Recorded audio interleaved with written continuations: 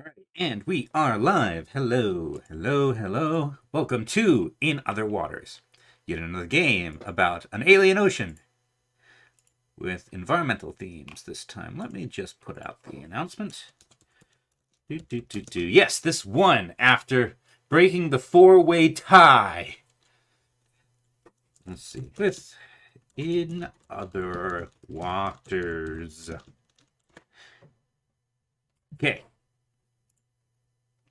Right. Let's get it going. I am, as usual, late.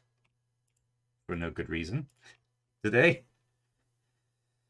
Huh.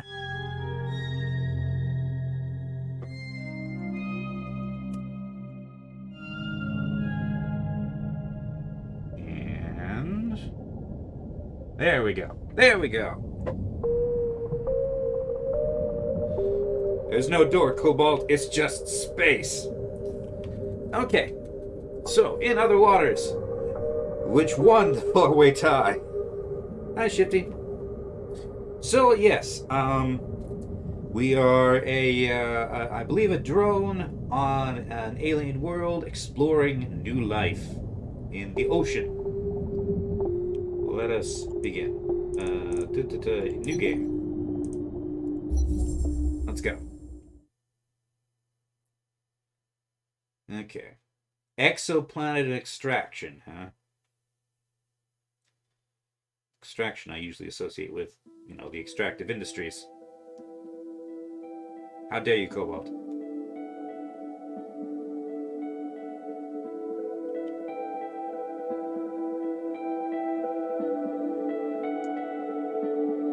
Jump over the age. Subnautica plus Abzu? I don't know. It's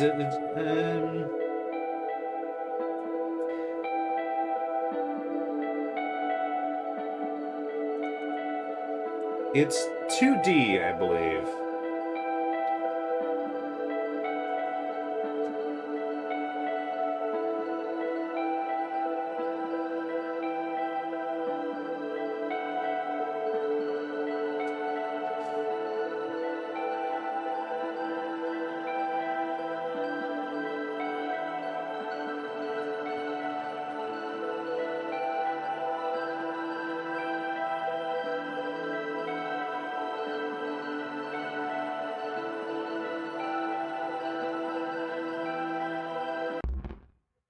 Oh boy.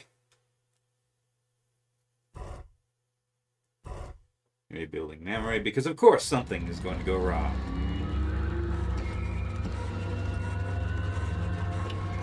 Ah yes, the confirmation code you have to enter in order to play Just Cause 3. Log recovered. Recovering last known log, dated 2189. There isn't any time left. This is going to be more restricted than you are used to, but you're resourceful. I know you. I'm sorry, Oki, but I can't let them find you. I can't lose everything we have achieved. Here, I think.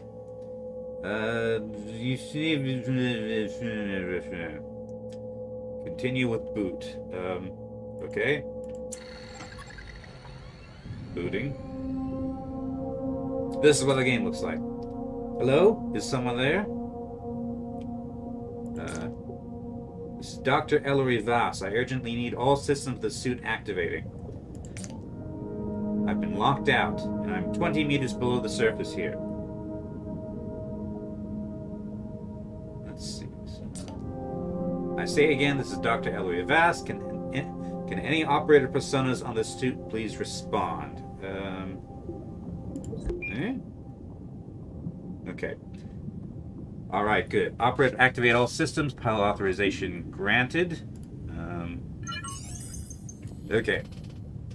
So I'm the suit. Okay. Okay, probably first check power. Power panel is activating, plenty of juice. Oxygen. Oxygen panel is up. Rebreather functioning. I'm off reserve oxygen now.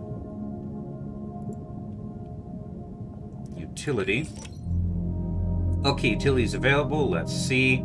Sampling, sample storage, terminal and retrieval systems seem to be installed. Depth. Okay, good. The dive panel's active. Current reading of 20 meters. Okay. Heading. Seeing the heading panel coming online. Excellent. Okay. And scan plus topography. Scan and topography readouts coming through. Looking good.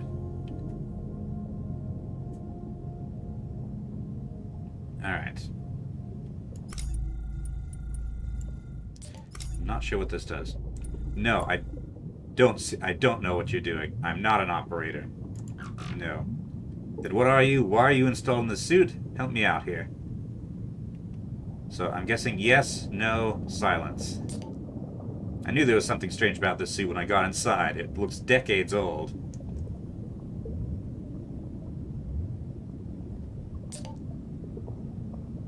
Look, we don't have time for this, so whatever programming system you are, I need you to work with me. Okay? No, I can't respond yes or no to that. Hello, Ruby Flareon. Need to respond to voice commands, so that's a start. We need to head north. Okay? I'll explain once we get going, but right now I'm locked out of half the systems of this suit.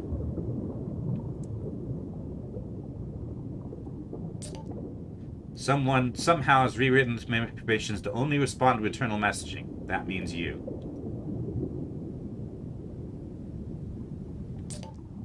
So I'm going to need you to take control. Let's get moving. Take me north into the reef. Okay? Please. Let's see. Okay. So... Do I have... Not WASD. Not arrow keys. That's power. If only these were labeled. Biosample.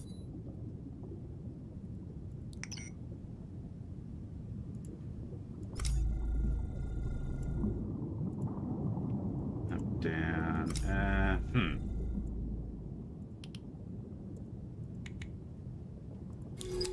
It's a scan. There's a thing there.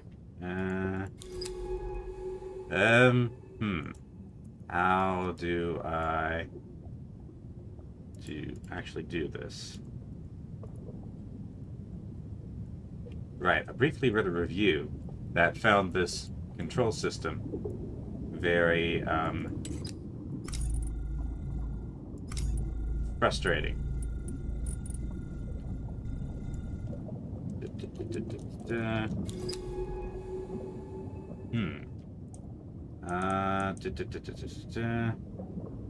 Set heading / move. Oh, I'm hitting W.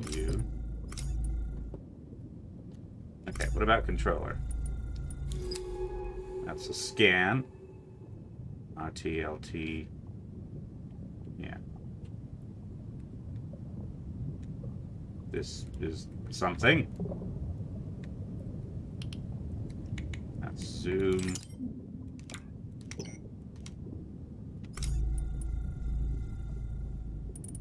So left stick rotates whatever this is. I'm just scanning.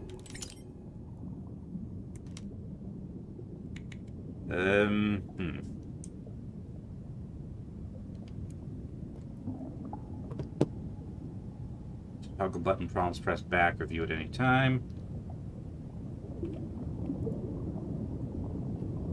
Back. It doesn't seem to be working. Space scan, control scan off.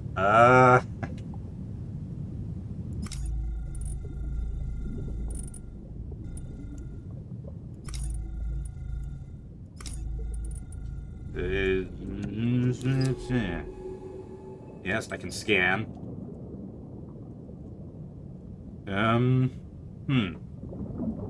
Okay. I'll have to look this up. This is a great start. In other waters. Controls.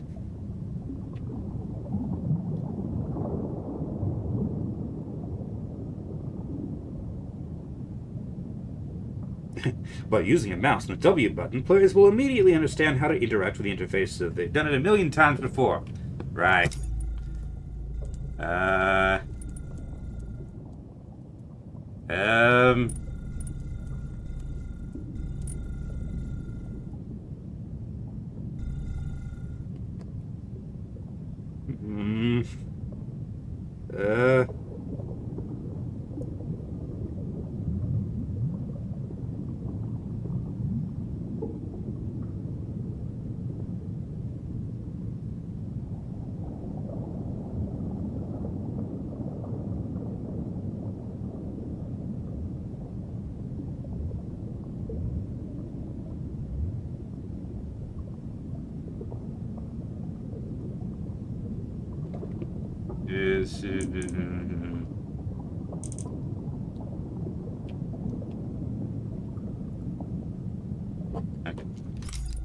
Controller, because that has button prompts.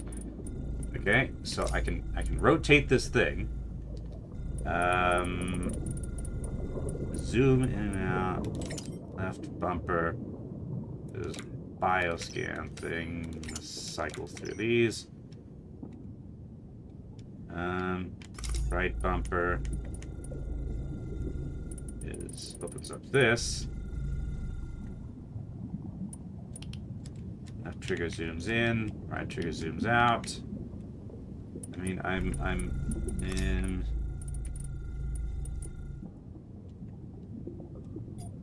No. Can you drag the yellow circle up the rails-looking thing?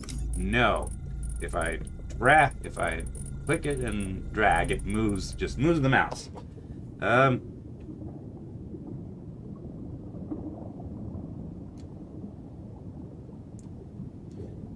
Right, thumbstick is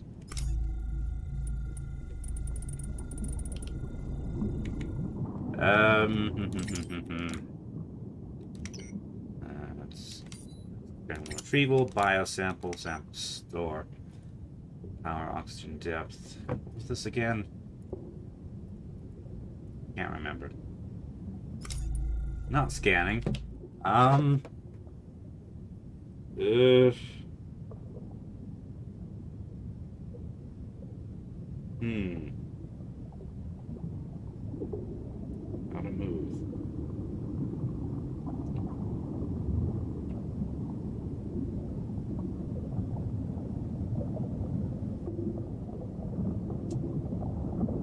Okay, so movement requires scanning.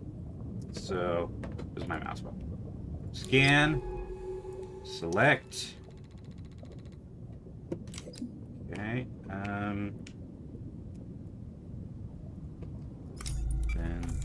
Okay, so this is a very... Okay, that's a very strange thing. So I have to scan for things. Then align to move to the scanning location. Then I can do this. Okay. Okay, good. Whatever you're doing, it's working. Let's keep heading north. Okay, scan. Okay. Alright, exit the scan mode. Let's... What was this? Boulder fills the passage block in the warm light of at least 667 cc's. 3 stars. Okay. Okay. Let's go.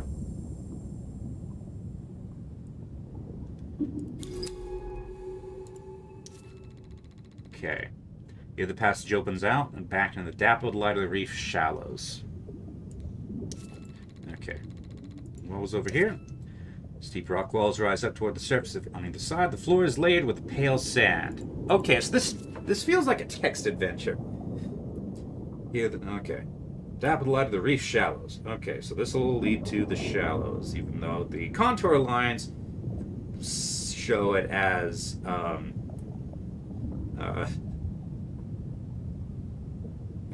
what do you call it? The same height as everything else.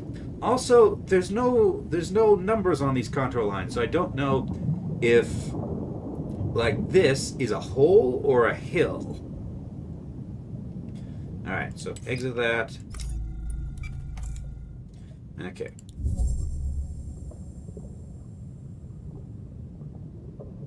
There's yellow things. Soft currents, the softly flowing water is filled with glittering particles of organic matter, signs of rich and thriving life all around. Okay. And let's go. Look, in the water, those spores and those stalks to the west, they look like huge fungi. This is unbelievable. Actual alien life. How could Minnie have kept this place a secret? I saw her notes at the base when I landed and some telltale signs on approach, but here it is. The first extraterrestrial life humanity has ever discovered.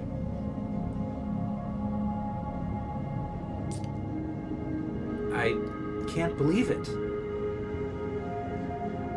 Hold on, power is looking mediocre.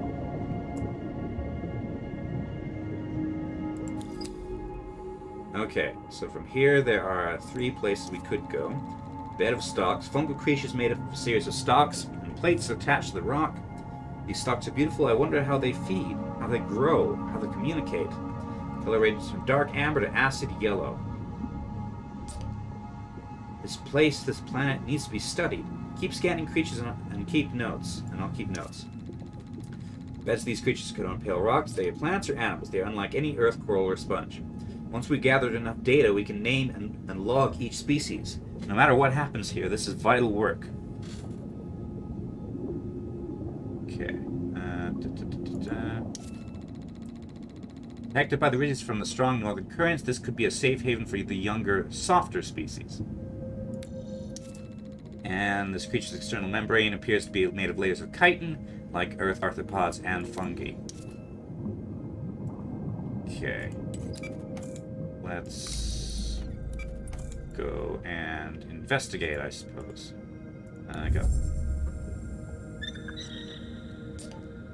What were those creatures? They were hidden among the stalks. Quickly, try to get a scan. Out of stalks, I'm seeing a complex pattern of contracting and expanding slits in the stalk's membrane. Mouths or sensing organs? The stalks here are furred with spores which appear to have drifted down from the northern part of the reef.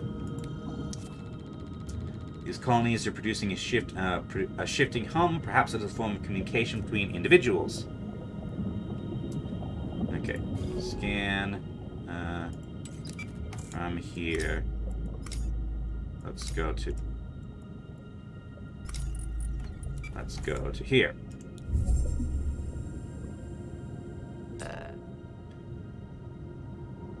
The stalks are covered in spores of all sizes. Perhaps we can sample one of the larger ones. Okay, I'm in position. You'll have to take the sample, open up the sampling utility, which was biosample. Okay.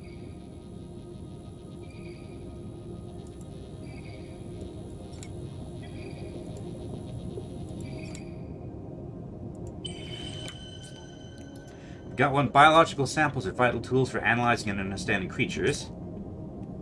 But this suit should allow you to deploy any sample back into the ocean. How about you test it out? Hold and drag it over the central compass. Okay. Stalk spore containing complex cocktail of minerals and compounds. Fungal, 5% seed, 1%. Okay.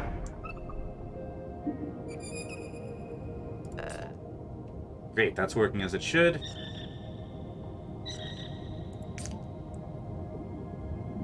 Look, these creatures are coming for the spores. Why are these ones in particular? Why these ones in particular, I wonder? Perhaps different spores carry different compounds, each with a specific purpose or message. Okay, I think I'm going to need my notebook for this. What do you think? Could the spores be a way of communicating between different colonies? Maybe. Isn't that strange? Fungi and Earth form networks of exchange. Maybe these stalks do the same.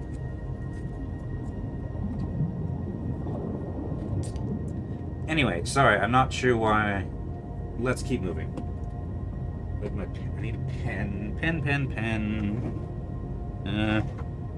Where are all my writing implements? Yeah.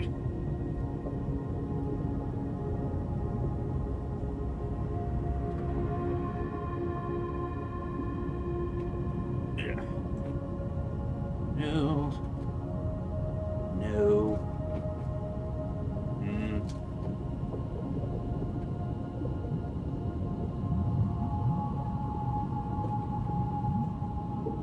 I swear I have a pen around here somewhere. I gotta turn on my light. One moment. Aha! Got it. Okay.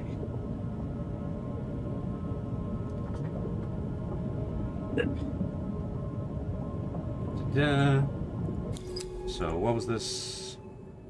Let's see.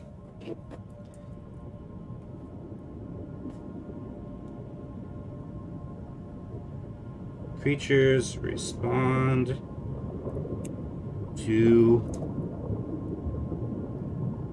spore or stalk spores. Okay. And what's this over here?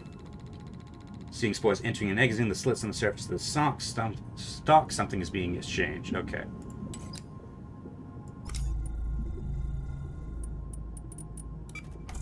But we can't go farther this way. So... not until we scan this. Huge rock sits among the layers of lichen. It could have been thrown here during the volcanically active period in the planet's history. Oop, hold on. Agile creatures striped with luminous colors. These flexible, flapping creatures move rapidly through the water with little effort. These are such lively creatures and so colorful too. I'll start logging my observations.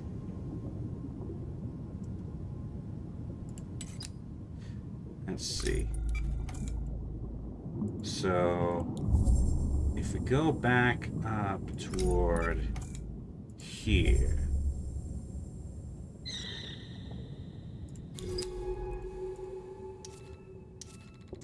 Agile creature. Flitting around the reef, these creatures chase stalks with great enthusiasm. Is this their primary food source? Can you keep the agile creature? I don't... Well, that probably depends if you can catch it. These creatures aggressively pursue certain spores but ignore others completely. Can they detect differences in mineral content? Okay. Let's see.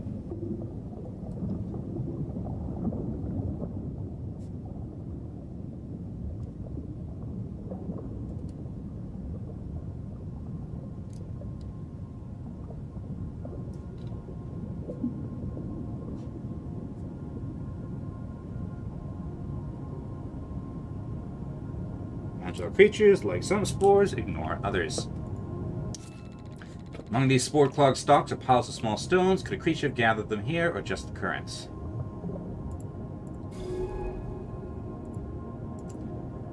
Let's see. And here, reef stalks, fungal creatures which communicate through sound and spores, and interlocking ecosystems seen across the reef. I'm uploading my initial notes. Let's call these reef stalks so we can classify these species in the lab. Okay. Let's exit this. Move here.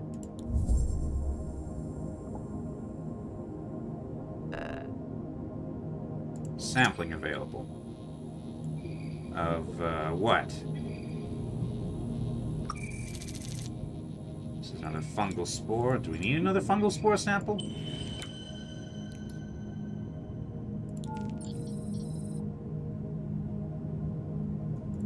Keep it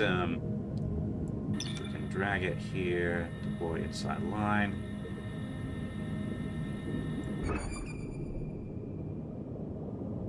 Okay, so that attracts the creatures, yes.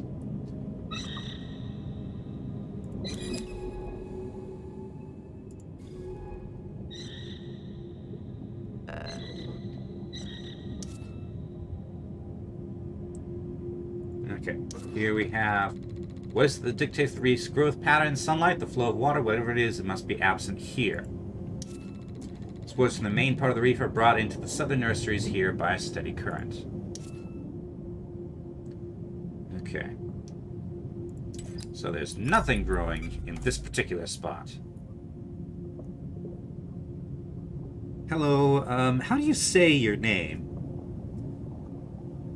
Van Gogh Thien? Something like that? Okay. So there's spores passing over here. But...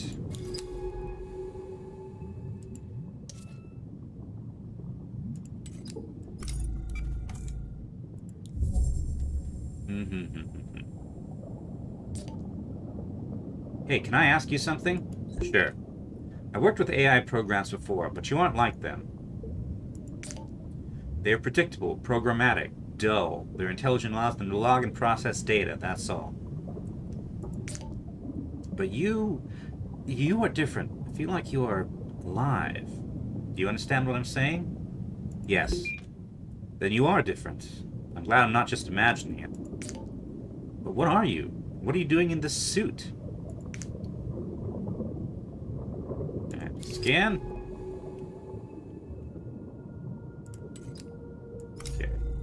Hold on a second. Scan. Come on. Ah, yeah, that's right. I need to manually do these things. Technically Vietnamese, and spoken correctly, it's... I'm afraid I'm American, so accent marks mean nothing to me. I would need a phonetic spelling.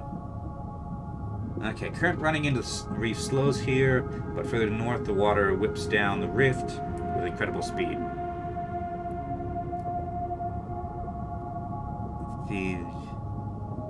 Yeah, I'm afraid that I cannot read accent marks at all. That's not a thing we have in American English. I don't think it's a thing in English in general, honestly. Okay, this way. Now, we got lots of little things up here. Okay. So, more reef stalks. An overgrown arch covered in hardened stalks, perhaps a slow current passing through there brought their spores to settle here. Wide and long, the sheer rock walls on either side of this deep rift channels unpredictable currents. Okay. Let's head there.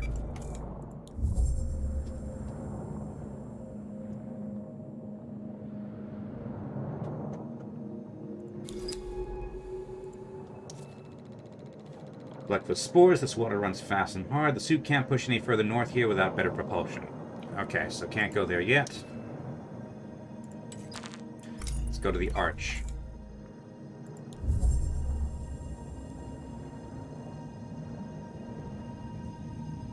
Okay, scan. We got big things here. Large stalk. Static creature made up of one huge flexible stalk. It is unclear if it's swaying due to current or produced by the stalk's own body. These huge stalks are incredible, each one a vertical ecosystem. They are leaking spores into the water as the fruiting bodies attach to their skin bloom. Let's see, many of these stalks are leaking particles in the water as they sway. Are those spores or something else? These largest stalks sway all around this basin. They almost resemble branchless trees bending in a storm. Okay. Exit scan mode. Go here.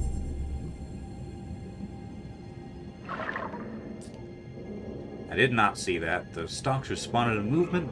They extended as we passed through the arch. Perhaps it was the sound we made when we moved through. They do seem to be making sounds. We should be careful not to get trapped here. The suit's power capacity is limited. Yeah.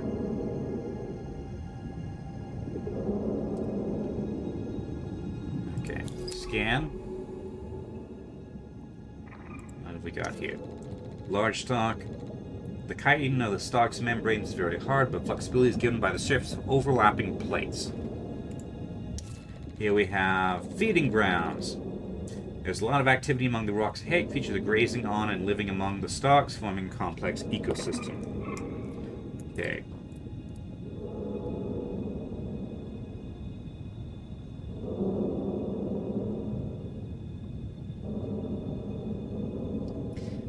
So the large stalks are responsive. Sound? Question mark?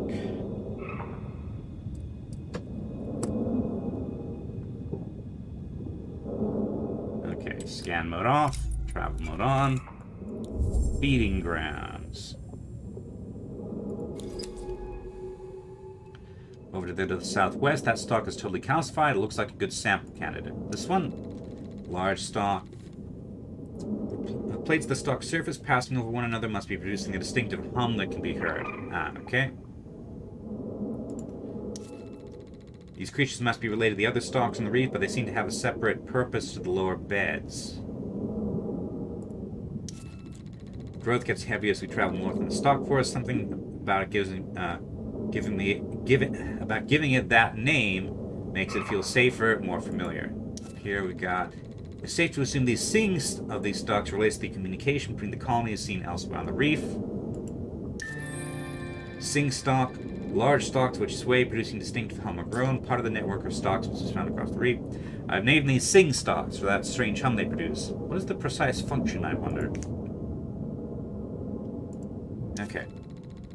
Calcified stalk.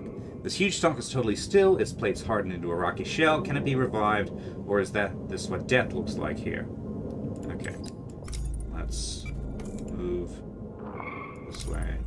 Can also... can't move that way. It's blocked.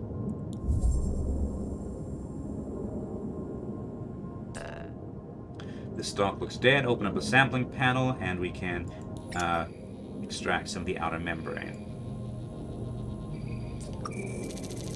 Lots of dead material here, so we should be able to take multiple samples. Okay.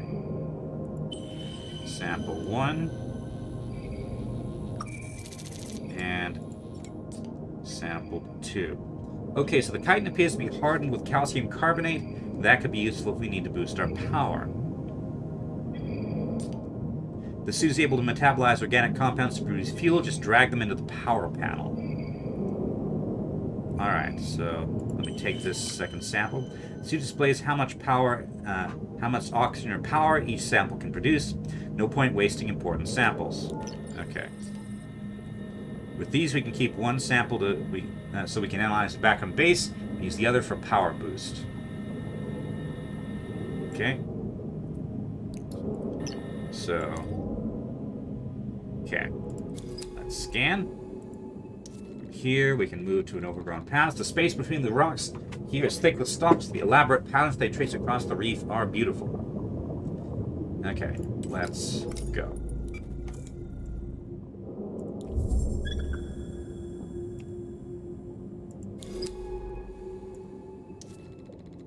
An agile creature. The relationship between these creatures and the stalks is unclear, but they camouflage themselves among the amber colonies. Over this way is a bare canyon. The rocks here are clear of stalks and other growths. Is their absence a territorial marker or just a side effect of the conditions of the waters?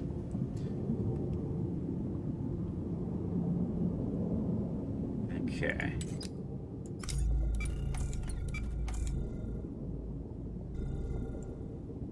To the bare canyon.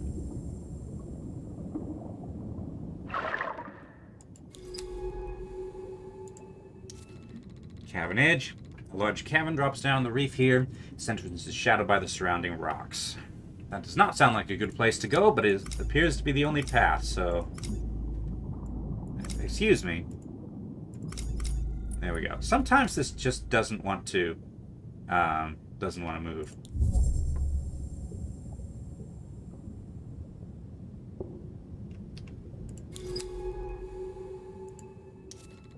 Water is still in the yawning entrance to the cavern. There are no signs of stalks or other reef life around the entrance. Okay. Descent possible.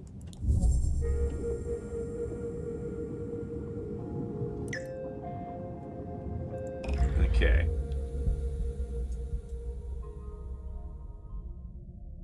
So there appears to be life forms in this cave. Stalk patches. The patchy sunlight coming through the broken cavern roof is enough to allow stalks to grow here, if that is what they require.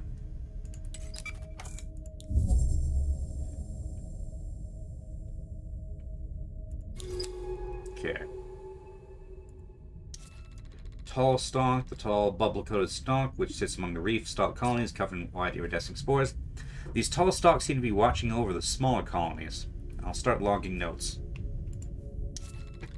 Glittering stalk. South sunlight spills down at the long, thin stalk, stretching towards the light. Coating of large, glassy bubbles glitters on its skin.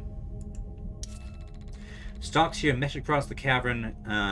Stalks mesh across the cavern here, hardened into a near solid wall of tubes and plates. So, glittering stalk is a sample candidate. Okay. Let's go take a sample then.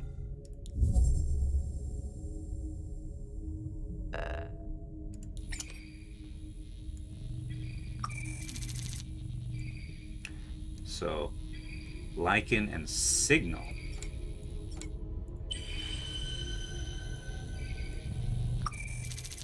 One, two. These gaseous bubbles are intriguing.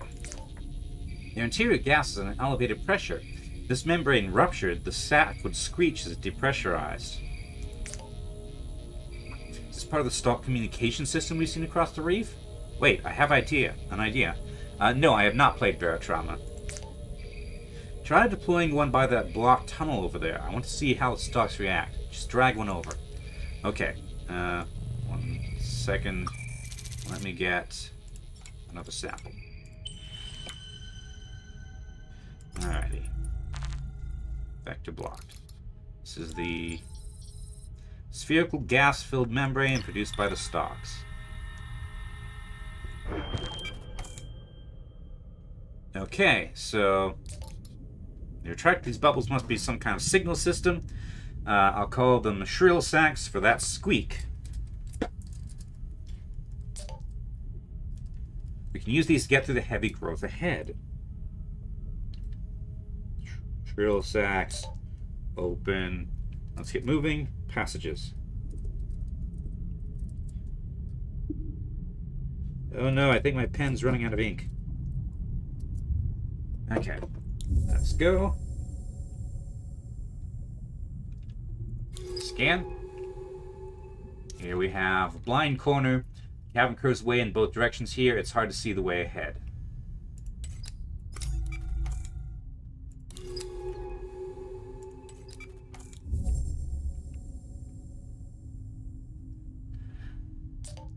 So I guess you were wondering where we were heading. I am, yes. I'm underwater, find a squid. There's a way station just north of here on a finger of this reef. I want to find it.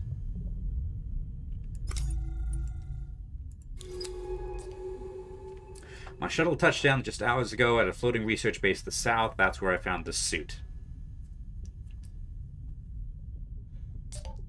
I'm here looking for Dr. Minei Nomura, chasing a message all the way from Earth. It must sound bad coming out here to a planet on the tail of Scorpius just to follow a message. Wait, you do know where we are, don't you? Well, no, not really. But how? We are on Gliese 667cc, a supposedly unremarkable world if it wasn't for all this life. Somehow the exoplanet extraction corps must have passed it by, but how did Minei come to know to come here? Is that why she contacted me? To verify her discovery? But then, where is she? Look, let's find that way station. Then I can start piecing together what's going on. Okay. Here we have Thin Passage. The cavern narrows here and small eddies of water twirl in the silt.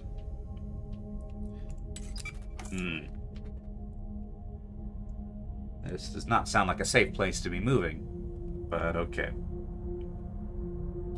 Let's go.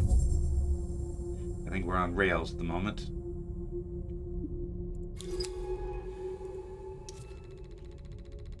The current can be felt drifting to the cavern entrance, bringing with it warm clouds of silt. Okay, so presumably we can go. Hopefully, we can go up from here. Ah, yes. Ascend.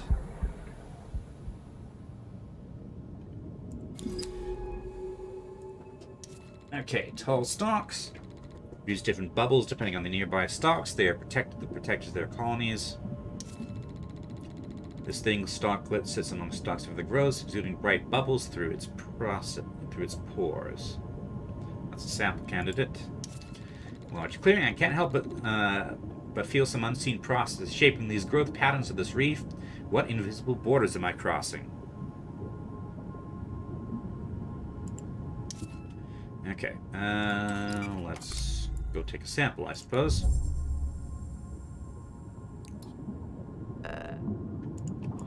Alright. Shrill sax.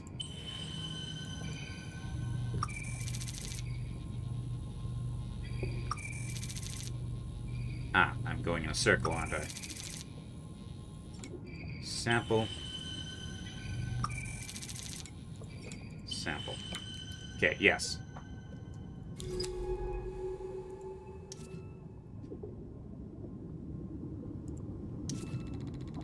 Mark outcrop, the scattered boulders and steep cliffs of the southern reef suggest a violent geological past.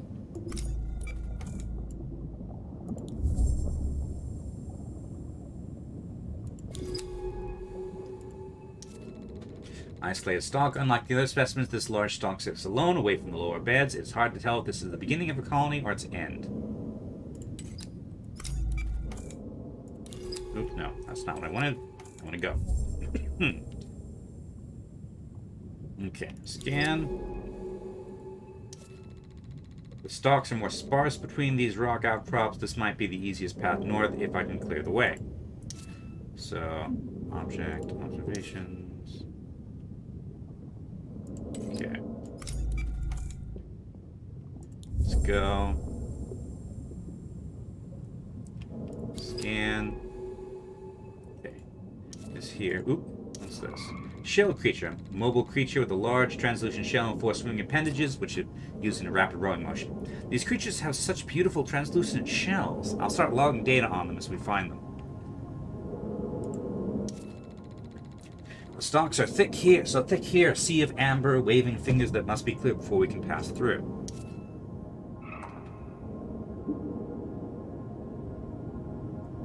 Okay, so this, probably use the shrill sack to open up this passage.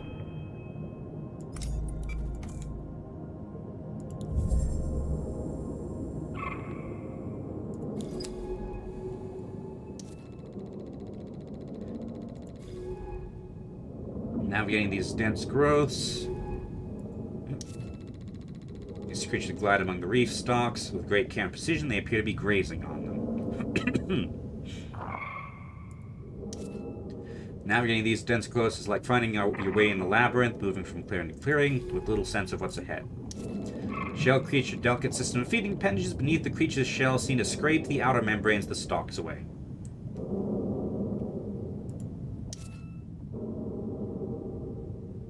Okay. Move on here. Scan. Okay. Got tall stalk. What do we got here? Ah, haven't scanned you yet. Shell creature. Occasionally when the creature scrapes the stalks too aggressively, they retract and let out a defensive signal to nearby colonies. Okay. Glittering stalk. Bubbles like huge pearls glint among the stalks.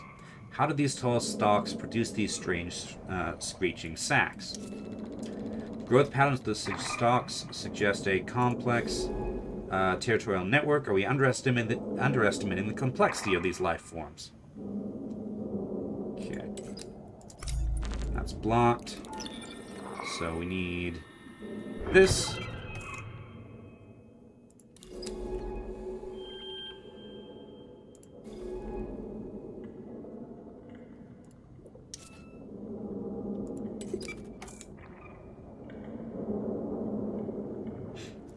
Polly Singleton, could you please, translate that message you just posted for me and let me know that it's not some sort of spam?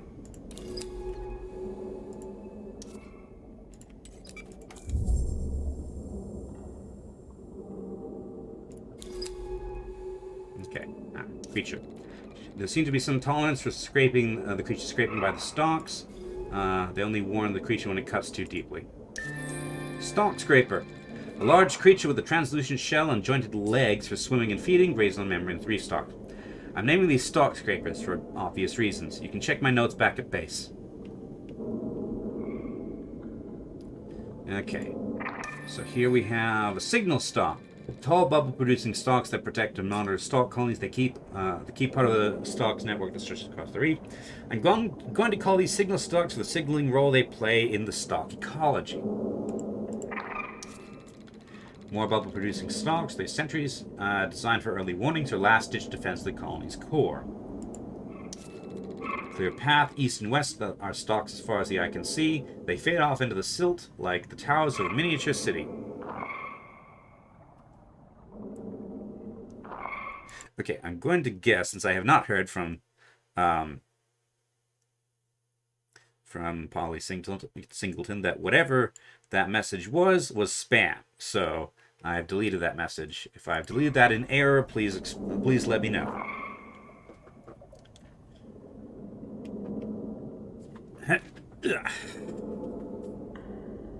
Okay, scan. Let's do glittering stalk. Let's go here. Take some additional samples, because those are important for power. Okay, sample. It's not a shrill sack. Door, sample. Door, sample. I mean, I imagine it'll be on sale again, like, you know, when the next Steam sale comes around. This is in the forest, but it carries the atmosphere of being one, being immersed in interlocking natural processes of life and death. Okay. East and west are stalks as far as the eye can see.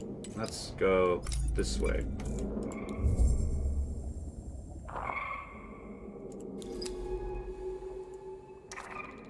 Spore clusters, sample candidate. Spores from the stalk seem to be massing here in large clumps. This might be a good place to sample them. And to the north, twin stones. These two boulders are covered in tiny stalks, a coating of amber fur waving in the currents.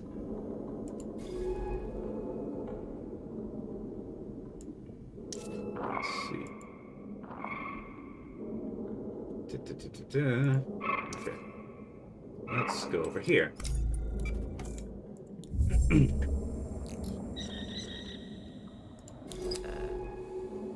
There were creatures there, but I couldn't quite scan them in time. Agile creatures. I know smaller spotted variants of these and other species, or perhaps sexual dimorphism. These might be males. Spore catcher. Agile, jet-propelled creature with colorful mantles found hidden among the reef stalk colonies, feeding on their spores. I'm going to call these spore catchers as they are so eager to gather the stalk spores. Okay.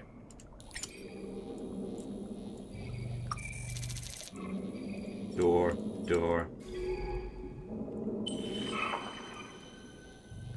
Aim, door. These are stalk spores. Okay. Hold on, is there still...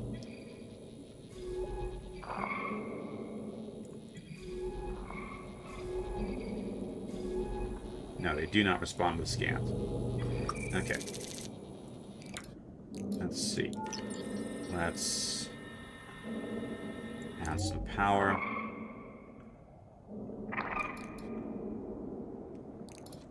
What is this? Stock bark. Right. And this adds oxygen. This adds a tiny bit of power. This adds significant power. Okay.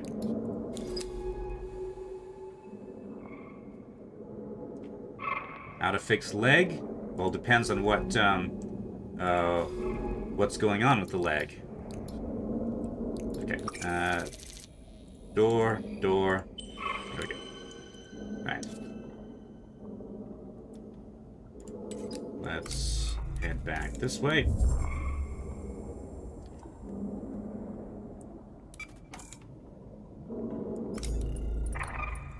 Looks extremely suspicious. Okay. So it's not visible in chat anymore, is it? It shows it's deleted. Okay, to the twin stones. Okay, this is probably going to require whatchamacallit? Reef stalks. Forest edge, the last line of thick stalks before the sandy plains, the central reef. Okay. But the way is blocked. Okay, good.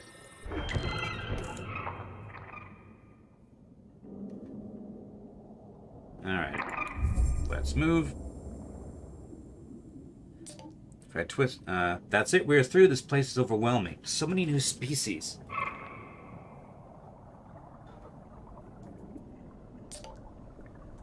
This is the central reef. I saw it on Monet's maps that the shelf flattens out here. Okay, so I'm guessing that over there is the base. Okay. Cobalt says if he twists his leg in a certain way that's within comfortable movement range, it's pain now. Actually, several positions are pain. Sounds kind of like a sprain or something. In which case, I would actually suggest sort of putting the leg in that position, just gently. Sort of, imagine if your muscles were like rubber bands, just gently stretching the rubber bands. Scan. So here we have a shady outcrop. The water beneath this outcrop feels cool, organic. Soft currents scrape sand from the rock face. Okay. Shouldn't sit in a car with no leg room. That might do it, yeah. Hey. Anything interesting over here?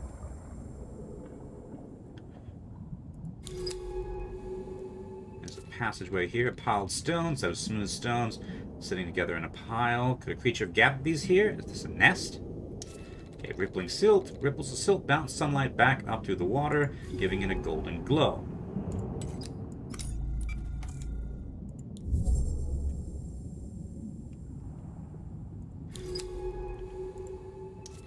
Central plain. The center of the reef is flat and sandy with few rocks to attach the stalks. Struggle to seed these waters.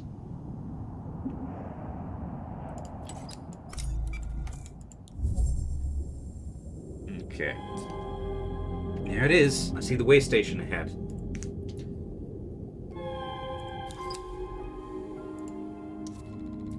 A way station set up by Minei Nomura. It's seen better days, but still functioning beneath the coating stalks.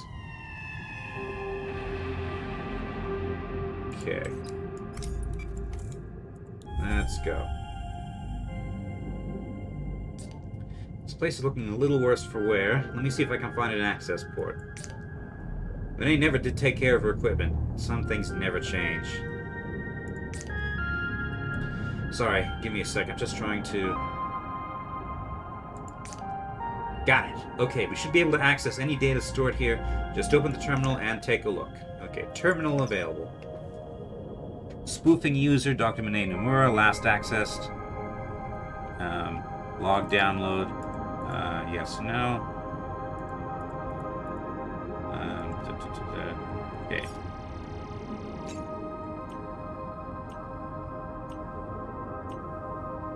Oxygen is full at the moment.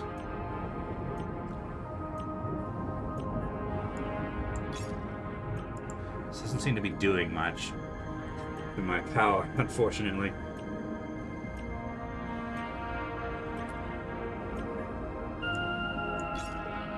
As far as I can tell, it's doing nothing. Okay, map data.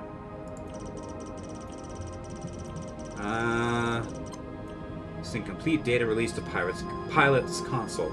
Logs have been cleared, I expected that, and given the sequency Monet seems to be operating under.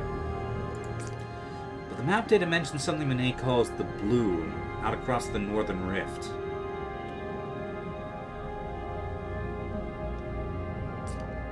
She's been going back and forth to something there, studying it.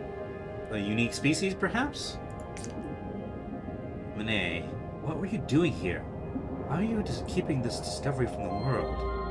From me? I'm talking to myself again, or to whatever you are. Sorry, I don't mean... Let's head back to the research base. I need to think. This way station operation, we can call on the base retrieval drone from the utility panel. The drone will be able to pick us up from any area we've got map data for. Okay. Let's head back to base. I've got a lot to figure out. Okay. So... Oxygen's already full. Alright. Request retrieval. So, link. Connecting. Connection complete. Drone ready. Request retrieval. Okay, transitioning. Safe mode, restarting, resyncing with Baikal OS, downtime 5.1 hours. Okay. Hey, you back online? Yes. Pretty sharp work for a biologist, if I do say so myself. Hooking up that strange casing of yours to the base took some work.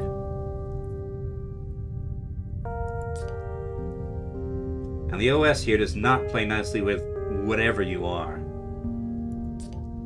But you should have access to select subsystems of the stack now. Monet looks to have repurposed some of them, so not everything is functional. Comms are shot, the generator is only partially working, and one of the retrieval drones is missing.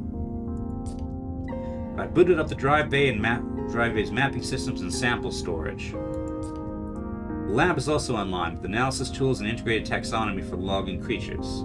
Okay. Take a look, I've already logged the creatures we've discovered on our last dive. For any logged creatures, I'll also put sample requests in their taxonomy entries. To fulfill these requests, just find and transfer the samples to the lab, then analyze them. Then I can use the data to add to the creature study. We need to register these species. Head down to the lab level and take a look. I'll also mark some sample requests for the dive map. That way we can grab key samples for our studies while we were out in the ocean.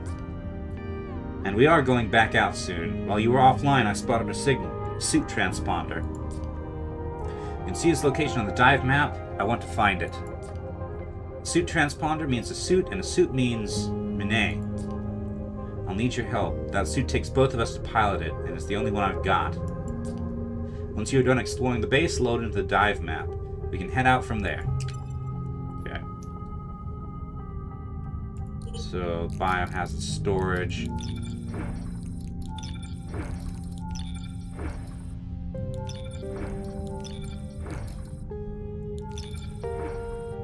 Okay. So, habitat. Launch support standard. So, Ellery Vass. I can spy on her logs. Oversight all privacy protocols revoked. Monet is gone and she's left behind one hell of a mess. The space is falling apart, cannibalized to build way stations out in the ocean. The communications array sliced away, life support failing. Where did she even commandeer this research base from? There's no way Baikal would have supplied it willingly after what she did to them. What did she call me out here for? To witness her disappearance? Or did she simply want me to encounter, as she did, the impossible life in this ocean? How could it have gone ignored for hundreds of years of exploration and conquest? There are too many questions to even begin. All I can do is keep an account of what happens here, so that if I can't answer these questions, someone else might. It'll be weeks, maybe months, until the next ship passes close enough to pick up my shuttle transponder.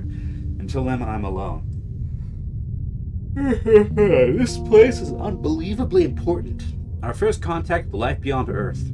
Something else is happening here too, and I need to know what it is. Okay. So comm panel, signal error, antenna damaged. Automatic repair not possible. Outside assessment needed. Contact by Cal. Okay. Lab. Okay. Biohazard laboratory. So, shrill sack.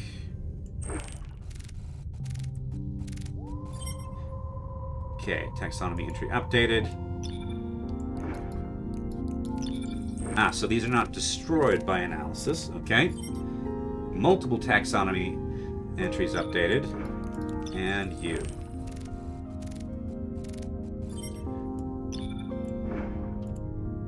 Okay. Taxonomy. Animal novi. So, Myometia, rather. The spore catcher. Small, soft-bodied creatures which move quickly through the water using siphon jets.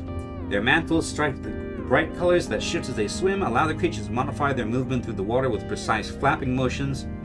Watching them navigate the water is hypnotic, their rapid turns and loops showing incredible agility, flitting through the water like a bat or a bird. Bats and birds move in very different ways. Spore catchers use this wide range of movement to pursue the various fungal spores that are produced by the reef stalks. The spore catchers seem to be highly selective about which spores they wish to consume, suggesting that analysis of stalk spores might tell us even more about the spore catcher's behavior and diet. Okay. So, analysis of the unique chemical compounds found in stalk spores and wider understanding of how stalks use spores to communicate suggests a more mutual relationship between spore catchers and stalks than initially assumed.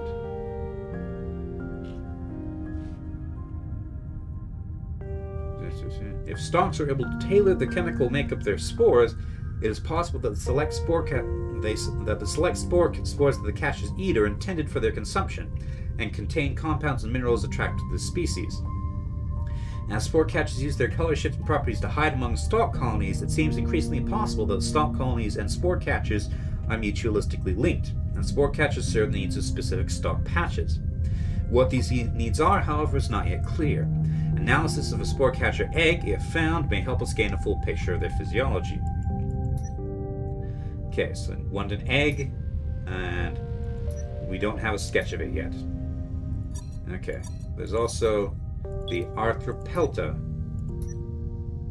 Stalk scrapers are large translucent shelled creatures with a distinctive swimming motion which feed primarily on stalk colonies. Surprisingly nimble despite their size, stalk creatures use some of their modified limbs to swim through the water and others to scrape away the chitinous membranes of the stalks. This is tolerated by the stalks to some degree, though they will also deploy shrill sacks to scare the scrapers away. Stalk creatures seem to be the more socially active of the three creatures, and will call to each other when grazing or when frightened. Each specimen has a unique cloud pattern on its shell. I wonder how these are formed and what their significance is within communities. So analysis of the stalk box shows that if it is chitin-based as suspected, containing glucose and high levels of polysaccharides, so complex sugars. Glucose is a simple sugar. Polysaccharides are complex sugars, things like starches and that sort of thing, as I recall. This makes it an ideal food source for the scrapers, but not only this, it makes the stalk membrane a vital substance for lichen scraper shell formation. The more stalk membrane consumed, the larger and thicker the scraper shell will become, which explains the variance in scraper shell size and translucency. Going further, shells may also be markers for stalk scrapers' importance within the community. A larger shell means a more effective grazer and therefore a more preferable partner. Further analysis of scraper shells is needed to continue this line of inquiry. Okay.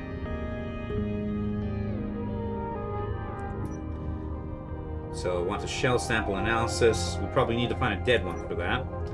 Need a sketch. So, what was the Arthropelta? So, Calodia are the fungal stalks. So the reef stalk Fungal life forms which take the form of a series of stalks and plates anchored to rocky substrates. Let me adjust my microphone slightly. Their chitin exterior ranges in color from dark amber to acid yellow, leading them to resemble oversized lichens. This outer membrane is marked with slits which expand and contract, producing a distinctive hum. These slits or pores also allow both the release of spores by each colony and the absorption of other colonies' spores. I'm using this term for ease, but are these really seeds or something else? Both the hum of and the spore exchange seem to be part of a complex communication network between the individual stalk patches or colonies. However, like earth fungi, the visible part of these stalks may only be a small part of their overall mass. What networks might connect to these colonies beneath the ground? Okay. Analysis of stalk spores has revealed a rich cocktail of compounds unique to each spore, some of which are previously unknown to human chemistry. This aspect of the spores and their noticeable exchange between colonies of stalks suggests that with these chemical cocktails are part of an information exchange network. However, some of these spores also appear to be true spores used for the asexual reproduction of stalk colonies, suggesting that the information-carrying spores are adapted or modified reproductive spores. Analysis also suggests that stalk colonies may possess a high level of intelligence and cognition, and their messaging provided by the spores is nuanced and even subjectively unique to each colony. Patterns across multiple spores from a single colony even suggest a chemical signature possessed by each stalk group. Could these be thought of as stalk names? Cobalt says this makes his inner xenobiologist happy. Okay, in theory, you want root samples. Okay.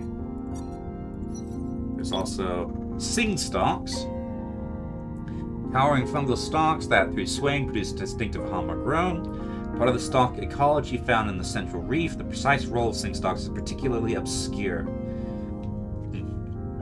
Their singing seems to connect with the sonic communication between the stalks, as seen when the stalks use a shrill saxton as an alarm mechanism, but what they are communicating remains unclear. Notably, sing stalks are often coated in sporing fungal growths, which release spores as the stalks are swayed through the water. These spores, probably just these spores, released high up in the water column, cover a large area of the reef. There's something tree-like in the structure of the sing stalks, so much so that they give the impression of an underwater fungal forest. Strange and yet familiar.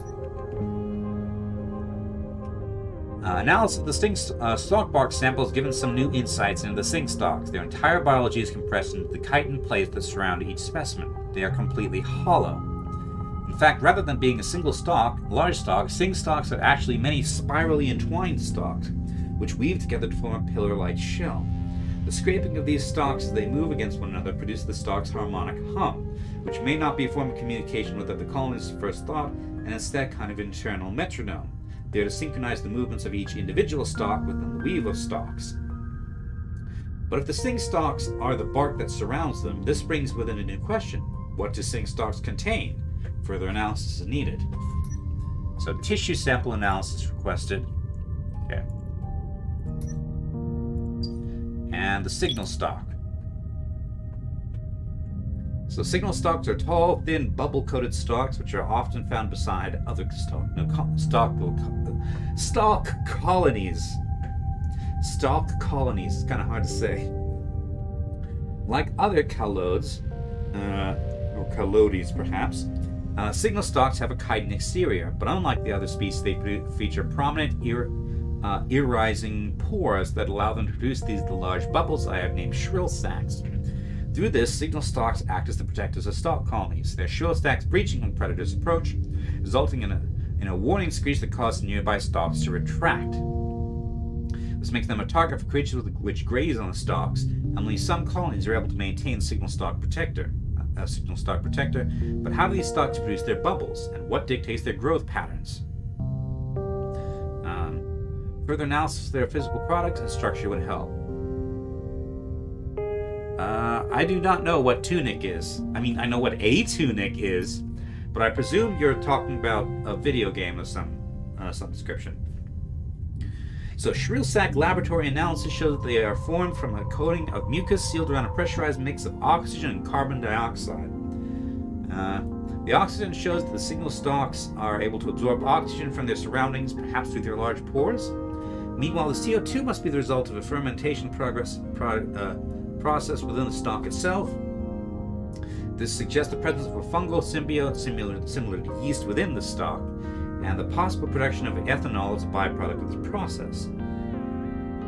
Although a tissue sample will be necessary to confirm this, Shrill Sac production, meanwhile, seems to be a precise art. The pressurization, gas mix, and size of each Shrill Sac can differ from stalk to stalk, meaning that warnings can be directed to particular colonies and even individual stalks as necessary.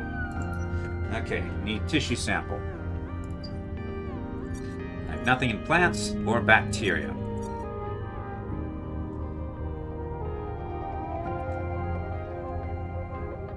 Zelda-ish game, modern low poly graphics, very pretty. Okay.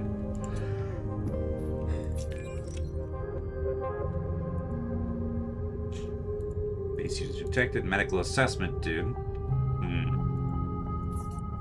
Generators active. Or stable. Observation deck. Sonar is inactive. Okay. So, dive maps. Okay, sample request, seeing stalk tissue. Here, where strong currents might batter the stalk forest, might be a good place to find exposed or damaged sting stalks. Okay. One moment.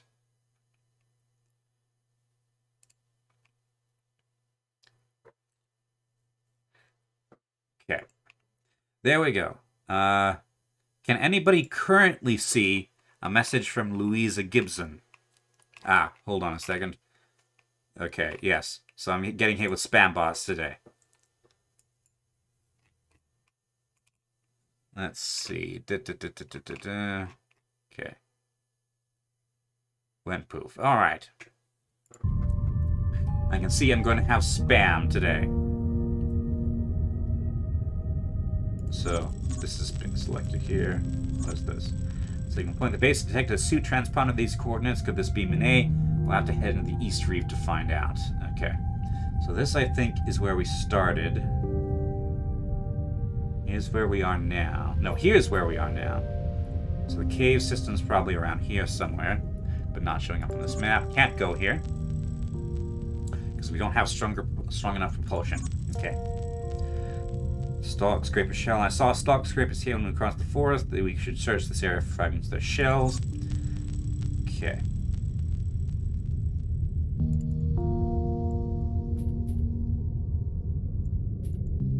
And the way station's here. Okay. I might be able to block the words, yeah, but I can't actually see the words now because I deleted the messages. Okay, here, view deleted messages. This and that. Ah, they're different. They're slightly different. Yeah, they're probably specifically designed to avoid easy censoring. Okay. Okay, so we... Okay.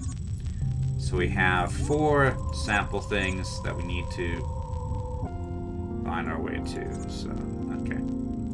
So we should probably start by heading east and then loop down around this way from the central station.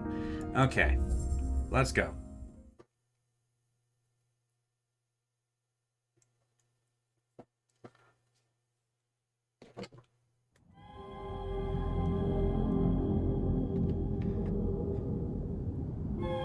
Alrighty, let's scan.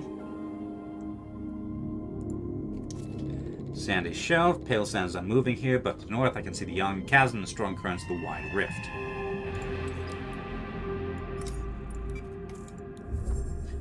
Advertising, presumably.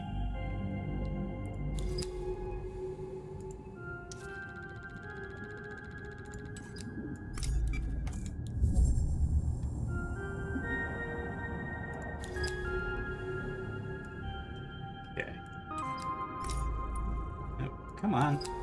Okay, there we go. Almost nothing lives or grows on the things of this reef. I guess I better scan all these. Okay.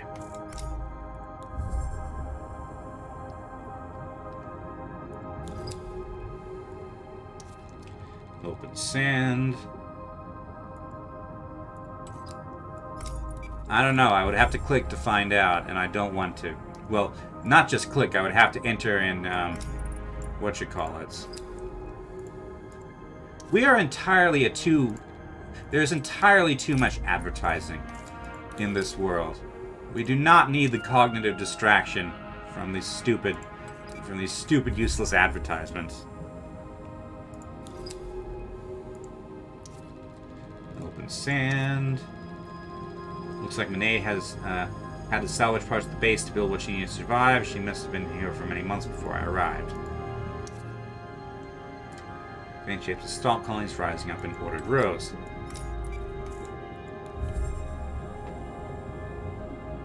Okay, here we go. We got some stalks. Okay, glittering stalk sample candidate. The edge of the strange terraces of this underwater forest, the stalk sits like a sentry armed with a coating of bubbles. Okay.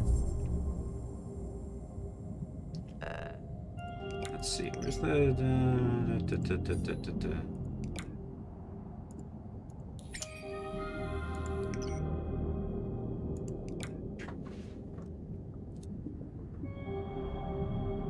Okay.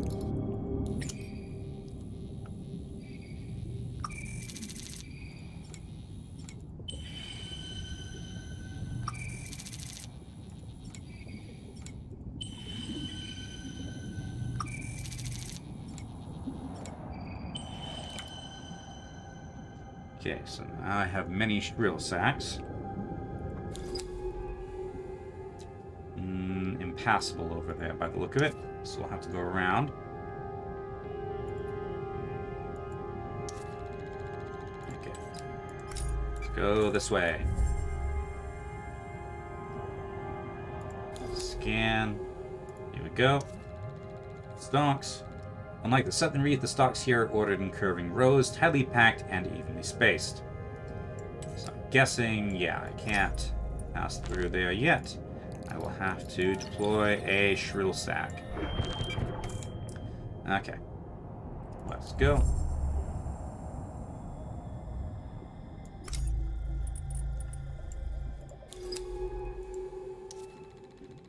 Okay. Bloated growth. This growth is bloated with distended the panels of chitin bulging outwards, and between the seams something flows within. Okay.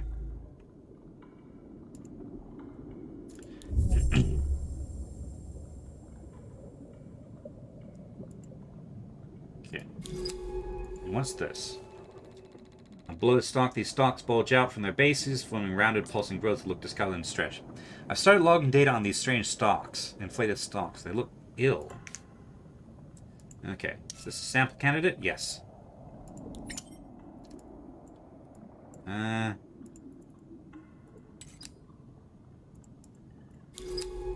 But apparently I can't take a sample from here. Glittering stalk. Stalk pathway.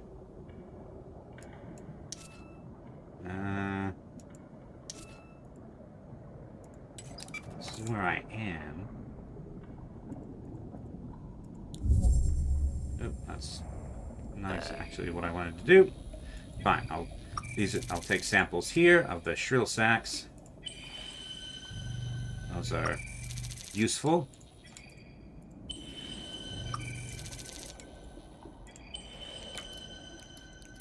Okay, I'm almost full up on shrill sacks. Scan. This says sample candidate.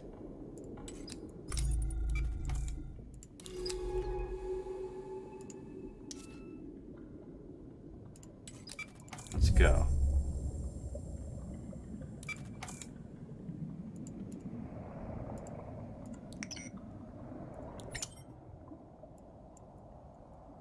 There's nothing here.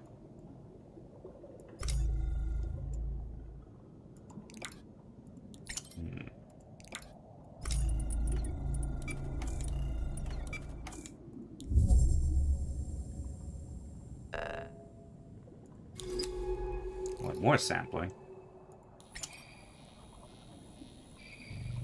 Now, do these samples regenerate? Okay, well, I don't need those right now. Let's see. Stalks meet the rising wall of the rock which shelters the southern reef. Okay. I believe I need to go this way. Okay.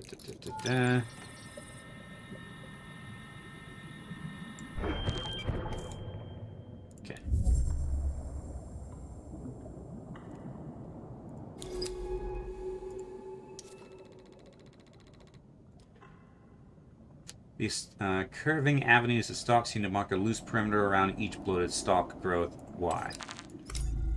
Okay.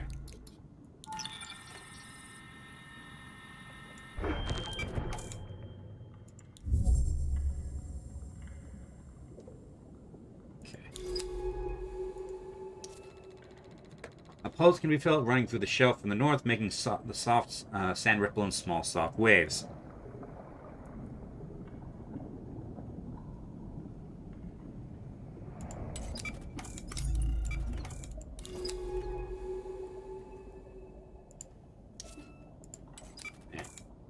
Go. Is that another bloated one over there? Yeah, bloated stalk. The membrane of these stalks is thin enough to be translucent in areas, stretched to the breaking point by whatever is inside. Okay. This pulsing growth sits strangely shaped in a strangely shaped clearing. What caused the stalks to grow like this? There's something I'm not seeing here. Can we go and take a sample? No. For some reason. Stalk pathway. If these stalks are isolating the bloats, perhaps it's because they are dangerous to the colony itself. Clearing these stalks is a delicate task, and I hope that their retraction is temporary and not some terminal state. And down here, bloated stalk. When alarmed, these stalks burst open, releasing their toxic contents into local water. Could they be defending themselves?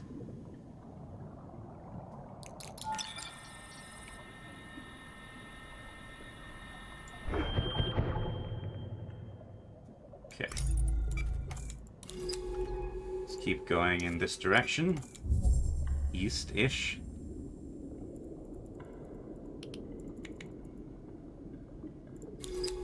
From here we can go. Clearing stalk. The bottle-skinned stalks keep their distance from the bloats as if they know these the danger they pose to the stalk colonies.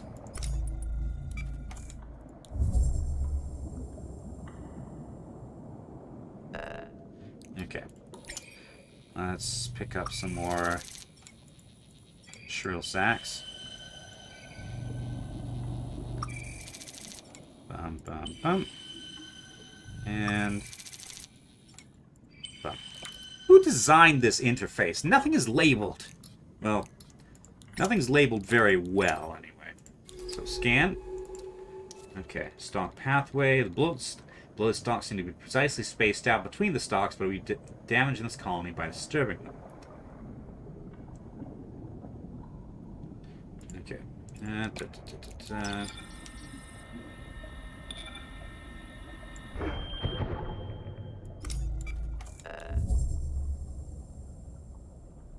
Sampling available?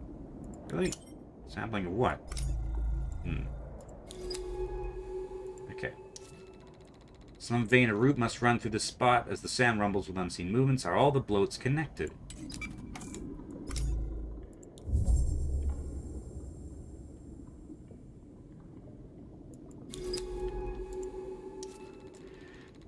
Pulsing, pumping rhythm of these stalks' contractions suggests some process is happening inside them.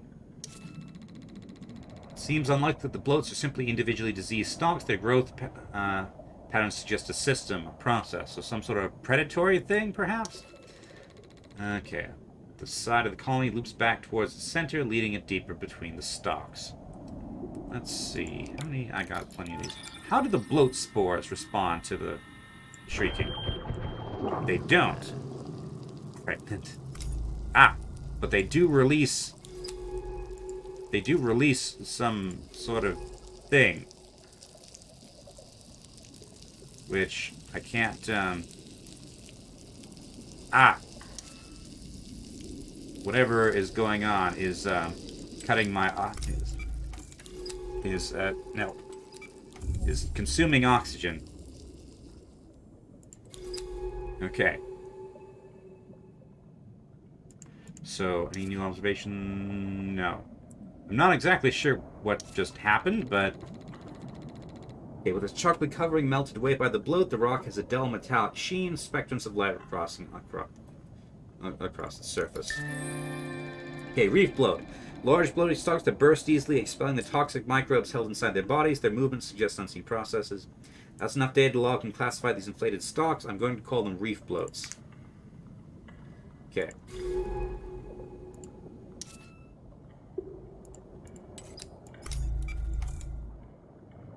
Let's see. And no, I want to go that way.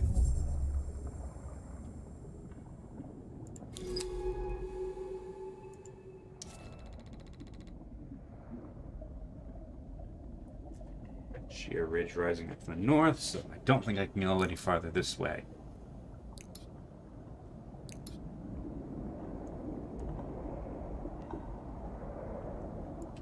Let's see.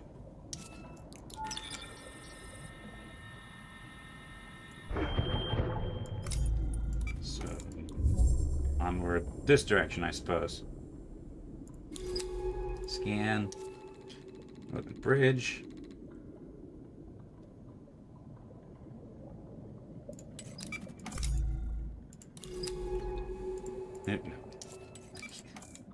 Yeah, this interface is annoying. I can see where that one reviewer was coming from. Okay. Yeah.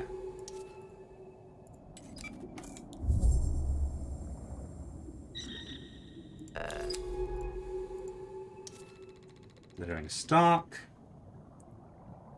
Thick growth surrounding maze blocks, blocking passage to the east. Let's see.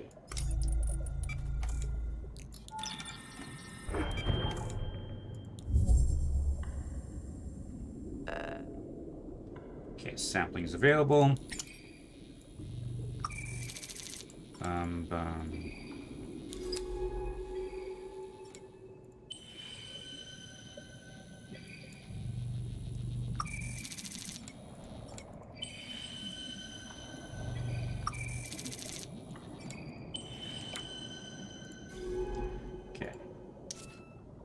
And I do not appear to have anywhere I can go from here except back.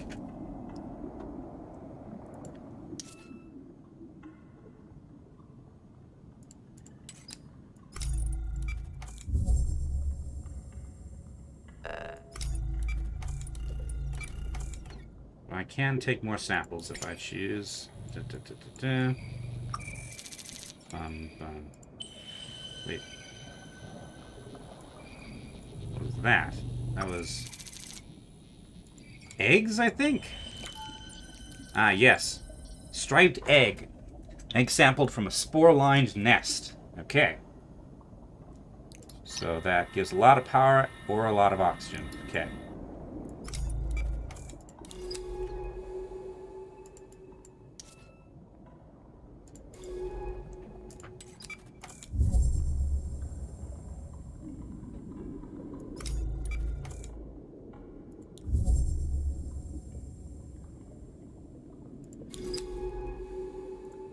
I think I'm going to have to pass through the toxic area again.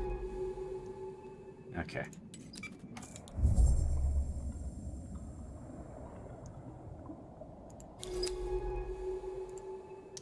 Yep, I'm going to have to go right in there.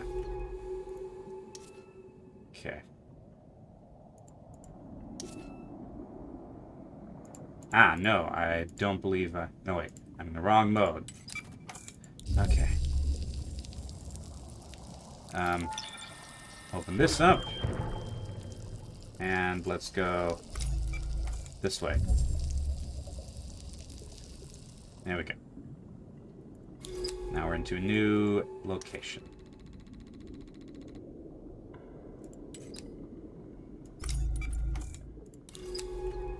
No, I keep doing the wrong thing. Okay.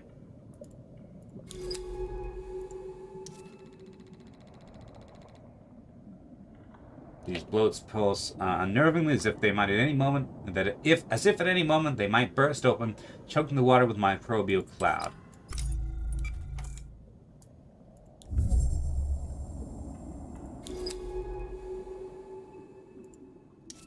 Okay. Final pathway stuck for the colony fades out in the sanded rock. I'm kind of lost at this point. I don't actually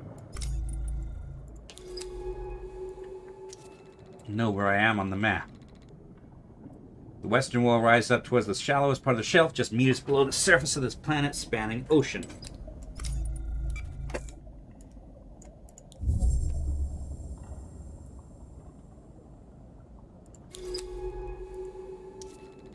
Dark cave. Below the seep wall, a dark crescent-shaped sinkhole cuts in the shelf. Fallen rocks from the wall are strewn across the sand. I guess let's at least poke our heads in. Okay. Down.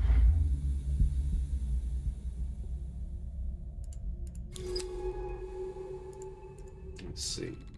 World passage. The walls of this passage twist inward with thick veins of growth. We must be heading beneath the stalks.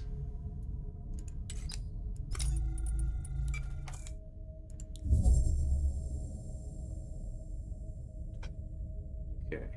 Scan. Bloated roots. Sample candidate. The thick bloated roots poke through the rock wall and something pulse within them. This is a rare chance to sample the stalk root network. Okay, excellent. Let's go here. Take a sample. What does that do? Okay, oxygen and energy. Okay. Yep, no.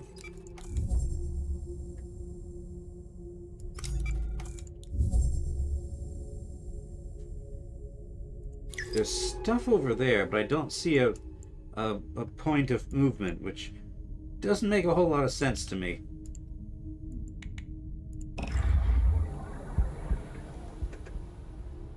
Okay. From here, go this way. It appears that these things have come back. Okay. Okay.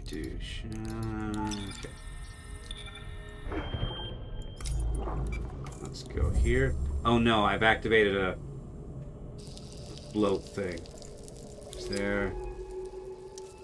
Okay, great.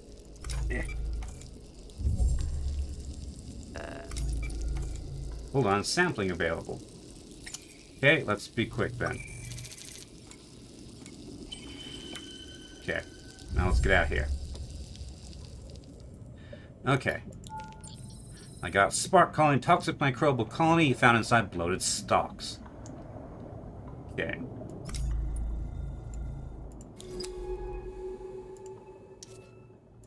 So you have to burst them open before you can sample them. Stalk sits on top of a corroded husk of a boulder melted down to little more than a pebble.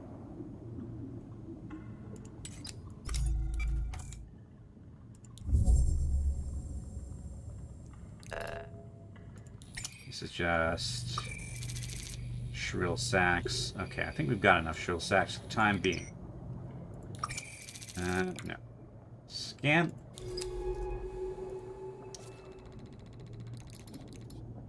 Okay. Bloated stock. Okay.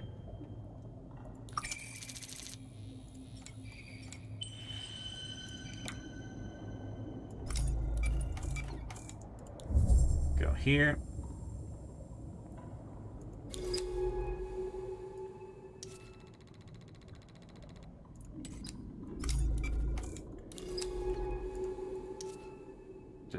We're at about half power. We'll have to return soon. Unfortunately, we can get the drone to come and get us at any point. Okay. So, stock pathway.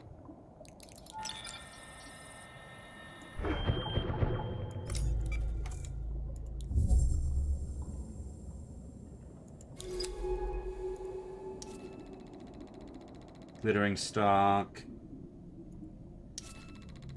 Bloated growth. Metallic core, huh? Let's go this way. Something available, that's just the... Yeah, it's just shrill sacks. Okay.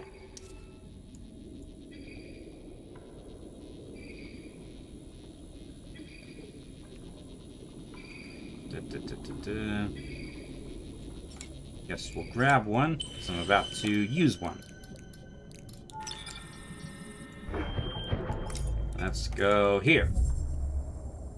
And now I think I'm making my way approximately towards the way station. I want to be more south from that, though. Ah, here's a new spot. Thin passage. Okay.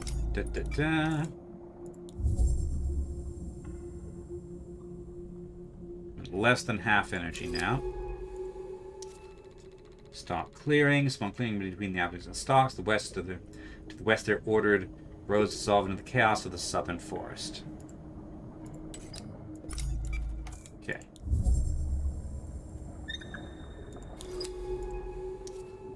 Spore catcher. Clouded shell. Oof. Shell. Fragments of a shell recently shed glint in the sand like shards of cloudy glass. What creature left these here? Okay. Shell.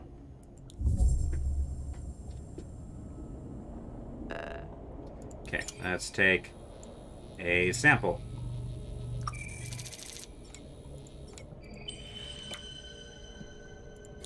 Here. Okay. Nothing particularly interesting from here. Okay, let's link. Okay, request retrieval. So I got two of the things I was after at least. Safe mode restarting, resyncing with Baikal OS, downtime 5.1 hours again. Okay. Nothing new from Ellery. Alright, laboratory. Let's activate the... Hold on a second.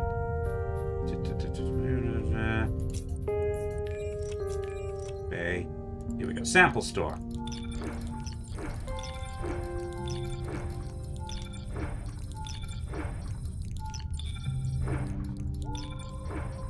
Okay.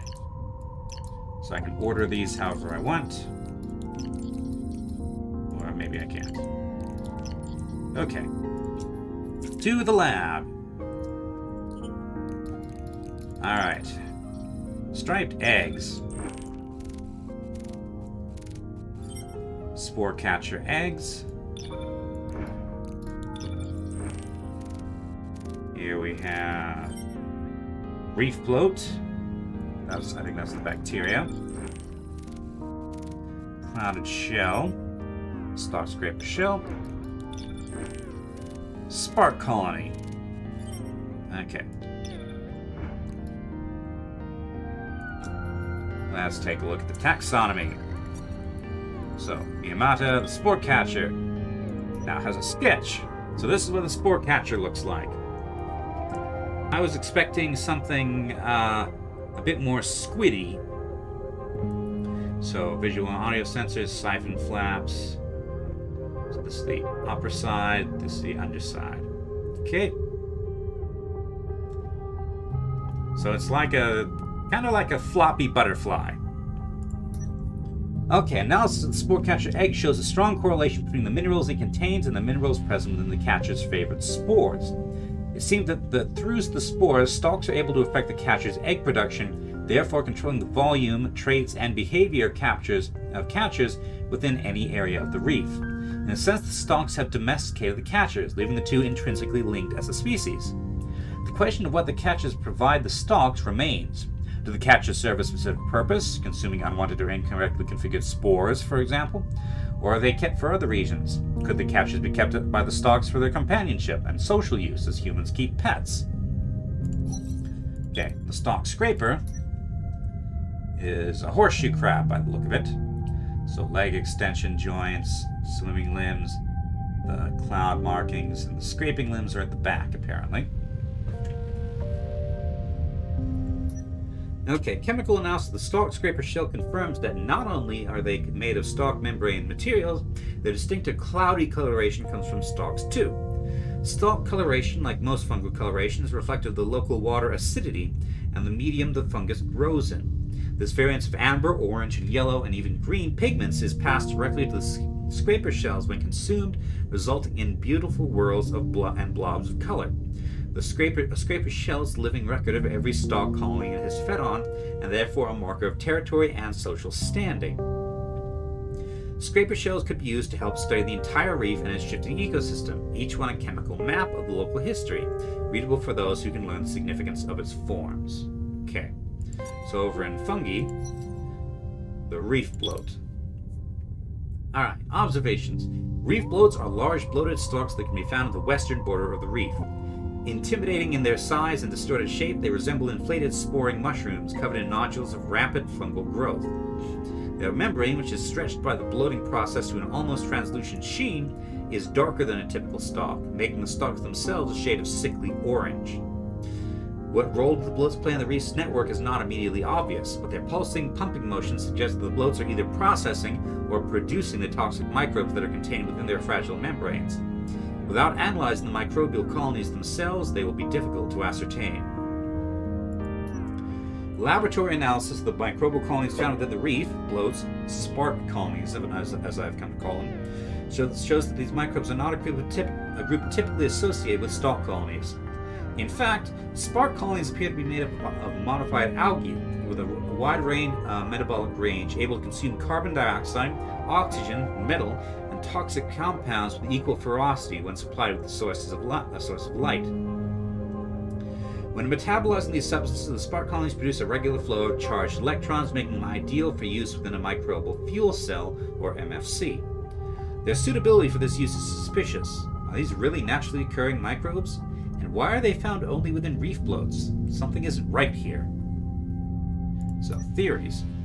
Finding a root sample from the reef bloat has brought with it the confirmation that reef bloats are not manufacturing spark colonies, but are instead modifying, metabolizing, and processing them. Analysis of the bloat root system has shown the presence of microbes at various stages of modification, including those that have been entirely detoxified of their rampant metabolism and their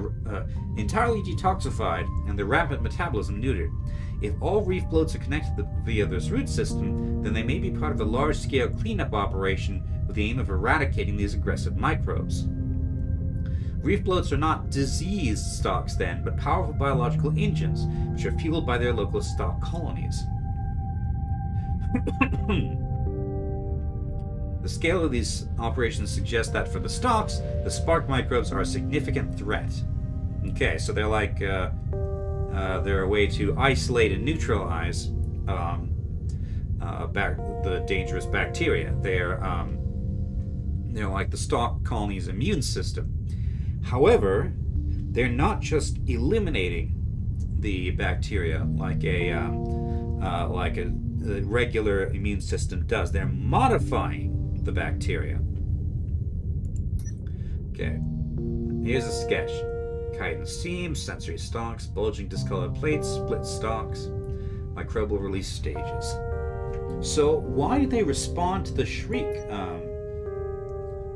shriek spores then? Surely they would not want to release that stuff into the area unless that's a defense mechanism of some sort. Alright. Take a drink.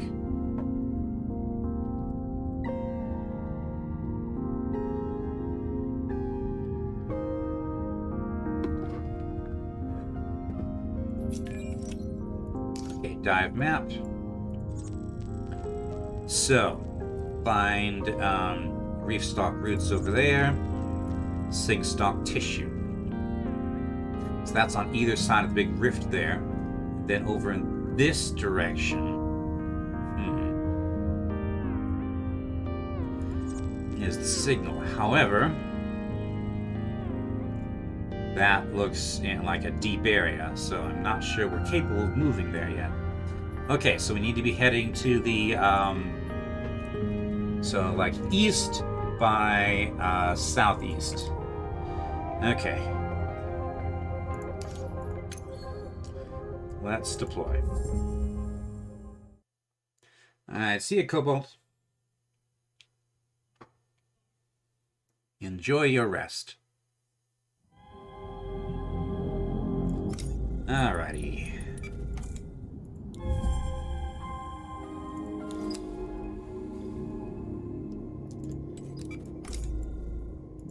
You can always watch the VOD later. Sciencey things are cool, yes. Let's see. So up around here is where I want to be, I think. I'm not going the right way for that.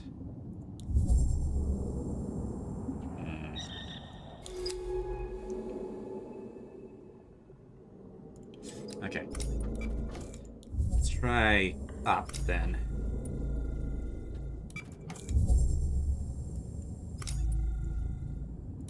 Can I get through this canyon here?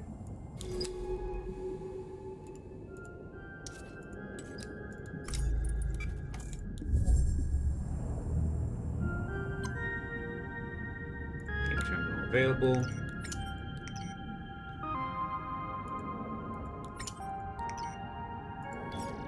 Okay, now I can recharge power, which was strangely low for some reason. Okay. You can scan that. Smooth pebbles. Or blooming stalk.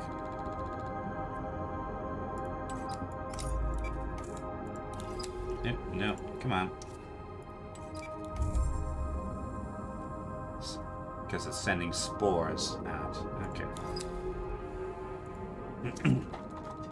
Layered outcrop. Northern Passage. Were the rifts and canyons really carved by the currents, or are they violent fractures now smoothed by erosion? Towering outcrop. This feature rises steeply toward the jagged edge of the reef, splitting the strong currents like the head of an axe.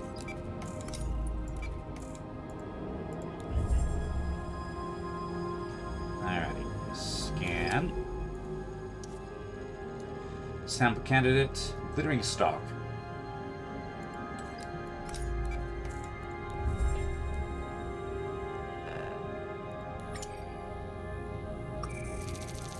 Since I don't have any shrill sacks in my inventory right now, I left them all in the samples bay.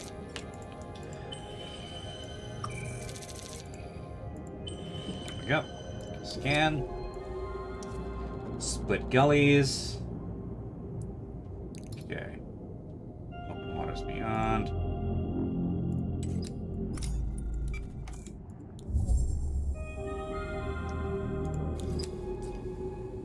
Make our way east to the source of the transponder signal.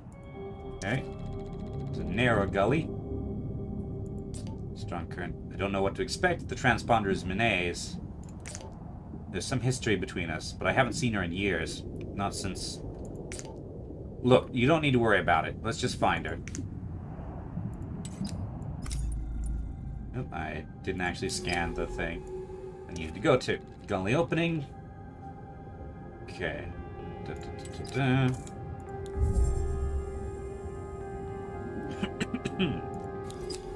Okay, there, look, a cave entrance cut into the side of the rift. Okay. Should allow us to bypass the rift, though I'm not sure where we'll emerge. Okay.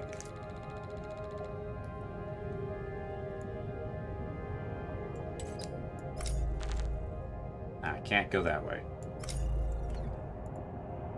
Because the current is so strong. Alright.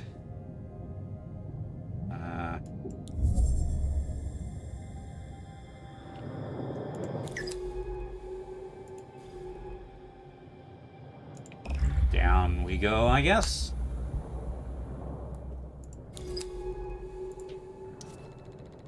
Round mouth of the cave stretches away into the rocks. Stalks hum quietly in the dark.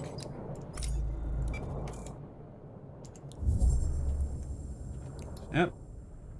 Go away, quote-unquote Jasmine Patrick. No. There we go.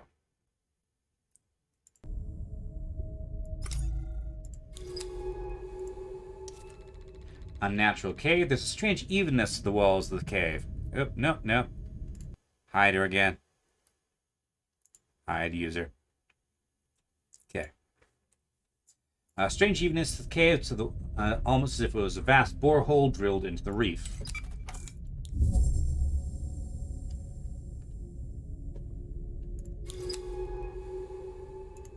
We have here reef stalks. Stalks even seem to get down here. Perhaps they are less reliant on sunlight than I initially thought.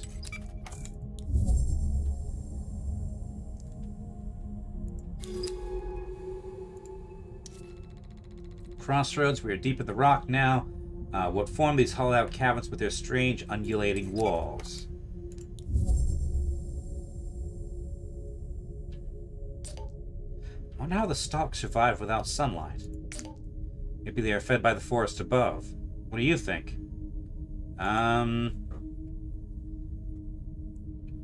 Possibly. Water is still, so they're probably not filter feeders. I guess that's probably the most possible thing. It makes sense. A network of colonies tunneling through the entire shelf. Oh yeah, I need to actually scan both the points. Narrow passage. Tall stalk signature coating of bubbles glints in the dark.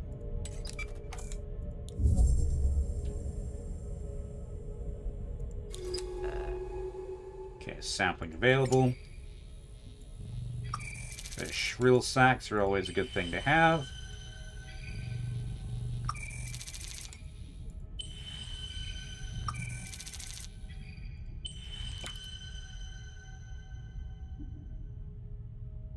Let's see. Scan here. Exposed roots. Excellent. Caving has severed some sections of the stalk's root network, stretching down from the forest above us. What can they tell us?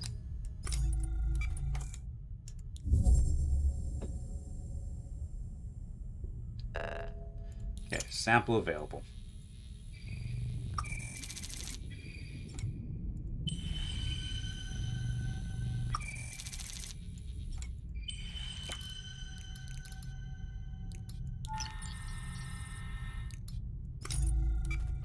All right, so that's one of the samples we wanted.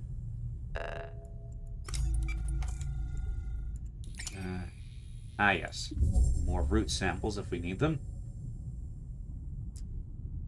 Okay.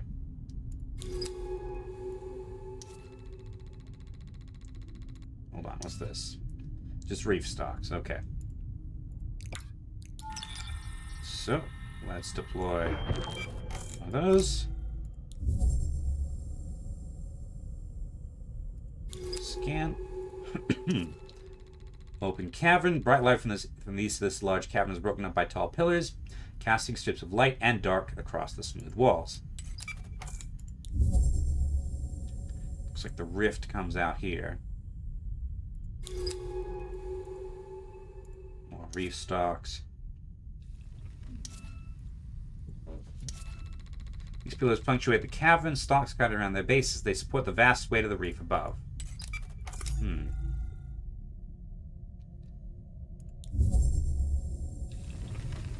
Yep. Is that a sporing stalk? These dome stalks pumping out clouds of short-lived spores look like a shoe-sized mushroom. These stalks are filling the water with spores. We should start logging information about them. Okay.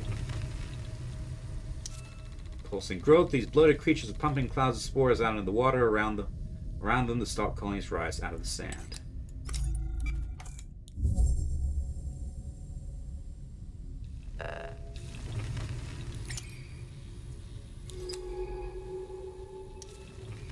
Sporing stalk. Unlike the other stalk spores, which survive until they settle, the spores from these stalks dissolve moments after they are released.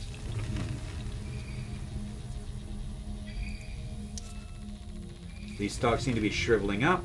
Is it because they're too exposed to risk withering currents?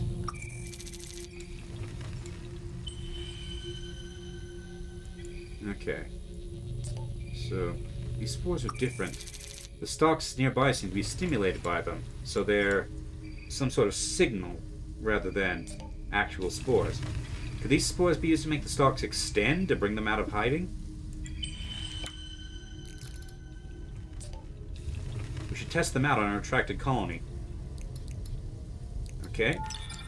Let's deploy some shriek spores. Okay, so the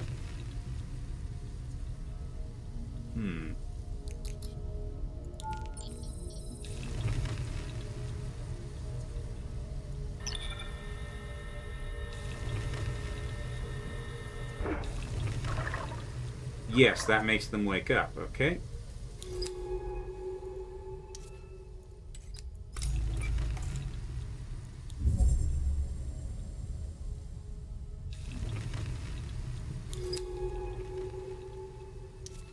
Pulsing growth. Large growths seem to be sustaining this colony with their spores. Perhaps they carry nutrients, even chemical signals.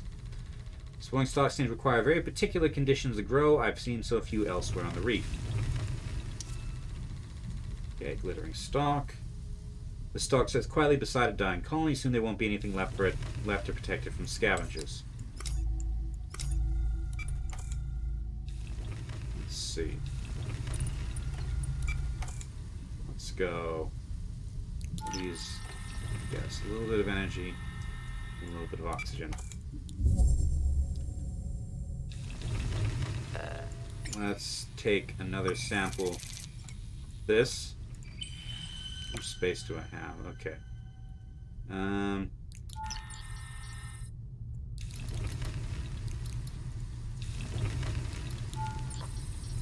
Stalk root.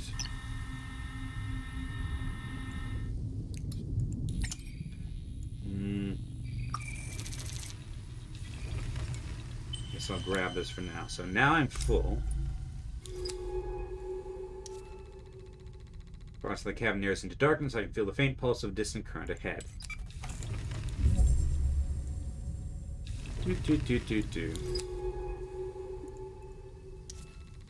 Current must have once ran down this tunnel, scraping the walls in smooth lines. Now the stalks block the flow. Interesting.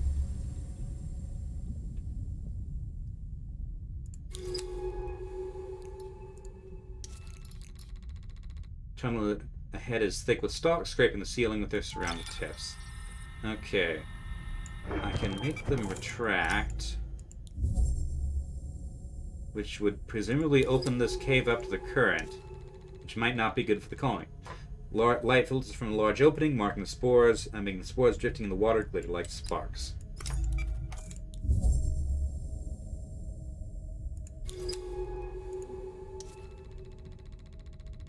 Okay. Tucked behind this pillar, perhaps the stalk root here is an early warning for predators coming through the cave mouth.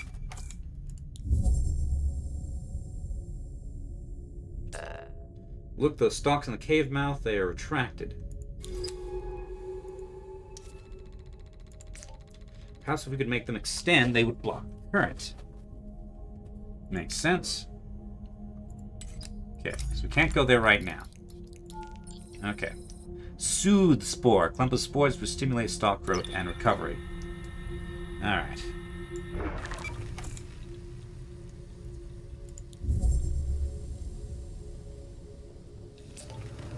They block the current. These spores encourage them to extend and fill the tunnel. These soothe spores will control the stalks to our advantage. This will be useful. Scan. Okay, sample candidate. Another of the growths supporting small colony in the cavern's edge. They are logic to where these grow. A pattern. Of a shelf tucked in the rift wall, the shelf allows protection from the fast-flowing water cutting through the rock into the heart of the reef. Definite correlation between the struggling stalk colonies and the sporing stalks. They're helping support these colonies.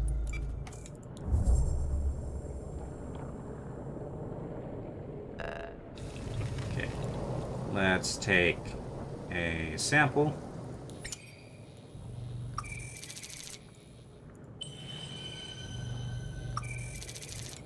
around them. Okay. Here. Go down here. Look, out on the rift to attract a stalk colony. If we can get them to extend, they'll provide shelter from the current. Okay, small colony, handful of stalk cling to the rift wall down here, blown in spiraling shapes by the rushing currents.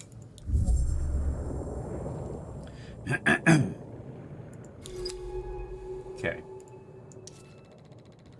Scattered with spores, the wall here feels the full force of the current. Perhaps it can be slowed upstream somehow. Okay.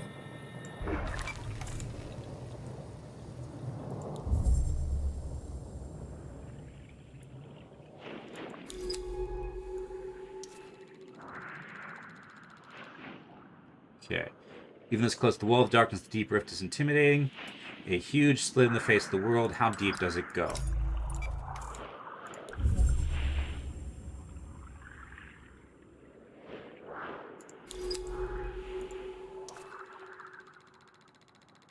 Current can be slow to navigate. This is a place to do it, where the rift narrows and the gap opens up on both sides.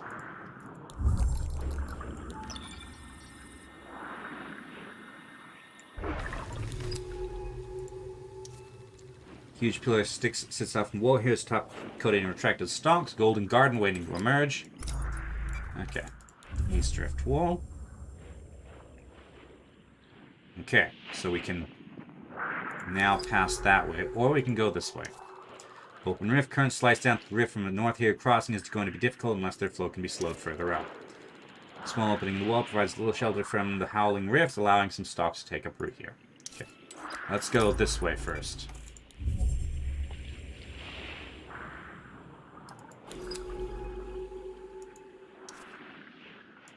Ah. This loops us back to here, I think.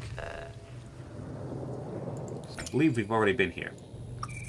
So I can get additional of these. So, okay. Now I have one thing. Okay, has this opened up any additional stuff over here? Does not appear to.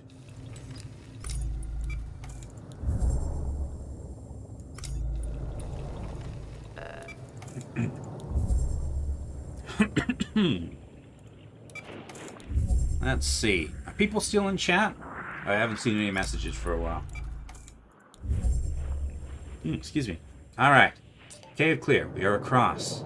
Thank you, Stocks. Oh, and thank you to you too. Okay. Ruby Fleon is still here. Good. Alrighty.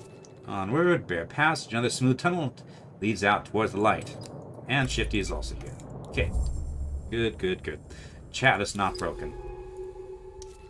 Okay, cave mouth. Circle of warm light shows this tunnel opens out on the upper shelf of the east reef. What lies above? Alrighty. Up we go. We're at about half energy. I believe this means we can be retrieved by the drone now. Ah, this is interesting. There's a pattern to these ones. Stalk canopy. These stalks are twisted together into a huge canopy. Incredible. They are pulsing as the pores across the surface open and close. The canopies are spectacular. I'll start logging observations. Let's see what we can find out about them. Bright petals. These bright wide petals appear to be photosynthetic plants. These are beautiful plants, single petals shifting the sunlight. Let's start logging data on them. They float on long stems, swifting and swaying in the water. Okay. Plant-like creatures seem unrelated to the reef stalk, their soft petals waving on thin stems. Okay.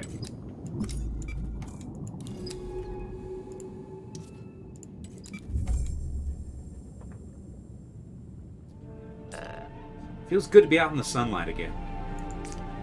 Let's head northeast along this finger of this reef. The transponder is at the tip. There's a way station there. Let's see. Stalk route.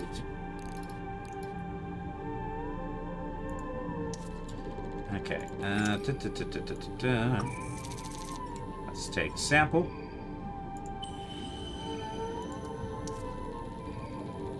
Stalk barrier. Colony of stalks twists itself tightly across the gap of these rocks.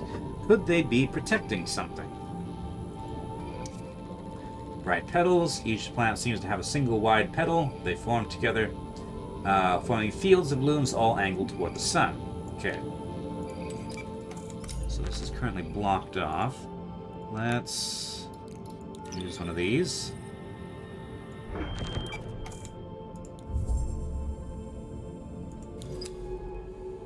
Okay, let's head over here. Exposed roots. Okay, excellent. Exposed roots are a good thing to sample. Okay, sampling available.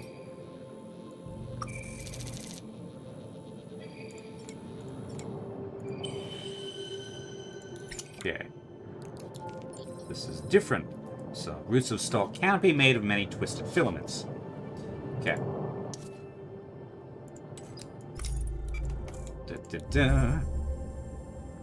Let's make our way to the way station. And we can deploy here easily. More easily later. Crops on the shelf are cut through the huge cracks. If they were shattered somehow, what could have done this?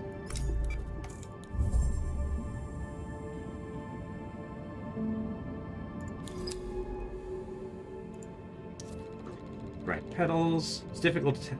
They seem to shimmer as they twist no open.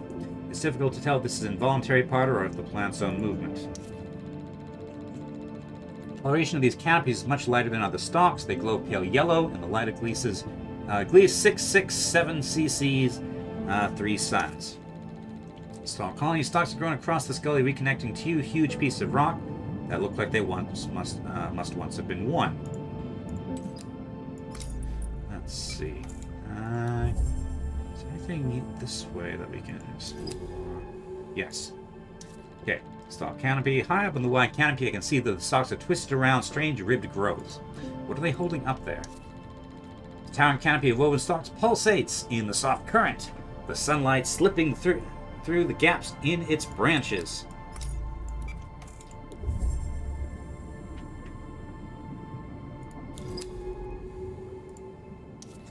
Bright petals. On some of the petals, there's a thick clump of pollen on the lower part.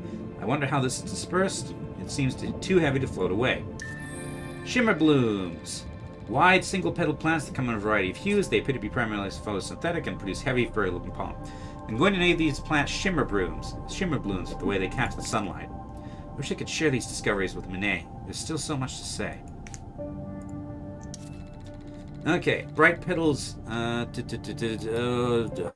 Opal Beasley. Go away, Opal Beasley. Beasley. The dog in Short Circuit was much better than you.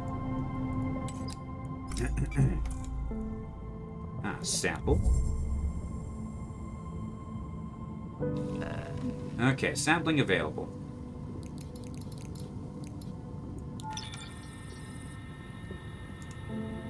So, these are... Yeah, okay, so these are not the stalks. So what can be sampled here? Not sure. More of the shimmering stalks, was it? Ah, yes. Let's rearrange these things. Okay. So, scan. We're at less than half power, but we're close to the way station. Fed by spores, shielded by the colony of stalks, this part of the reef seems to have fostered the ideal conditions for its own survival. Okay. Stalk canopy. This canopy has many gaps between its higher stalks as if something has fallen out or been removed from it. Okay, reef cap. Domed mushroom-like stalks which appear to be support struggling stalk colonies with a supply of special spores. With their strong resemblance to mushrooms, I'm going to call these reef caps. Okay.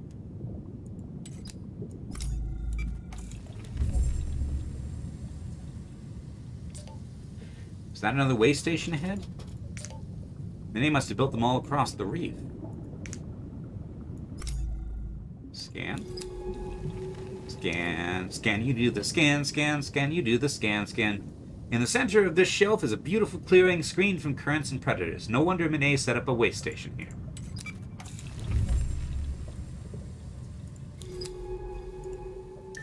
Okay, table stalks.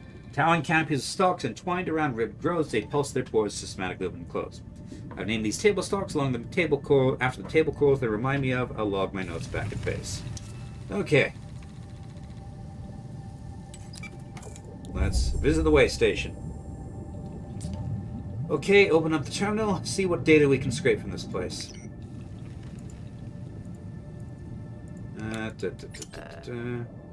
Yeah, terminal available.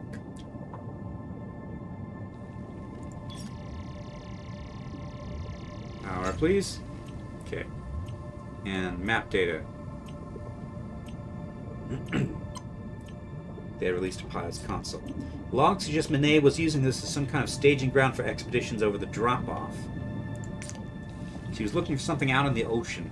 Something deep from the descent she logged here. Manet doesn't do things at random. The way station, the research base, this is calculated. I feel like we're already 10 steps behind her and we've barely even started. Let's get to that suit transponder. It isn't far from here. Head straight north to the shelf's edge. It should be there.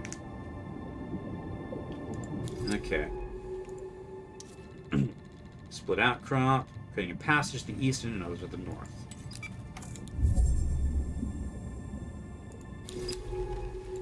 There's a way there. Pulsing growth.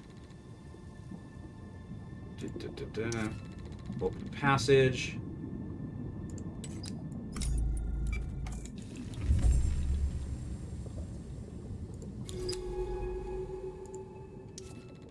Exposed clearing. Side of the finger feels exposed, but thanks to its current splitting outcrops, remains in a bubble of calm. Okay.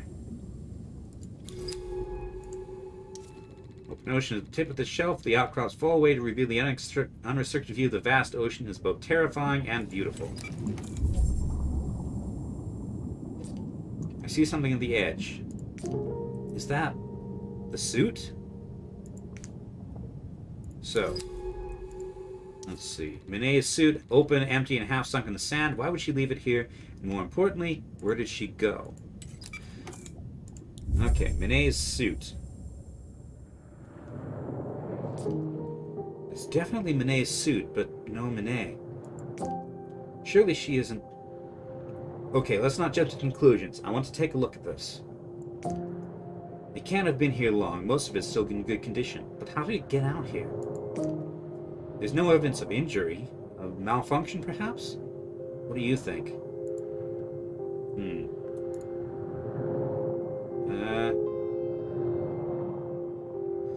Something tells me no. No, you're right. Then she left it open on purpose. Abandoned it. Did she intend us to find it? Manet, what did you get yourself into here? It's better equipped than our suit, but the seals have started decaying. What's this? Manet has rigged up some sort of custom propulsion system, probably to deal with the currents. We can use this. We'll need a power source that won't run off the suit's system. Seems like she fashioned some sort of microbial fuel cell. We need to recreate that if we want to use it. Okay, let's get this back to base so I can take a better look. Manet, you better not have done something stupid. I didn't come all the way out here to bury you.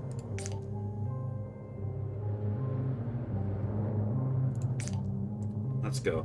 Call for drone pickup. Alright. Drone pickup, if you please. Okay.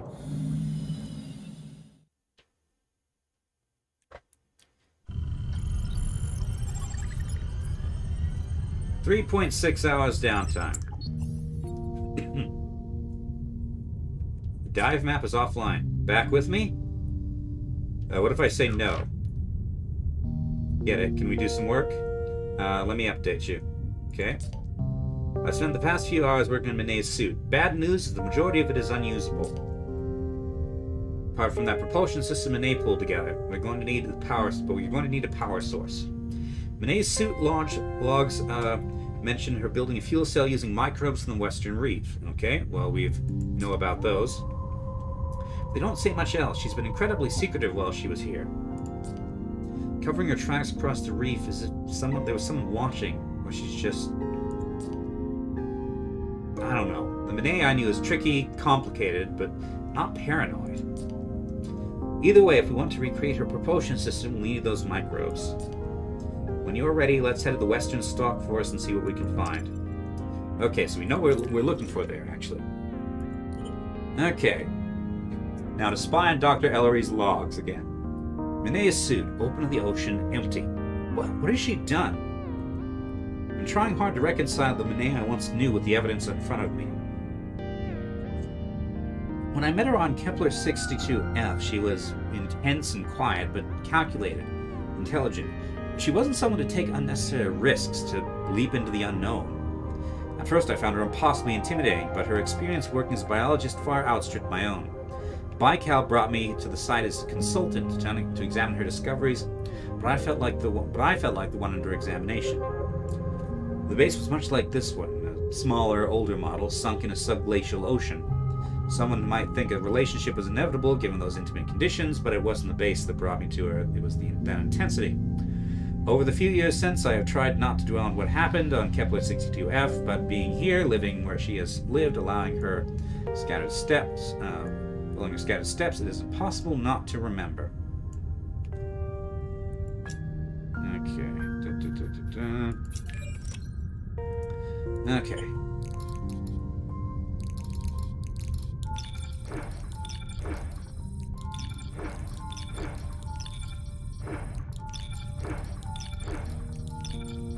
Okay.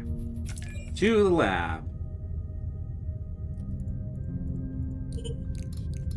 Okay, analyze some stalk roots. Okay. Analyze some bacteria. Okay. Analyze some pollen. Analyze some other roots. Okay, table stalk. Okay. And you know what? I don't think we actually need... Yeah, we don't need to carry these shrill sacks. When we need them, they're usually growing nearby. Okay, taxonomy. Let's take a look at... Okay, more about the reef stalks. Okay, theories. Close analysis of the stalk root networks reveals something surprising. The root networks are in fact part of a symbiote, a different fungal species entirely, which exists within the stalk's bodies. This fungal symbiote provides a carbon exchange network which runs through the bedrock of the reef, connecting all colonies in a single web. This symbiote also produces spores which the stalks use to communicate, but these spores are edited by the stalks themselves to act as reproductive agents, information carriers, and chemical delivery systems. If the stalks are able to edit the genetic signatures of those spores and their parent species, their intelligence and complexity must be way beyond what I previously theorized. Close analysis of stalk spore language could reveal an entire corpus of communication. Are there stalk jokes, stalk histories, or even stalk literatures? Okay, so the stalks look like this. So it's possible that what we're looking at is a vast, intelligent superorganism, or static, intelligent life forms living in a colony. Input spore, pore, output pore, irising pores, lichal growths, chitin plate boundaries. Drink some water. This is a very talky game, so my throat's kind of sore.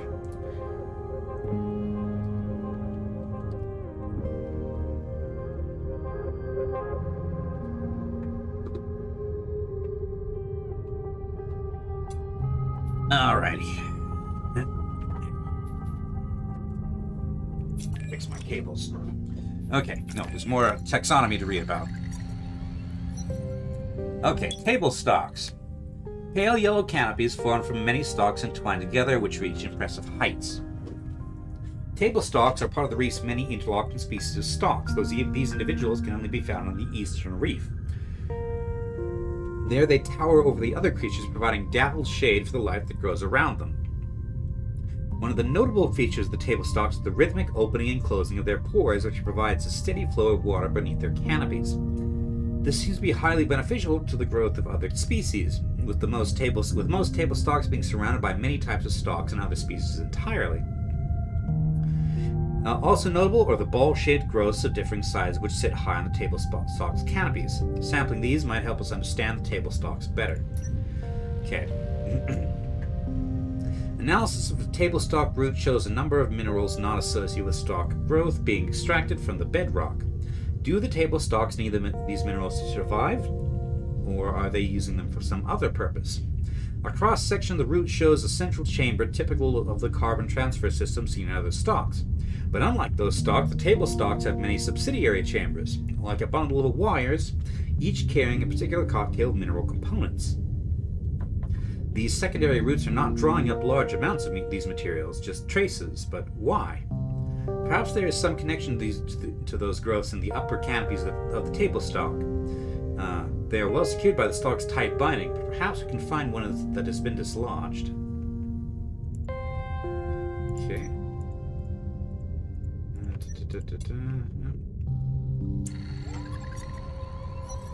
Okay, the reef cap.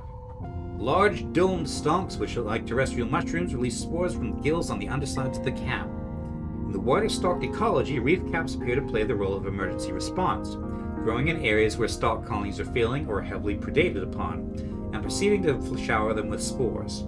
However, these spores seem to differ from those released by other species of stalk in that they quickly dissolve when expelled. Analyzing these spores is important to better understanding the reef cap's role. Are they reproductive spores tasked with adding newly seeded stalks to existing colonies, or nutrient spores intended to boost the health of dying, diseased individuals? Soothe spores, the name which I have come to call the reef cap spores, don't seem to be spores at all. Unlike the modified spores of other stalks, these particles don't have any reproductive capacity. Instead, they resemble endospores, dormant bacteria reduced to dried husks, which can survive for hundreds of years in toxic environments without nutrients. Endospores are incredibly tough and high in calcium, and when released by reef caps, they dissolve and transfer this calcium to the surrounding environment, where it is absorbed by the local stalks. This windfall of calcium granted by the cap's soothed spores seems to allow the stalks to augment their internal signaling and toughen their membrane to protect from predators, allowing them to recover rapidly. But the question remains, how do the reef caps produce these endospores? Okay, we got our first plant, shimmer blooms. Shimmer blooms are single-petaled plants found primarily in the sheltered waters of the East Reef. As they produce pollen as well as photosynthesize, I have classified the visible portion of these plants as petals, though they could be thought of as leaves, serving both functions simultaneously. Shimmer blooms can be green, but like most terrestrial plants, however, they can also be found in yellow, red, or purple in color. The image of a patch of blooms is a beautiful one, and as they shift in the soft currents, they often seem to shimmer. The lower part of their single petal features many small stamens, which produce a fluffy, clumped pollen. Analysis of the pollen may provide some insight into their life cycle. So, laboratory analysis of the shimmer bloom pollen reveals it to be a heavy, sticky substance atypical for waterborne distribution. Unlike the terrestrial plants like seagrass, whose pollen is distributed by water currents and is therefore long and light, shimmer bloom's spherical, heavy pollen seems to be intended to resist distribution by current, and must instead be distributed by the creatures who visit the blooms. The reason for this may be shimmer bloom's tendency to grow on exposed shelves or pillars, which risk lightweight water transport pollen being sucked into the deep ocean, rather than being distributed to viable sites. By relying on creature transport, bloom pollen has a better chance of reaching another sunlit shelf or pillar. And that tracks with the fact that they are sort of flowers, brightly colored, perhaps meant to attract pollinators. Alrighty. So, dive map. Let's see. Signal spores there. There's stuff up here. East Reef. Sink stalk tissue. Strong currents batter the stalk forest. Might be a good place to find exposed or damaged sing stalks. Okay.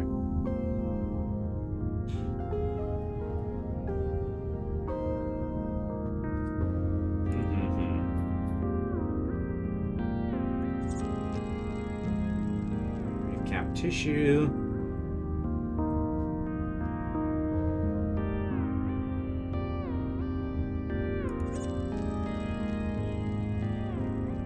That's probably strong current. This we can probably get at. Signal stalk tissue. Rifts expose stalks to predators and currents, making spots like this ideal place to gather signal stalk tissue samples. Okay, let's deploy to the East Reef for the time being. See what we can find out.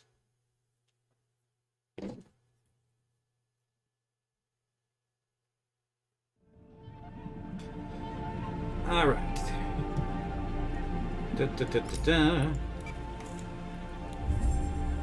Also, we have not been over here yet.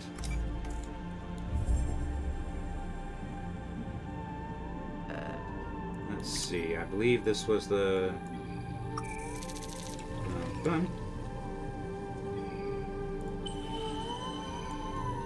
This was the soothe spores. So if we need to block the current, that might be helpful. Okay, over this way, Eastern Passage.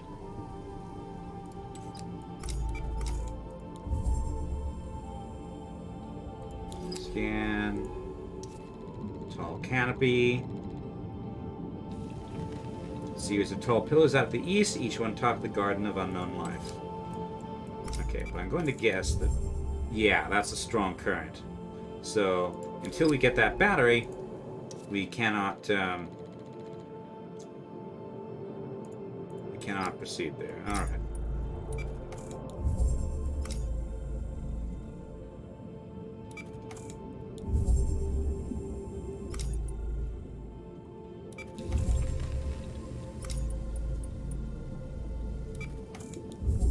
So let's go around here.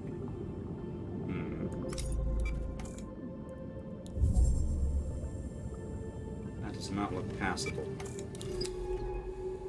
No, I don't think it is. Okay, let's go down this way then.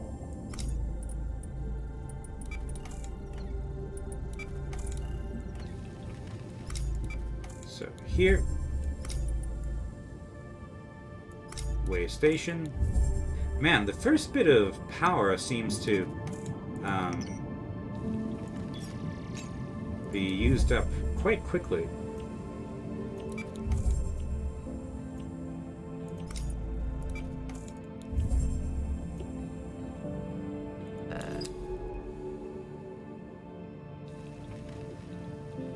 Let's see, what are we sampling here? Bright pollen, which gives a little bit of energy and a little bit of oxygen. Okay, so we don't actually need that right now. Let's go here. And here. From there up here. Okay, and here's a place we did not... Okay.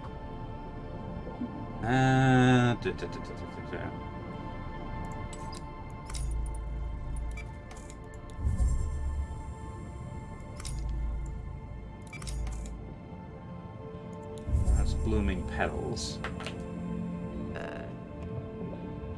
Actually, what do the blooming... So the bright pollen, is that... Do the spores have any reaction to that? No. Let's see. I believe there were some the... What do you call it? Over that way. Wait a minute. What's up here? It doesn't matter because I can't get to it. Okay, so I should carry a couple of the spores that let me open and close things.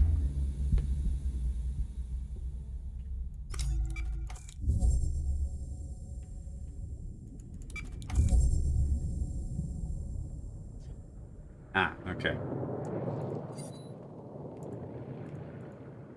Alright, so, yeah, as I suspected, I cannot link to the drone when I'm underground. Okay. We go. Okay. So, link up. Request retrieval.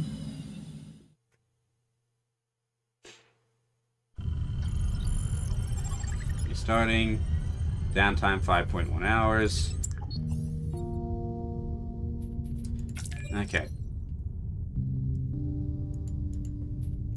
Apparently Ellery is in the lab right now. Let's see. Okay.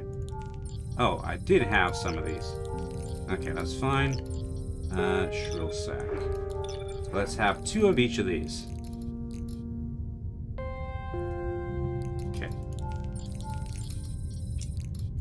Okay, dive map.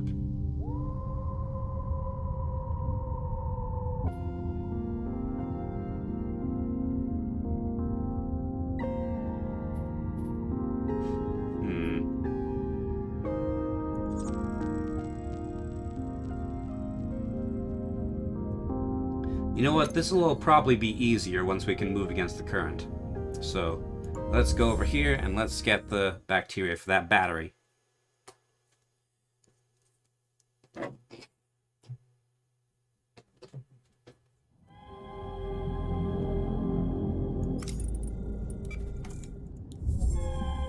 Alrighty.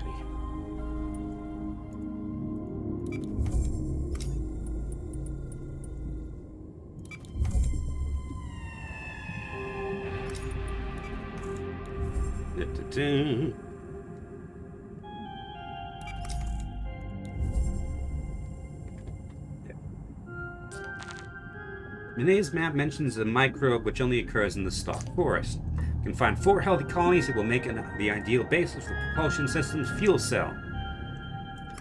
Okay.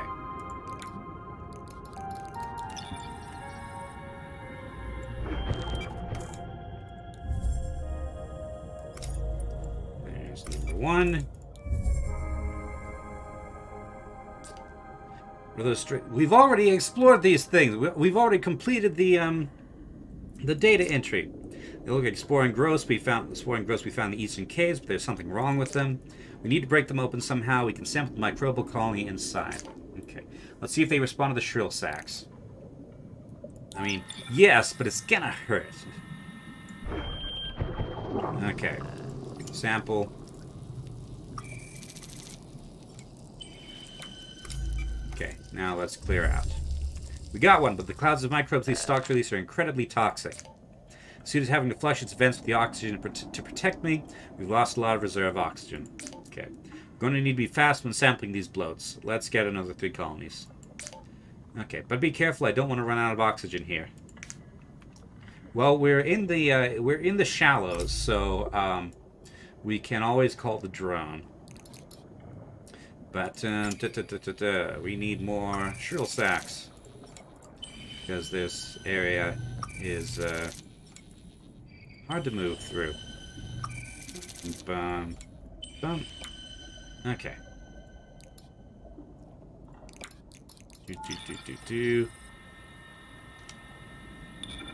Down here. Okay. There we go.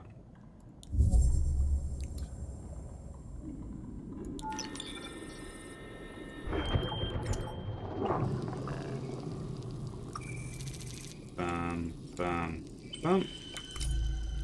Okay, let's move over here now. Let's see. Get some more shrill sacks. Door, door, door, door, sample. Door, door, sample. Okay.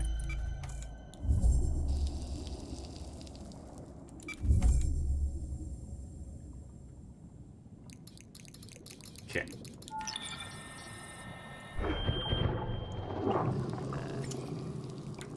Okay. Door, door, sample. Let's move this way now. That should be number 4, and then we should be good. Where did this infection come from? The stalks seem to be struggling to deal with it.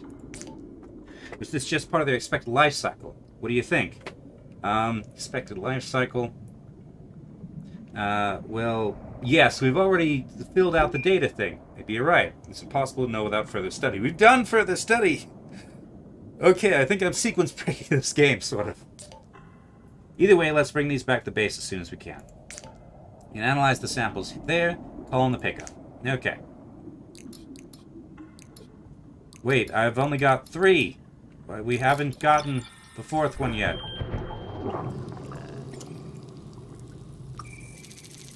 Maybe there was an extra back at base. Okay.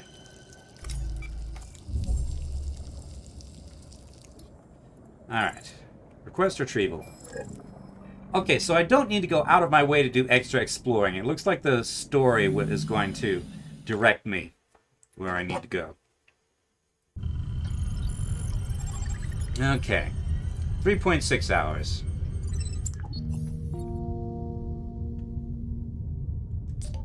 Hey, you ready to get back to work? Yep. Great, because I've had a very productive few hours. I've been working on that propulsion system. I've used those 4 microbial samples to grow a new colony in the lab. Then I transferred it to the secure containment capsule, nice and snug. I followed what I could from Minet's notes on building a microbial fuel cell. It's all loaded in the suit. The MFC fed directly from our reserve oxygen supply. Okay. Now we just need to take the suit out for a dive to test it. It's going to take plenty of oxygen to fuel the colony, so bring any samples that'll help out. But make sure not to take any we haven't put through the analysis on the lab level first. I don't want to burn through hours of research just to get a power boost.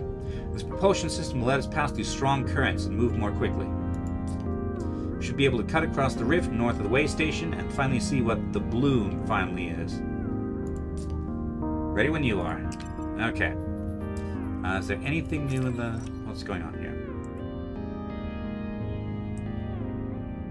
Ellery has just gone in there. Whatever that room is. Okay. Nothing new there by the look of it. Okay. Now she's headed over to the crew terminal, or whatever this is. So some sort of workstation, probably. Okay, is there anything...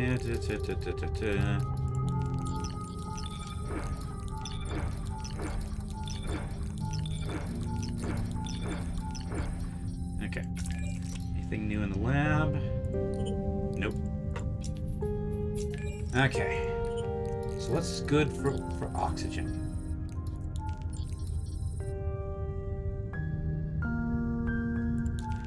20%, 10%, 15%, 20%, 30%, spot count 0, 20, 15, 10.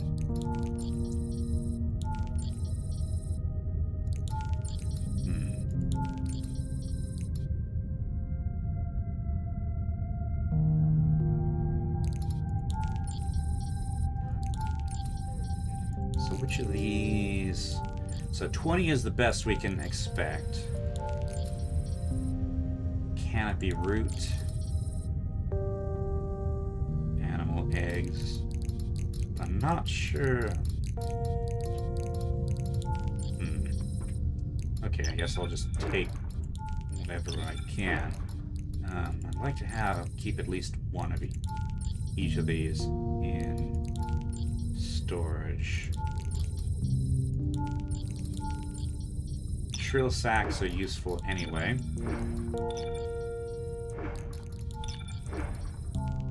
This is...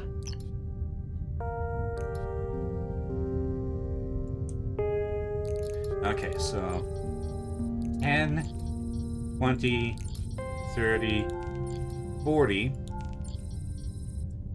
60, 80. Okay.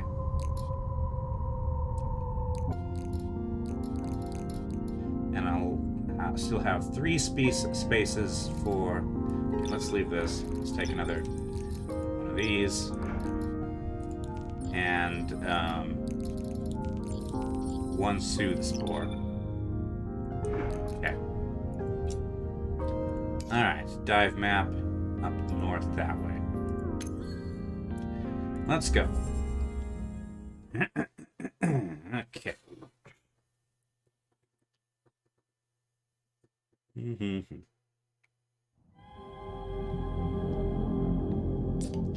Alrighty. Okay, so you'll find the controls and the utilities where sampling and everything else is.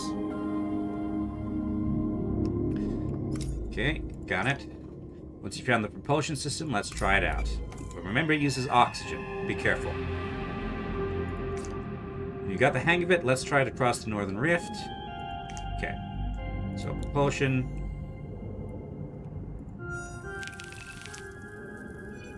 Okay, so I can charge it with oxygen. And then I can open the terminal. And...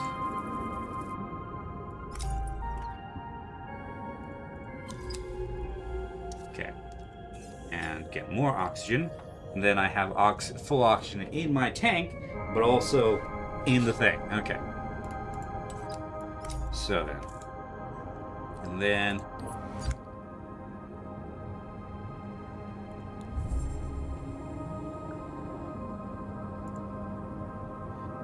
then I have a limited time. Okay, so then it's constantly burning oxygen, even when I'm not using it. Okay, so I will want to do all my scanning. Okay, until I tell it to stop. Got it. So, fill up with oxygen, then fill up the tank with oxygen. Okay, got it.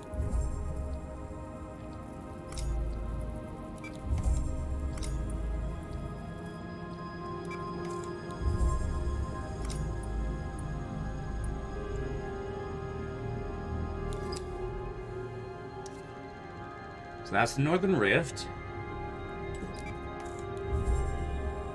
I wish my scanner range was a bit better. Impressive, the split in the shelf is incredibly wide and deep. Okay, well, here goes nothing. Start the propulsion system and let's cross. Okay, first, let's scan. Okay. So, boot it up. Let's go. Scan. Okay. And move. Scan. And scan. And move. Scan. There's something on the other side, a huge green cloud rising up from the shelf.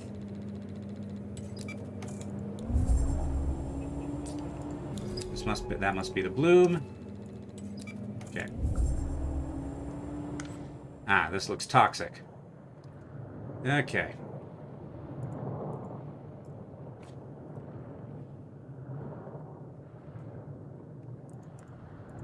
Let's fill up. Let's use some of these spores to regenerate oxygen. Okay, so that only took 10% of oxygen. Right. Bloom, what ecological crisis spawned this green mass? How is it connected to the reef? The answers are anywhere, they're inside. Okay.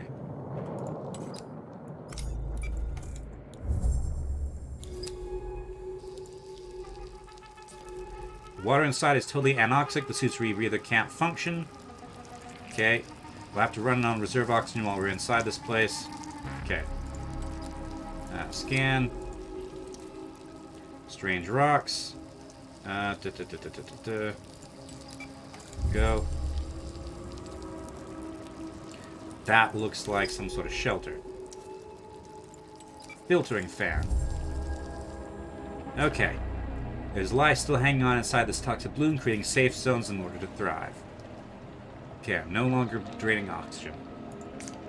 Perhaps these creatures can help us learn how to exist in these toxic conditions. Let's take some samples and see what effects they have on the bloom when we deploy them. Okay.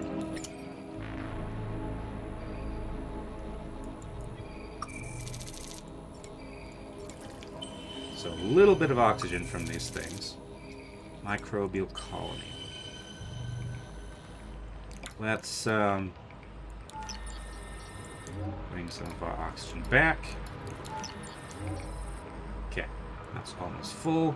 Propulsion is also full. So scan. Alright, pale fan. These pale, delicate fans are almost bone white against the clouded green of the blue.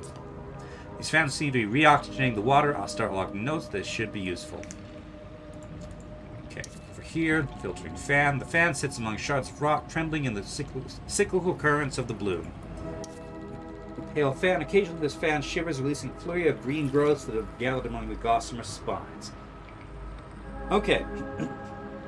So it sounds like what's going on here is some equivalent to an algal bloom. There are so many nutrients in the water that there is a massive overgrowth of algae, or algae equivalents in this case. Now, algae are, of course, plants. They produce oxygen, but they also consume some oxygen. So when you get enough algae in one place, they begin consuming more oxygen than they produce, and you get toxic anoxic water that has no oxygen in it. This is most commonly seen on Earth near river deltas, where there is a great deal of excess fertilizer spilling into the water. And it kills fish, it can make you sick, or kill you if you swim in it. So it's a fairly, it's one of the various ecological crises that we are having to deal with these days.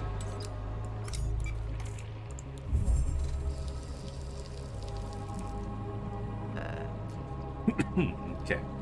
Further samples.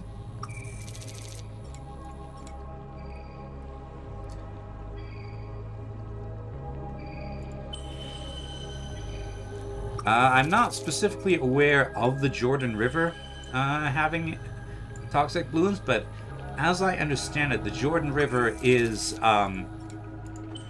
in Israel, which is, the Fertile Crescent. So I imagine that there's a lot of agriculture there. Let's see. Silt drift. As a silver silt fills the depression created by the corroded rock shelf, the tip of the rock of a shell pokes about it. Is that an eye? So, bivalve creature. This bronze shell sits half buried in the sand. What creature lives inside it, and how do we tempt it out? There's some kind of shell creature hiding in the silt over here, and we need to figure out how to tempt it out of its burrow. Okay. Perhaps a sample from elsewhere in the bloom, something that reacts to the microbial growth itself. Okay.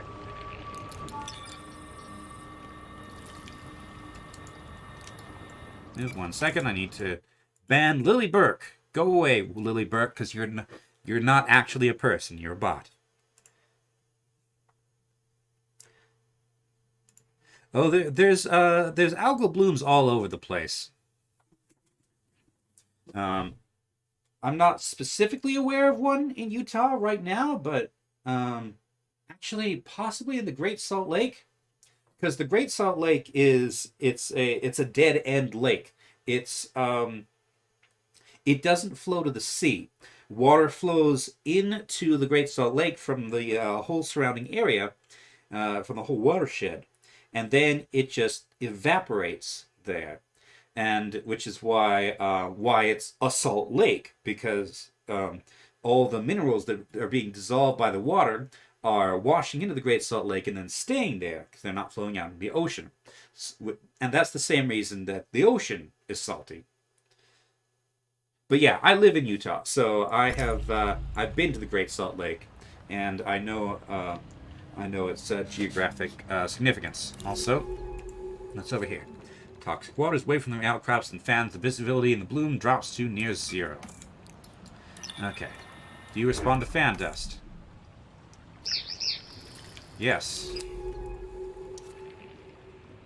Okay.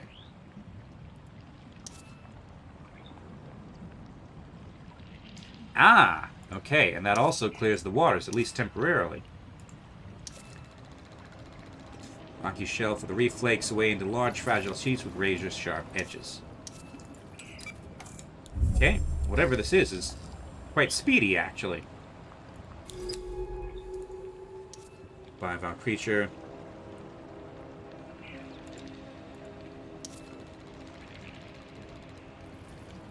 Shattered rocks catch microbial strings drifting the water, draping the cells in the shifting web of hair. Let's see, toxic waters. Okay, so I can use these spores to clear the dead zone somewhat. Ah, no. Only around these, only around the creature. Okay. Is there anything useful over here? Rock outcrop.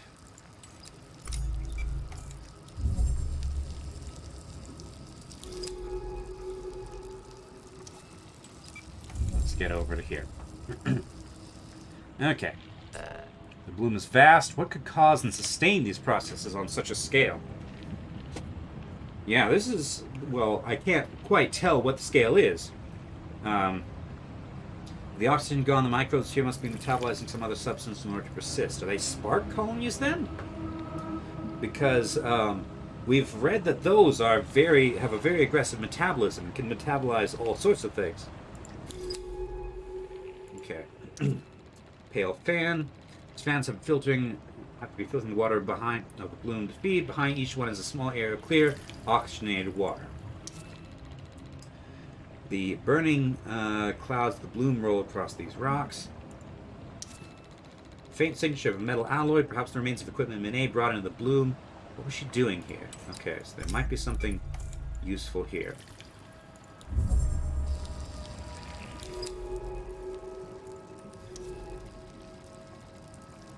Okay, nothing particularly useful here. No. We can get here. We can take another sample.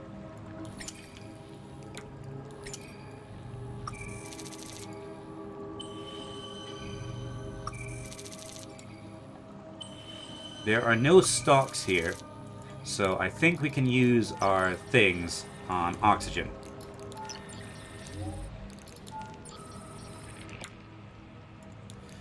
And boost is still there if we need it.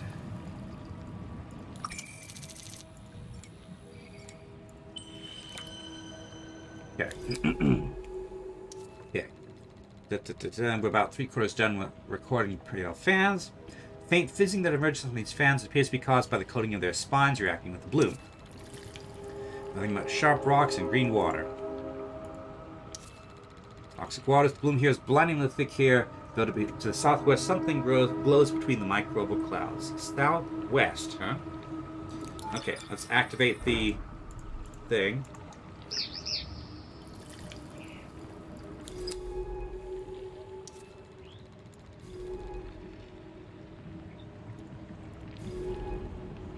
Okay. Bivalve creature. These creatures bury themselves to hide from the bloom's toxicity, making them one of the few life forms that can survive the bloom. But yeah, if this is of the scale that I get the impression of, then this is a truly huge nutrient bloom. The sort that huge-scale agriculture would cause. Layers of rock stick out from beneath the silt, eaten away by the microbes of the bloom. Okay. What is this way? Is there something to the south? I mentioned something to the southwest.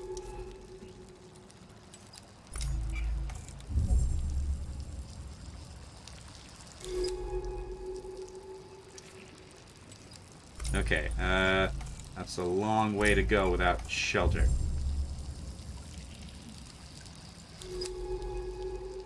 Okay, no, I'm not equipped to go this way yet, I don't think. Let's get back to back close to shelter and go a different way.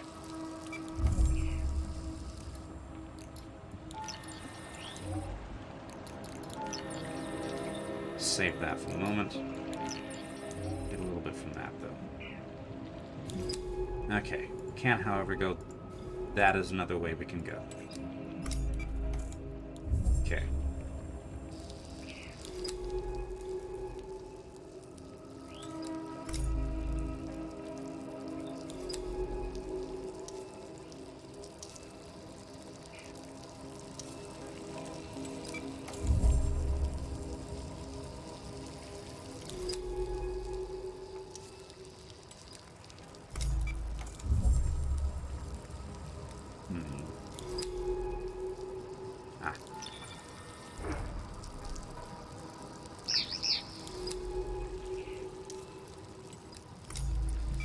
Okay, let's go here. Sampling available. There's a shell here, I believe. Bum. Okay. I got the bivalve shell. Yes. Okay. Bivalve creature. Fan-like fins which can fold down, simple set of retractable eyes, enable the creature to totally conceal itself within the shell. When active, the creatures feed directly on the microbial growth of the bloom, rapidly clearing a patch of oxygenated water. Piles of silt gathered up against the melted rocks, filling the gaps beneath their strange, distorted overhangs.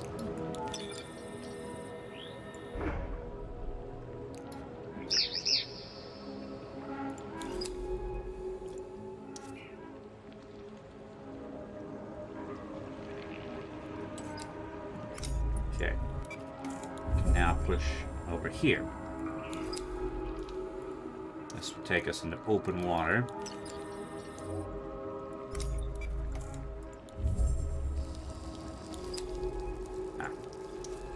Excellent. Go there.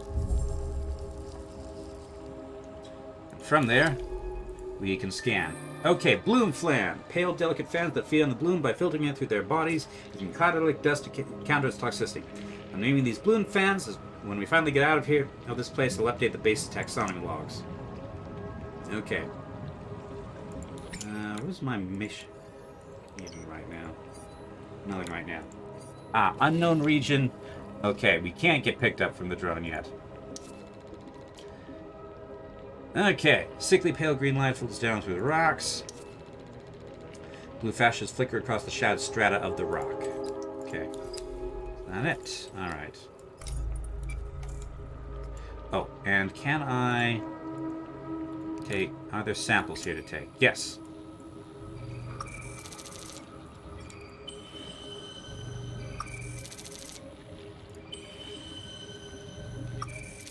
Oh, there we go. A bit low on energy, too. Okay. Let's convert a couple of these into oxygen. Still have 3. Okay. Scan. Scan. Okay, let's move.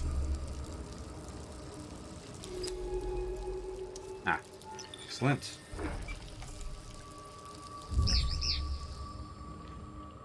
Okay.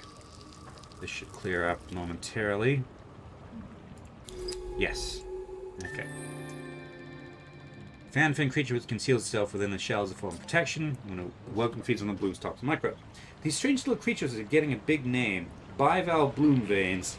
What do you think? Bivalve bloom veins. Sure. I like it too. And log them into taxonomy back at the base. Okay, metal trace. The ghost of some equipment lies in the silt, one of the many pieces lost in Benet's expeditions into the blue. Okay. So that's it. No samples here, right? Nope. Okay.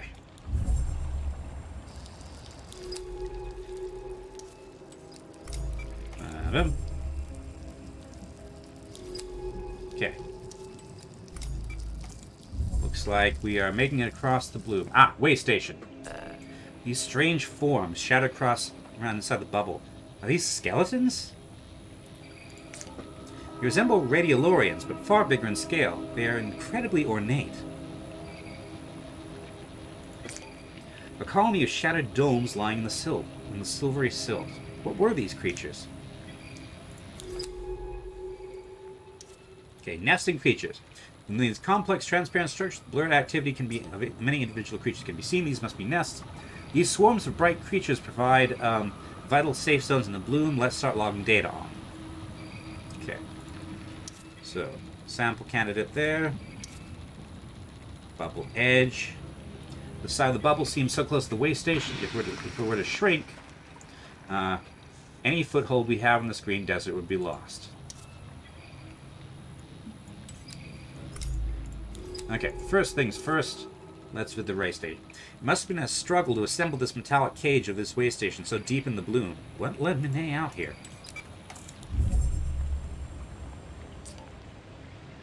Finally, a way station. With this active, we can call for retrieval all across the bloom. Useful when we run low on oxygen. Open the terminal and we can resupply and see if Monet left any map data behind. Okay. Power, oxygen, and map data, please. Okay, data released to pilot's console. Okay, I've got a logs here. A lot of trips back and forth between here and a laboratory? That means she must have set up a remote lab somewhere deeper into the bloom. She spent months making trips to it, ferrying some materials from elsewhere in the bloom here. To there. She was studying something important to her. We have to find that lab. I'll log the coordinates in the drive map when we get back to the base. Okay. Let's take a sample of these crystal cylinders. Anything else useful over here?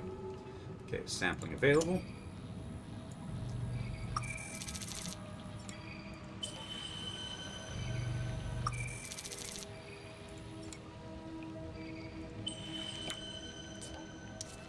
The individual creatures seem to be able to digest the microbial growth. We can use this. We should try deploying a colony to see if we can create our own safe zone outside the toxic flood. From here, the bloom rolls over the vast plain, scraped clean of sand by vicious currents. This is as far north as we will go. Okay.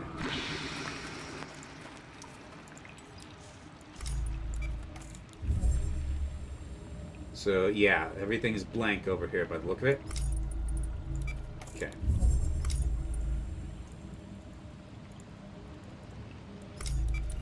Oh, and I can take samples here, too. Must have missed that. Okay. Lots of oxygen in these skeletons, by the look of it. Okay. So, bubble edge.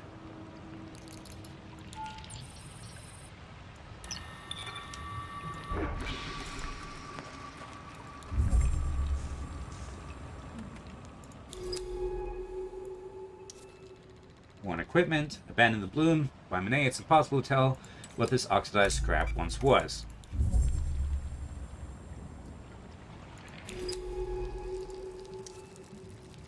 Okay, I'm actually outside of the safe zone now.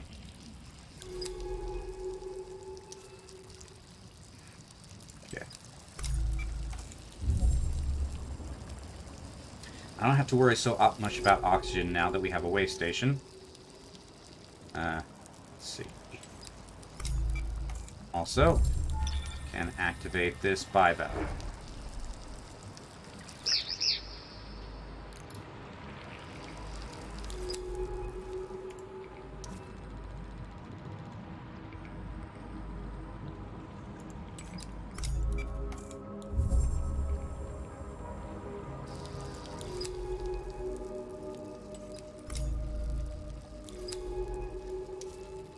Right. Move and scan is a... No. It's a difficult thing. So I'm trying to get these places scanned so that I can use them so that in the future it'll be easier to move. Because I won't have to stop and scan.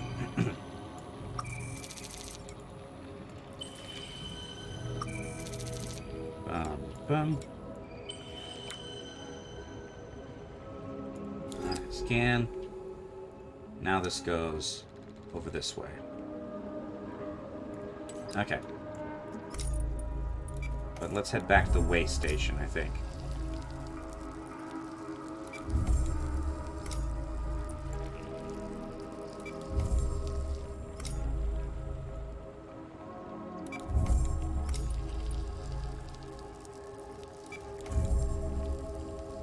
Refill power, oxygen, and whatnot. Okay. Alright. Okay. Terminal available. Here we go. Okay.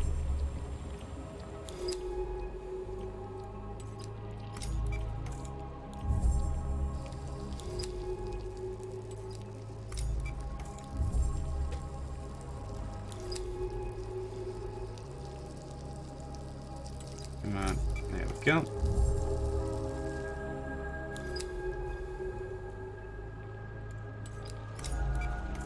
Da-da-da. Check for any things I might have missed.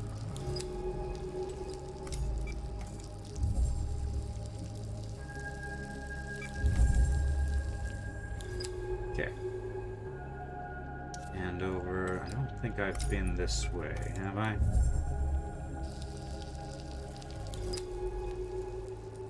Okay, looks like I have, actually.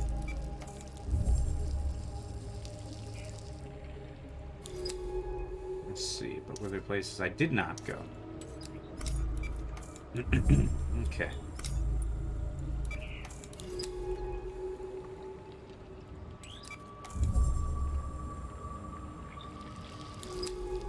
Yes, this way. No, no. Go.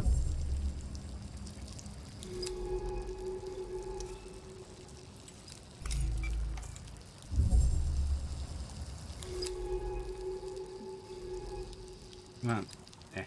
Dang it, I needed to actually scan this before I can go to it. This is a weird movement system. Okay. And it looks like another safe zone here. Silicate skeletons. Okay. So we can get some additional samples here. Boom. Scan. Crystal cylinders.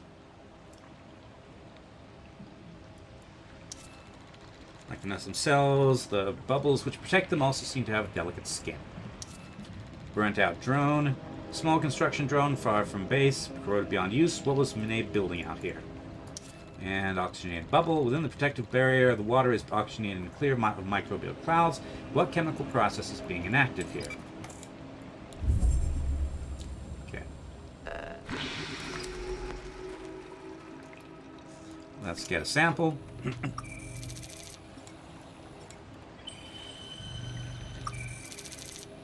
I'm full, so let's use this a little bit.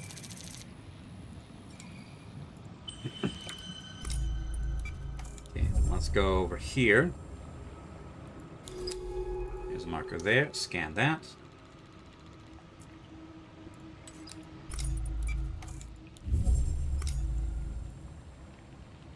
And go here. Scan from here. Okay, and let's link up with the drone and return to base with the samples we've got. How much have we learned about these things? Half. Okay, request retrieval.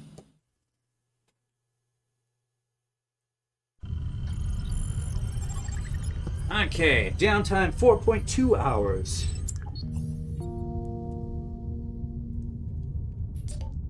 Hey, back with me? Yep. Good. I wanted to ask you about the bloom. Okay. I've been trying to understand what is causing it. It seems unlikely that we are looking at a stable ecosystem. It has to be a unique event.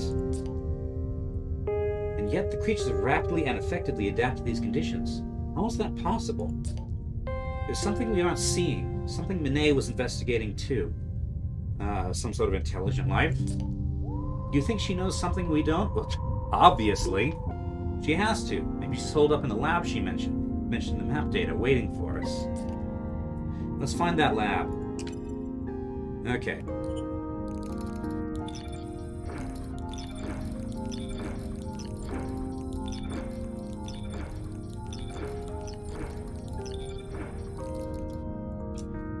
Yeah, given the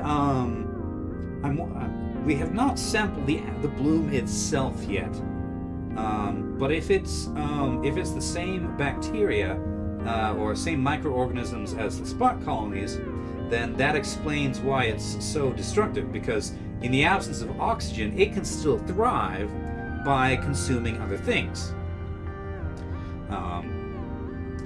But obviously that will be bad for the colony. So the what do you call it? The tubes, the things that we've been exploring before have adapted measures to neutralize them.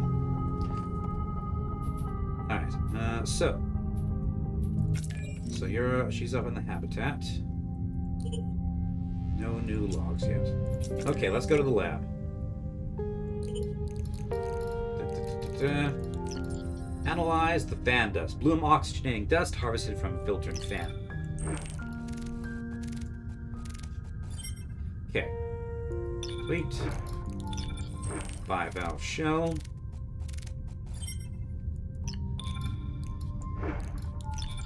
And nest workers. Tiny transparent creatures sampled from the woven nest. Okay. Alright, taxonomy. New animals. Let's see. Related to the spore catcher by the look of it. Bivalve bloom vein Bivalvia felphelum. Okay, bloom veins conceal themselves in bronze-colored shells most of the time, only coming out when the opportunity to feed presents itself, which is in the bloom, so that's all the time, isn't it? Highly attuned to the currents and flows of the bloom, the bivalve bloom veins take advantage of any break in the bloom's flow to unfold from their shells and feed. They feed primarily on the bloom's microbial growth itself, able to quickly establish and maintain a feeding zone of oxygenated water. When the bloom vein tires, it will then retreat back into its shell, burying itself in the silt once more. I would like to understand more about how the bloom veins are able to feed directly on the microbes of the bloom, considering the extremely high toxicity. Perhaps something we uncover here could be useful for future expeditions into the unforgiving landscape of the bloom. Food sample analysis requested. Okay, theories. After being lucky enough to come across an entire bloom vein shell, analysis has provided some possible explanations for this creature's neurotoxin resistance. The shell itself was found to have radial patterns of tiny holes in certain areas, all of which were found to have a high concentration of bloom neurotoxin. It seems that when the bloom vein is in its hidden resting state, it exudes the neurotoxin through its shell, processing the glucose in the bloom growths separately. This exuded neurotoxin coats the bloom vein's shell in the surrounding area, making the creature potentially deadly to any predator. This adaptation of the bloom is therefore a highly effective defense mechanism, even if the bloom vein itself is constantly on the edge of frenzied neurotoxin-induced death. Okay, we don't have a sketch yet.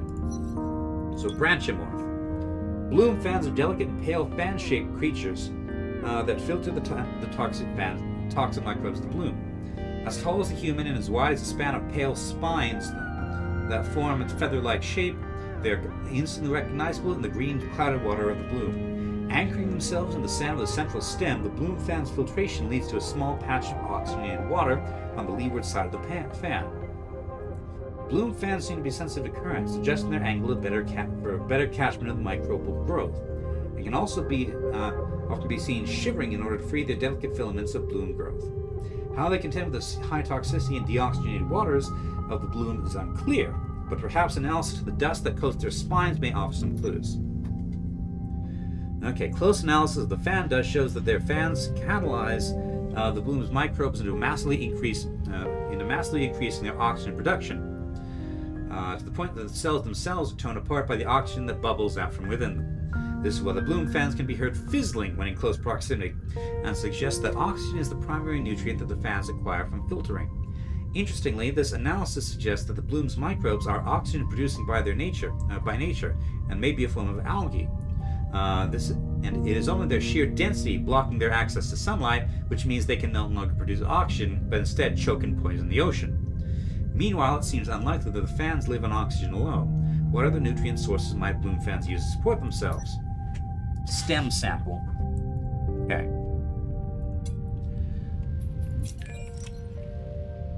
Alrighty then. So,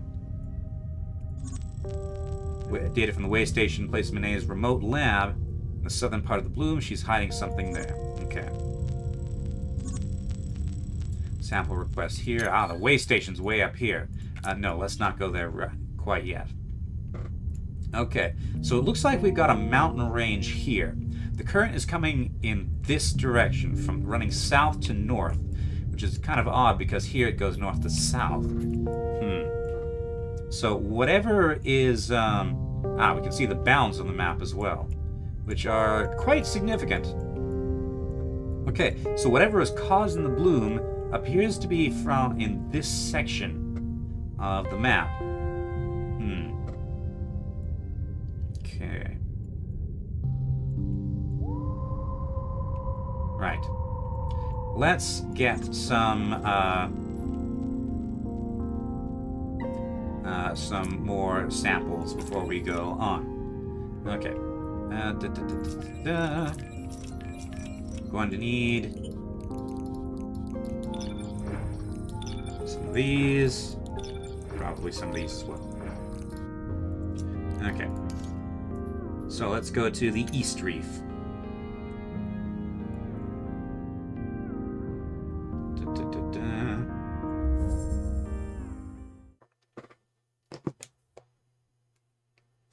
Okay. We got about, let's call it another 15 minutes in this particular session. Alright.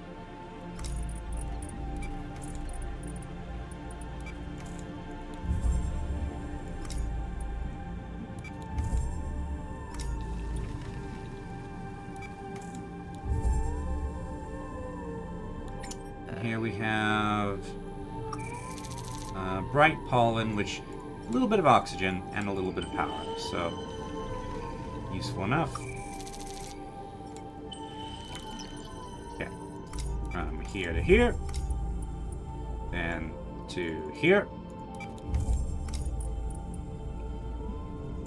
up here. Okay, clear this away.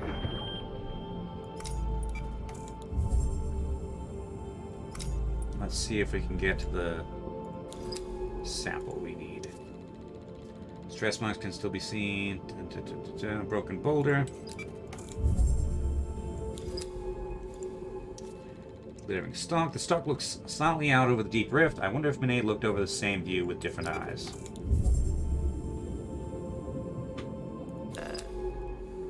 Okay, sampling available.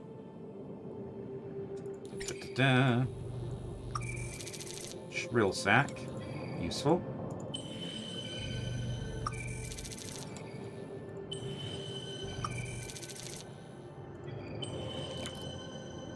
Okay. So the current is there. A strong current.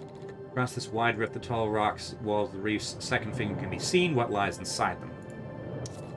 Okay, slashed stalk. So my thing is... Bubble-coated stalk is a large gash inside and seems to be shriveling away. Its exposed tissue should be easy to sample. Okay.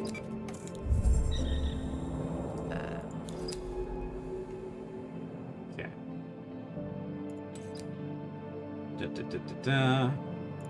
Take a sample. Take a couple samples even. That gives power.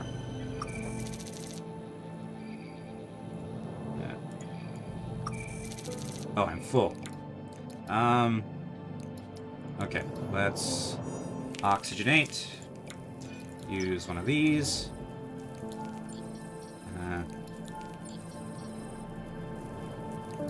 Right, pollen. Get a bit of power.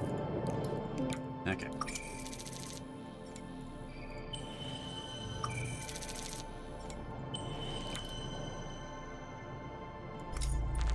All right. Activate propulsion.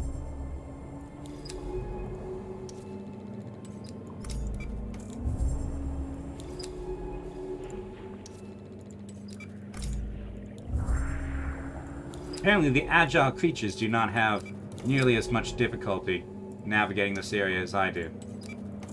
Okay. That'll do us now.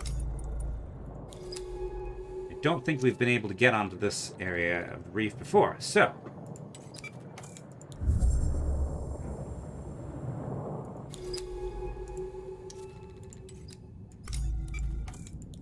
Calm Canyon.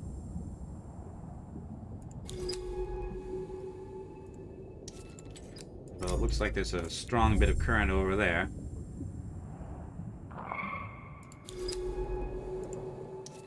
Jagged, ragged stalks. Battered by the water, these stalks cling to the rocks. A single creature braves the current to graze on the twisted forms. The Water is funneled in the rocks by this clearing, making it hard going against the rush. Okay. Vector blocked. Okay. Oxygenate. And activate. Let's... Come on. Let's go.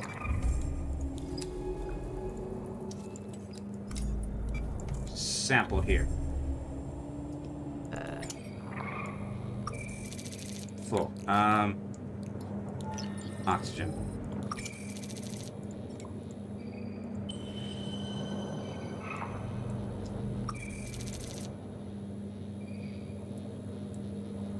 Okay. Let's go.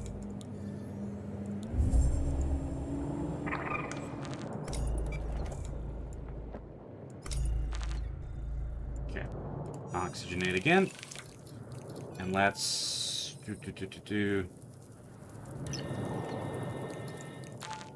use one of these. Okay. Alright. Activate.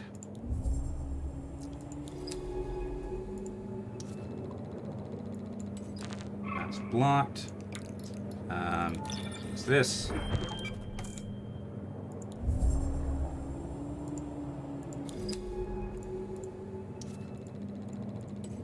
Okay, the current seems to be slowed here.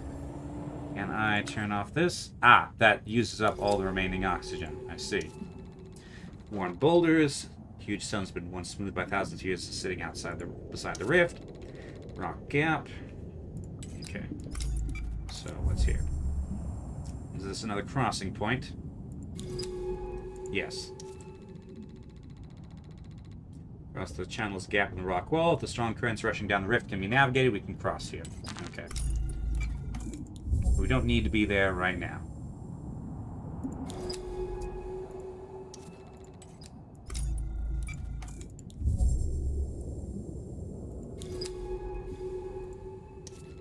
Split stalk. This tall stalk is torn open, perhaps by a predator. Inside is a rich tapestry of fungal life forms exposed to the open water. Open water are slowly dying. Okay. We can get a sample here. Okay, sampling available. Sample. And no further samples. Okay. Okay. Now we can head back to the base. Alright.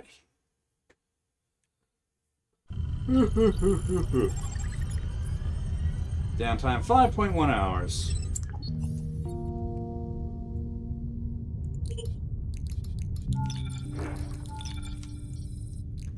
And I want to keep those actually. To the lab. Stalk segment. Canopy growth. And fungal cluster. Alrighty. Taxonomy. Learning more about the fungi. Okay. Sing stalk. They look like this, apparently. Spore release. Fungal symbiotes.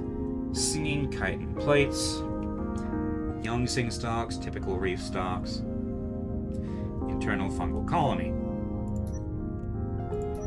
Okay. So sing stalks were the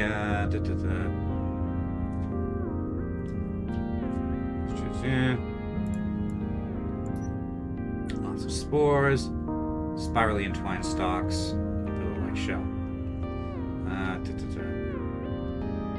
Okay.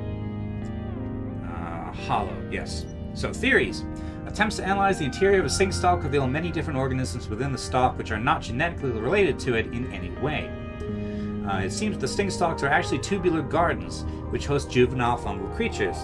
The swaying of the stalks keeps those sealed environments fed with filtered water and microbial life, while allowing their spores to be distributed across the reef.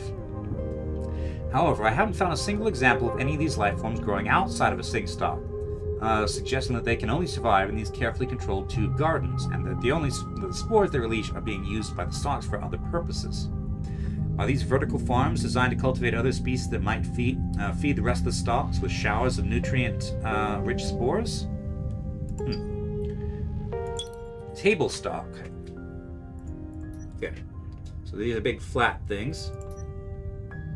Entwined canopy. Canopy height 8 to 12 meters. Captured seed banks, color and type variation of entwined stalks. And that's a standard reef stalk. Okay. Laboratory studies of the growths found in the upper canopy reveals that they contain genetic material of tens of different species. These growths hold within the round casings seeds from many species local to the table stalks, as well as spores for the reproduction of the stalk colonies themselves. Fed by a carefully maintained flow of the correct minerals and chemicals, these seeds and spores are preserved by the stalks, kept viable for long periods. Could these seed banks be a complex example of a collective serotonin, or serotonin? I don't know that word. On Earth, some plants hold viable seeds until an environmental trigger, such as a wildfire or disease, caused their release. Perhaps the stalks are preserving the local ecology in case of an environmental disaster. Are they the guardians of this reef? Well, there is certainly environmental disaster going on in the bloom. The more I read about the more I learn about this place, the more evidence there is of intent, I feel. I mean, it is possible that that for life to adapt in complex ways like this, but the fact that it all seems to be geared around surviving this algal bloom, which is presumably a fairly sudden event, suggests more than just evolution, because evolution takes time, so sudden events are not something that evolution is good at dealing with. So either this is a long-running process, either this threat of the algal bloom is a very long-running process that the ecosystem has had a very long time to adapt to, perhaps even cyclic in nature somehow, or this is the result of an intelligent mind cultivating the local biology to be able to resist whatever happened here, which, given the unprecedented ability of some of these reef stalks to manipulate genetic material, that honestly sounds to me like the more likely explanation. We haven't seen any specific example of anything we can recognize as an intelligent life form, with nothing we can communicate with thus far. But at the same time, the capabilities of this ecosystem seem beyond what natural systems can usually produce.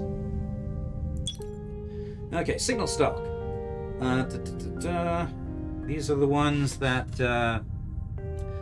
produce the warning things. Chemical analysis of the signal stalk tissue samples has confirmed the presence of a yeast-like fungus and large amounts of ethanol saturated in the tissue itself. This prompts a rethink of why many creatures target the hard-to-get signal stalks as foodstuff. While I initially theorized it was due to their role as protectors of stalk colonies, the significant presence of ethanol in signal stalk tissue means that most creatures would feel the effects of alcohol consumed and may get buzzed from grazing on signal stalks. This, in moderation, could be a favorable, even enjoyable effect for the creatures, leading them to repeatedly target signal stalks. If I remain stranded on Gliese 667cc for long enough, I may need to make use of this particular biological property myself. Alright, so shrill sac cache, subsidiary stalks, release shrill sac, sensory growths, gas vents. Beer is the path to the dark side. Alright. Dive map. Okay. Stuff down here then. Let's head to the Bloom Way station and try pushing south. See if we can at least get to that lab before we wrap up today.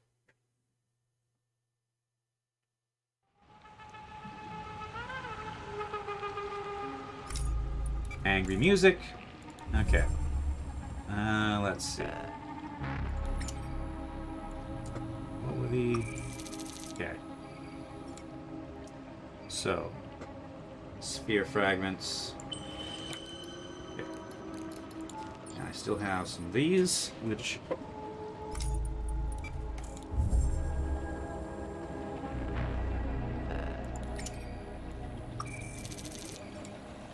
Nest workers. A little bit of energy, but otherwise... Actually, I did not come here prepared. I should head back to base. Actually, I should take a quick bio break. So I'm going to link up, head back to base, then take a momentary break before we continue. So, I will be right back.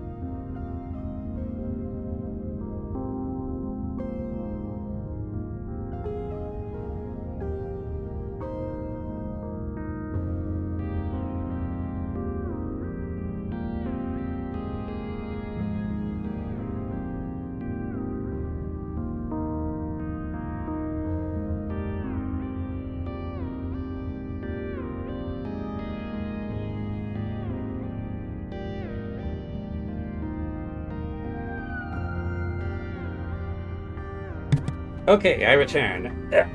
I'm back. Mic is working. Magnetic visuals. Okay, let's go to the sample store. So, let's figure out what it is we need. So, let's see. So, fan dust will activate the what do you call them? The blooming bivalve things. Let's see. And as I recall, not the striped eggs. Let's see, sphere fragment. That's useful just because it has lots of oxygen. Fungal cluster, no.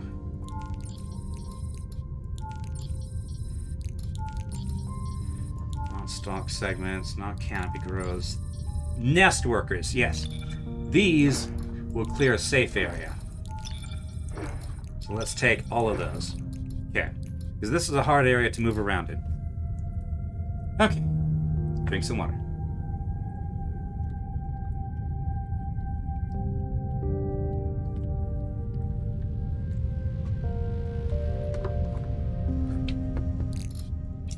Okay, so dive map. So we need to go around this bit here. And then at this passage here. So there's like a mountain here. On the mountain and to the east of the mountain, way down there, are things we need to collect. Got it. Okay. Dive map to the bloom.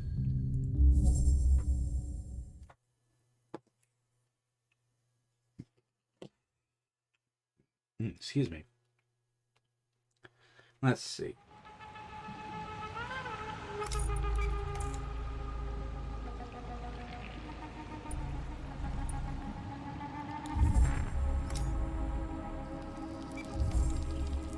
Oh wait, no. Before we leave, I should activate...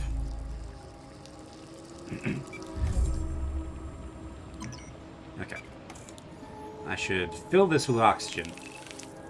And then... terminal. Get power, get oxygen. Okay, let's go.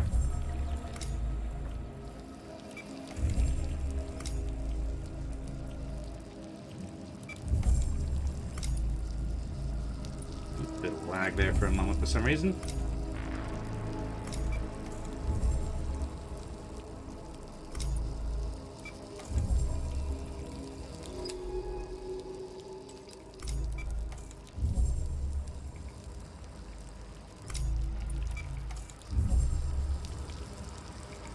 Okay. We can take a sample.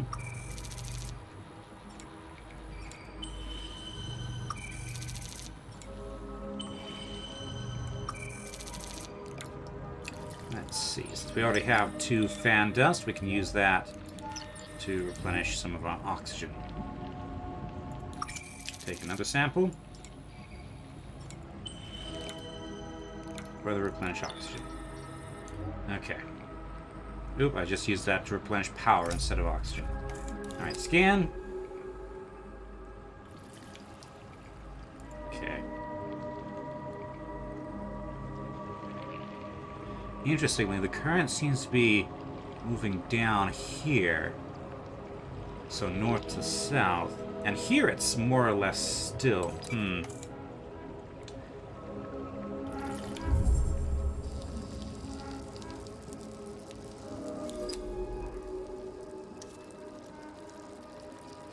Debris.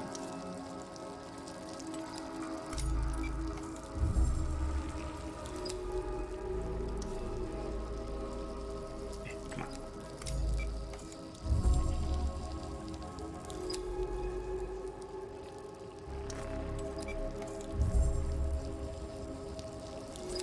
Okay, and here's a safe zone where we can take sample. Okay. Is this what allows the species here to survive this constant toxicity? I mean, seems that way. Okay.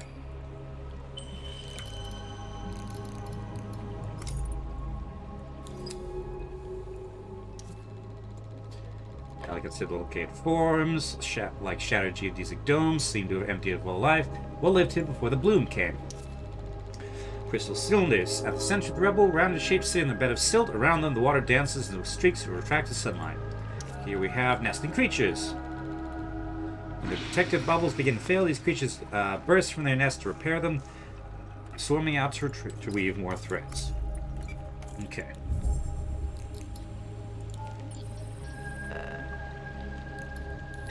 These are nest workers? Yes.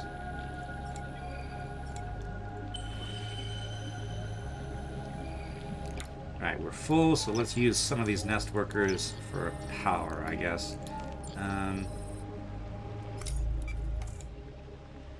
Let's see.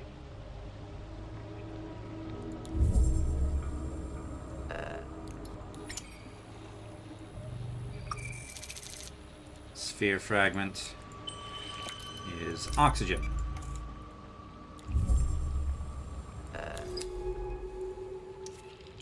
Bubble scan. Though physical objects seem to be able to pass, the fizzling skin of the bubble completely obstructs the bloom's microbial clouds.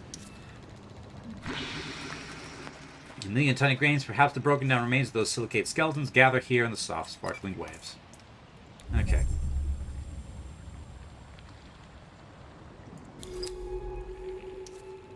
Toxic waters. Away from the protective bubble, the bloom regains its sickly green.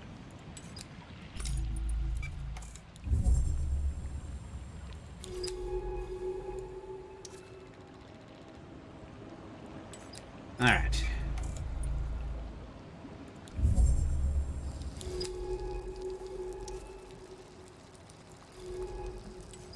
Okay.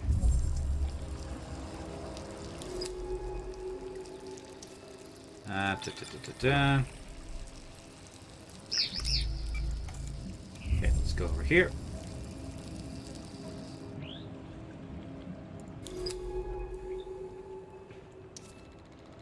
Burn hole.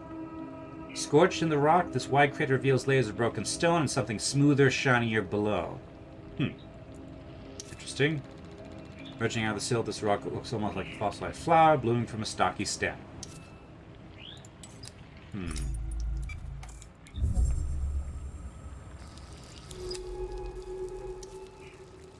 Let's see, what's this?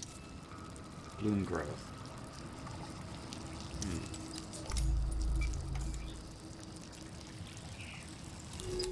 No. No. Okay, let's go.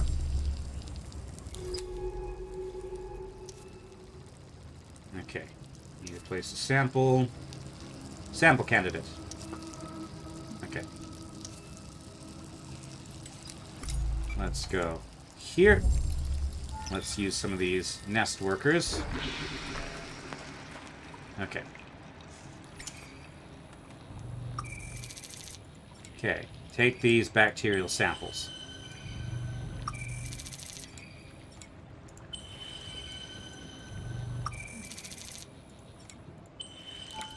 Let's see, what are these used for? Bit of oxygen, bit of energy. Let's use one of each, because we'll still have one left over. Okay. Bloom froth. Dark green bubbles that form in the most dense areas of the bloom where there's little current to provide water flow. We won't get much from observing this stuff. I've logged the species. Let's analyze the samples back at base. Okay, thick fibrous microbial growth cobweb this dark entrance to the central ridge. Among the rocks, the twisted remains of some equipment most likely brought here by Manet. It lies oxidized and caked in growth. Okay. Ah, there's a cave here.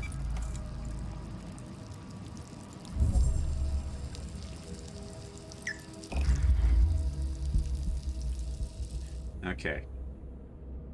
And the bloom is not a problem down here. Okay. Bloom froth. I mean, it's here, but it's not sucking her in. Alright, but it's not toxic here. Dense bubbles. Curved walls streaked with cascades of green bubbles, all glassy and sickly green in the light of the suit's headlamps. Corroded into the tunnel mouth, the seal is stuck fast. The only way through it would be cut straight through. This is interesting. This is very straight. It's sealed shut. Did Monet do this? It looks older. This has been here a long time. Yeah, the curves of this wall seem artificial. Like we've got a straight barrier here. We've got straight walls here, here, a right angle here, a perfect circle curve here. Okay, so if we have some sort of cutting equipment, we might be able to force our way through at some point, but not right now. Also, there's samples here.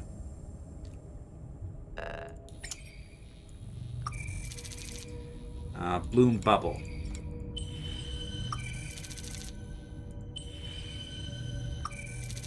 Okay, bloom bubble, exactly the same as those things.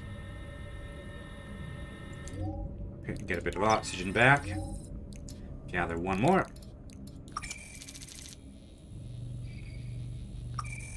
There we go.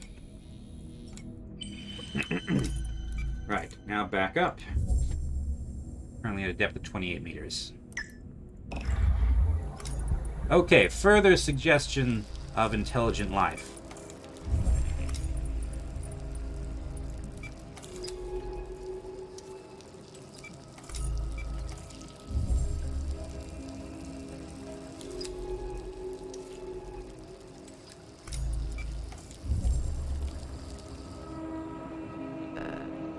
Okay, take this sample. There's one more, so I'm going to use this to refill a bit of oxygen. There's actually two more.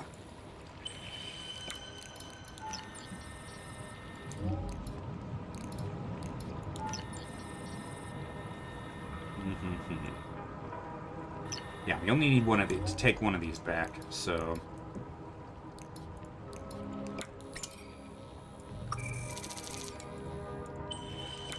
Okay, scan. Where to from here? This way.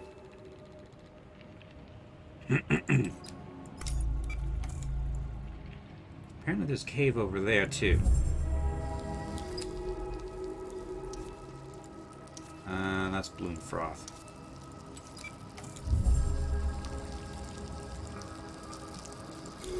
I believe that's the mountain we're trying to get to.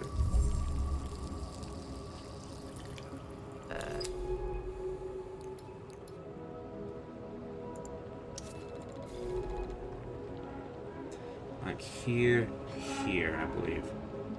Is the bloom part of a regular cycle or a single catastrophic event? Okay.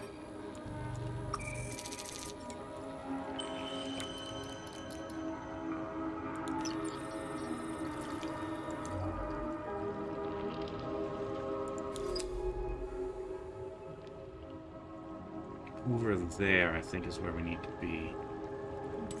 So...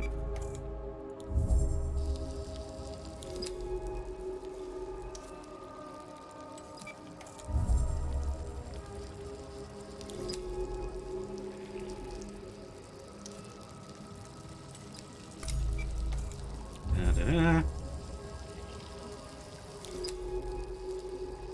Okay. Now... Hang it. Scan. Scan. Go.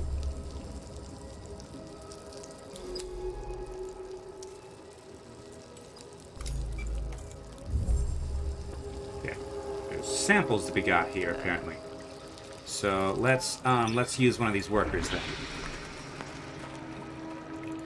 So that I'm not using up. Okay, that's bloom bubble. Which is, yeah, same, but it'll let me recharge my oxygen a bit. Okay. So scan up this way.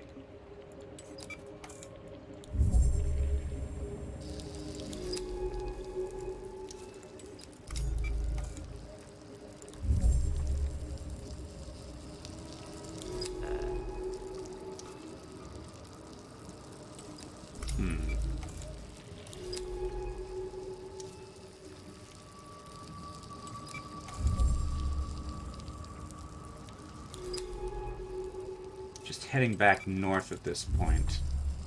I have the wrong mountain. Okay, now we've linked up to where we were. Okay, let's head back with the samples we've got. And check the map again, because I can't access the objective map when I need to. Okay. I suspect we'll be collecting a bunch of a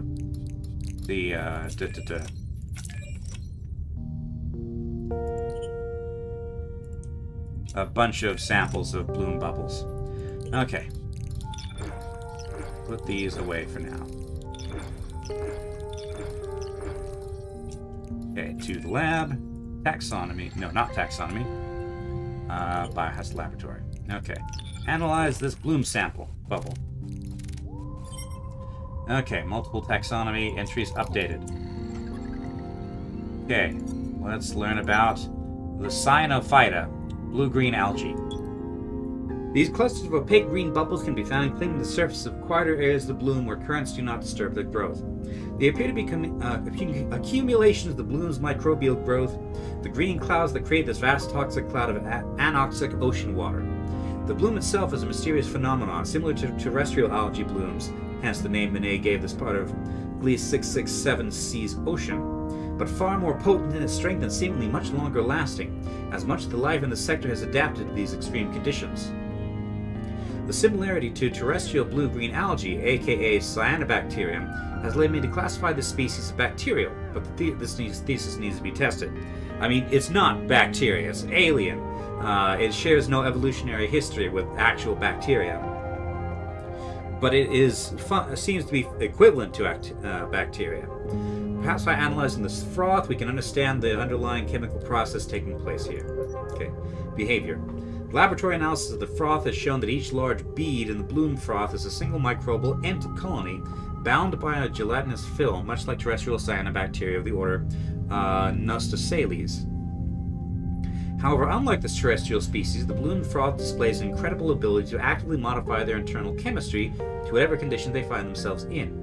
Most bloom froth appears to have diverted to consuming metallic compounds found in unusual abundance in the regions of the bloom, rather than sunlight. This has led the bacteria outputting large volumes of neurotoxins rather than oxygen. It is this which has left the bloom both anoxic and toxic. To understand more, we need to find the source of this destructive bacteria. So yes, this does sound like it's related to the stuff that the stalks are isolating and modifying. Source sample analysis, study completion. Okay. And meanwhile, the bivalve bloom vein. Sampling and analyzing bubble growth from the bloom shows that they are a form of algae, with incredible adaptability. They have a distinctive chemical structure, but notable to the study of bloom veins is the presence of a compound similar to domoic acid within bloom bubbles. Domoic acid is a neurotoxin known to produce memory loss and confusion in animals, which suggests that the erratic and frantic feeding behavior of bloom veins when feeding is, in reality, a form of frenzy brought on by the consumption of the neurotoxin. How this process isn't deadly to the bloom veins is unclear. The volumes of neurotoxin they are consuming are vast, enough to kill a human adult. Perhaps if I can directly examine the bloom vein, or at least its shell, I can understand their resistance. Okay, so theories. So yeah, so they excrete the neurotoxin, and it looks like this. So it's a sort of a nautilus thing. So pinhole eye, bloom growth on shell, flexible vein, bivalve opening stages. Okay. So filter feeders. Right. So from here, the dive map. Okay, so where... Hold on a second. Bloom froth source.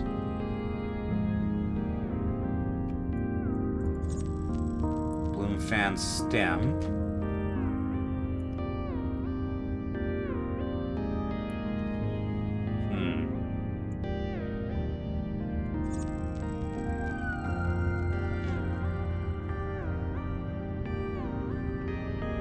Highest levels of toxicity surround this hole in the central bloom's central ridge. If we could get below this point, we could sample the bloom's source.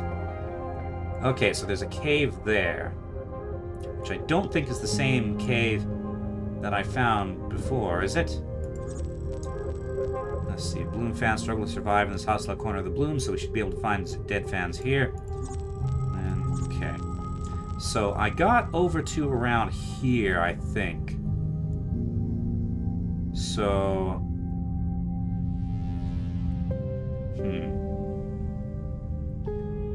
Okay.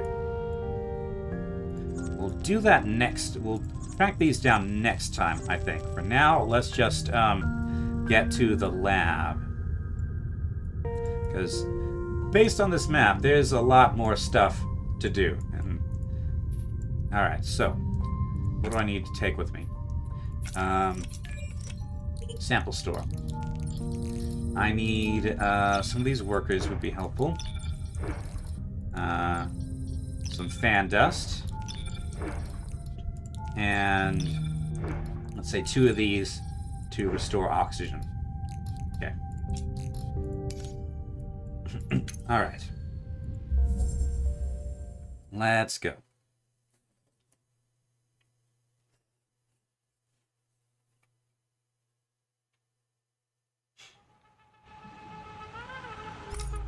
Alright. This shouldn't take too long because we've explored most of the way, I think.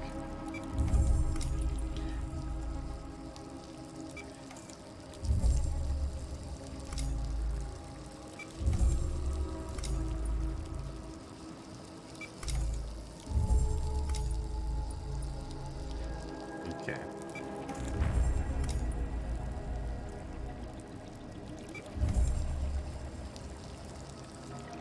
Okay. Get a couple of samples, because that'll regenerate our oxygen. Okay. Oxygen, oxygen, and oxygen. Okay.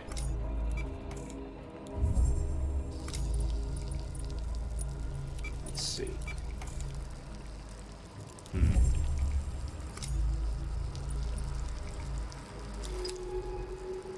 I haven't been this way yet.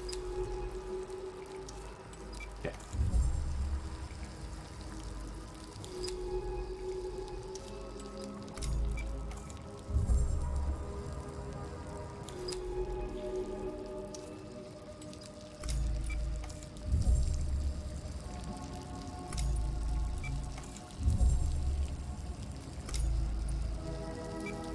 This wasn't the source, was it? This is...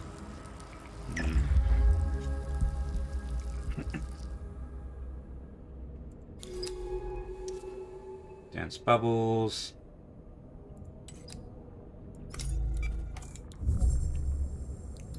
Because this is just... yeah, this is just regular bloom bubbles.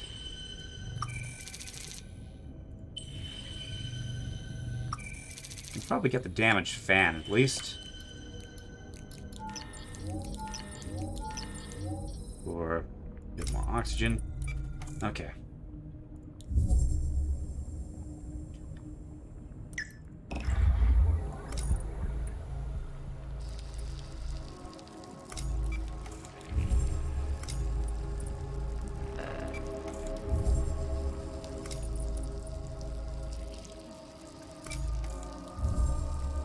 Alright. Okay. Get some samples to top up oxygen. Seems like the there's enough of these, enough oxygen producing things that is actually manageable to navigate within the bloom. It just takes maintenance.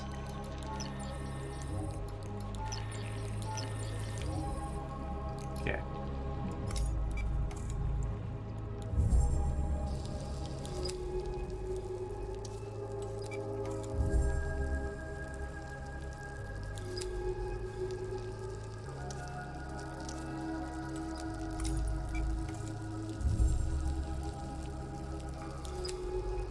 I'm guessing that the...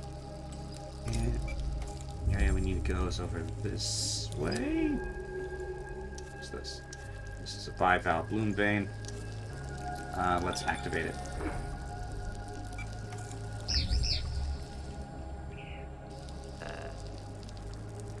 Okay, sampling available.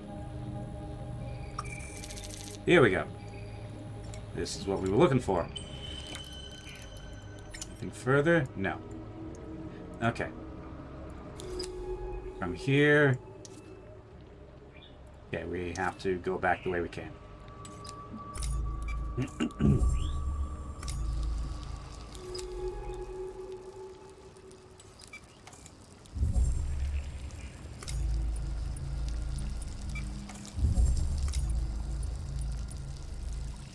And here.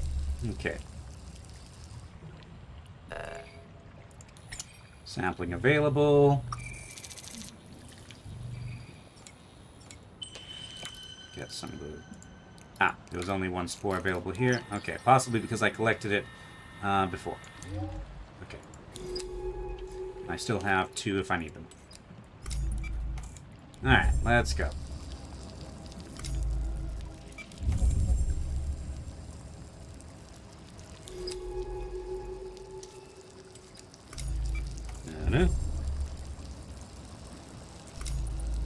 From here south towards what's probably the lab. Here we go. There's a corroded module next to the bloom froth. So yes, the bloom froth likes to grow. This place was pressurized at some point. It must have taken months of work to establish this lab. So yes, it's feeding on metals. And just weeks of corrosion for it to all fall into ruin.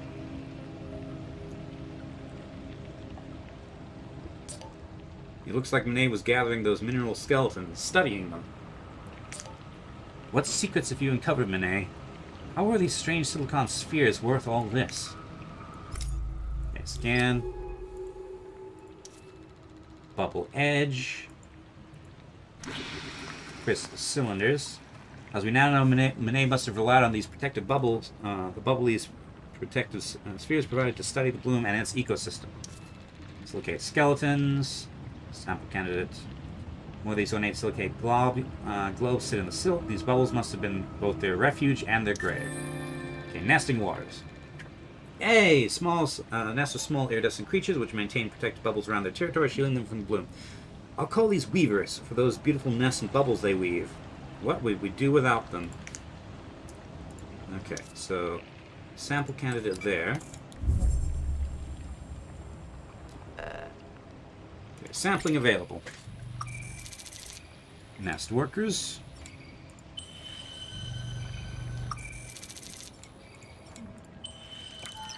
Okay, right now I'm full up.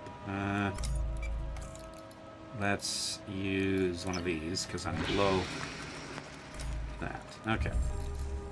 And we can immediately replace it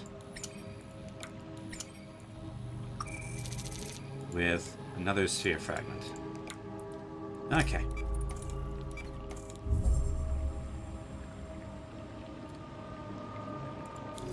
So we haven't found the lab yet. Melted module.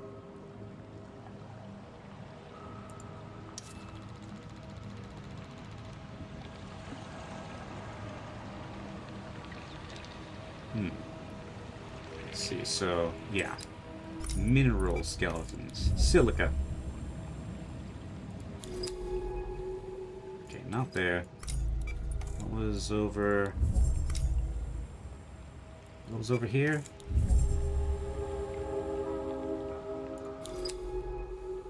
Okay, nothing I can go to.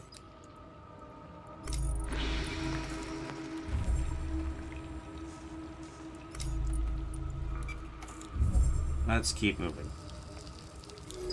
Ah, a hole. Okay. Scan. Dark opening. Okay.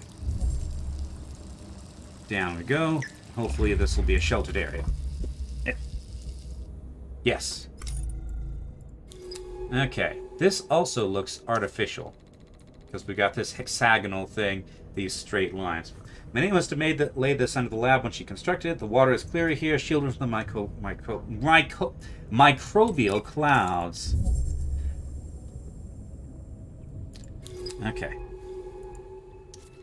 Hidden workshop. Ah, okay, so this is human scale. So, machines gleamed in the dark, papers and tools lie still on the slit speckled surfaces, as if the scene has been frozen, captured in time. Okay. It's not just a lab, it's a workshop. She was building something down here. It's a suit. It looks like she was modifying an old atmospheric hard suit. So some sort of deep diving suit, presumably. How deep was she planning to go? These are verified for beyond 1,000 meters. I'm going to see what I can pull from the notes and documents here. Some of them are still partially readable. The lack of water flow must have kept them in good condition. She was definitely speccing the suit for use beyond the drop-off, modifying it with the silicate skeletons. Artificers, she calls them, the exoskeletons of nanofibrous geothite, protecting a silicon carbide core. The pressure resistance of this exoskeleton is unprecedented for a biological material. That would make the depth rating of the hard suit well past 3,000 meters. Incredible. But why go over the drop-off at all? What was pushing her forward? She was incredibly driven. Desperate, even. She mentioned sending ROVs down the abyssal plain, cobbled together from bits of the base. All of them were lost, and her work on the suit failed. That's where the notes seem to end. The most recent document mentions another way. Did she make it? How? The suit was so close to completion, why abandon it? We have to make that dive. If I can fix up this suit, we can take it over the drop-off. Perhaps Manet managed it. We need to follow. I can do this. We can do this. Let's get back outside and call in the drone. Okay. Right. So, as I ought to have expected, it's just more questions. Okay. Before we call it a day, though, I think I will try to make my way over to the algal bloom source. Okay, request retrieval, please. Go a bit over. Okay. 4.2 hours. Rebooting. Okay, glad to see you're back online. Sorry for the rush, but we've got to move. I've been going through Manet's notes from her lab, and from what I can tell, she attempted a free dive over the drop-off. That's why she left the suit. That's why she left her suit behind. She must have opened it up and descended. I know what you're thinking. There's no way she could free dive thousands of meters to the ocean floor. But that's what she did, willingly. We are going after her. We need to dive now. I've been working on the suit and it's almost ready. I've used section of Manet's failed hard suit to modify your suit. Now it's a full atmospheric dive suit. Internally, we should be able to maintain 1 atmosphere and pressure for me and that casing of yours. It'll work just like before, but our depth rating is massively increased. We can hit 2, maybe 3,000 meters. The suit is in the bay, so load whatever samples you need. I've marked the drop-off on the map. We can dive there directly and search for any evidence there. I've no idea why she would do this. It's suicide, but she seemed to believe she could do it. Get ready to go. I'll be waiting. Okay. While she is speaking of urgency, I believe we are living in video game time here. Okay, so finding that laboratory in the Bloom is almost like working with Manet again. I still have some good memories of Kepler 62F. Hours diving beneath the ice in that crystalline ocean, sampling the mineral deposits that Manet claimed were evidence of life. Our synchronized rhythms in the lab, working silently but in concert. Lying beside her in the too narrow berth, the creak of the packed ice rattling down the base of the spine. All those memories come with unwelcome ones attached, ones of Moné's quiet judgment, her deep sadness, her flaring anger. For a few short months, that subglacial ocean was ours. Blocked from the universe outside by 5 kilometers of ice, its secrets were our own. But then Monet had other secrets too. Seems like I will never escape her secrets. Here I am living among them, drowning them, picking through them in search of answers. Okay. Lab. Let's do. Have I not scanned these workers before? Apparently not. Okay.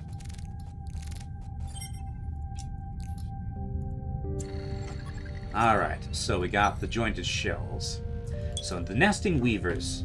Protected by... So weavers are creatures found in the bloom where they build their elaborate cylindrical nests protected by bubbles of oxygenated water. Iridescent and translucent, weavers themselves are difficult to observe and individually due to their size and speed. Each nest is a hive of activity and is the fizzling skin of the bubbles that protect them. As is, which the weavers carefully maintain. If at any point the weaver's integrity of the bubble seems to be collapsing, many weavers will rapidly respond, leaving the nest in swarms to rebuild the bubble skin. What is it that the weavers are protecting, and how are they shielding themselves so effectively from the bloom? Analysis of individual weavers might help if we are able to catch some of them. Okay, analysis of the weaver specimen shows them to be shelled creatures with a set of jointed mandibles, which they use to handle their threads. These threads are the most fascinating aspect of the weavers. They are silk, but lined with a type of bacteria which lives inside the mouthparts of the weaver. When the threads are produced, they are coated with this bacteria, which aggressively consumes the microbial growth of the bloom. When not producing silk, this bacteria is kept alive by scavenging on food that the weavers eat, taking their share from the particles stuck on the weaver's mouthparts. However, analysis of the weavers themselves still gives no idea of what might lie in their nests. They protect these nests aggressively, but if I could find an abandoned one, it may be possible to sample it. Okay, nest sample analysis required. So the gill fans. So theories.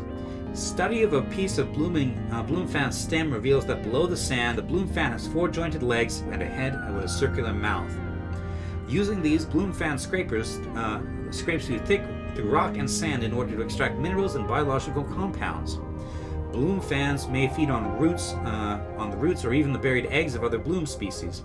This source of nutrients, when supplemented by the oxygen gathered through its tail fan, which is in fact more of an external lung, is enough to sustain a bloom fan for a long period, especially due to its mostly static lifestyle.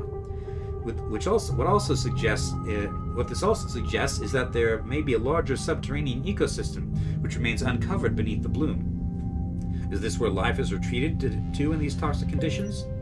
Okay, this is a bloom fan. Anchored limbs and head, sensory modules, filtering spines, fan, quote-unquote tail. Okay.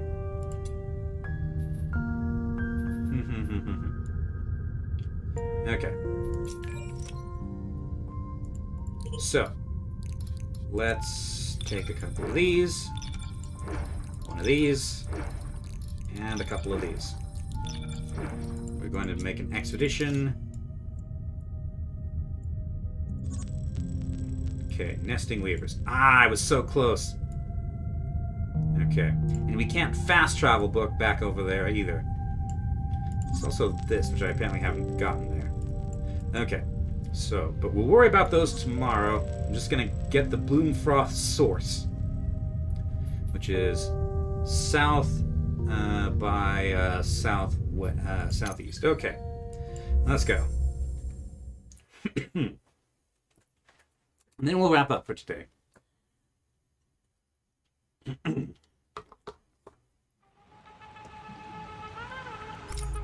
Okay.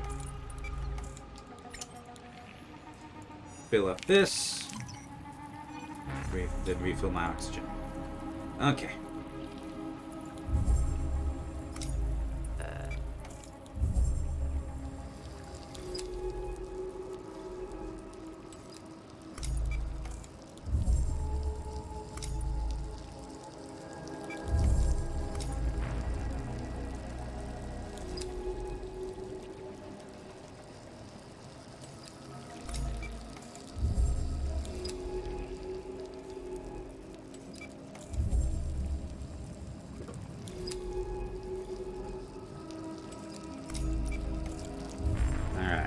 25% of my oxygen. But here we are at this thing. So let's get a couple samples. Da, da, da. There we go. That can refill my oxygen somewhat. Okay. Scan. Okay, from here, possibly that there. No, that looks more like a mountain. Okay.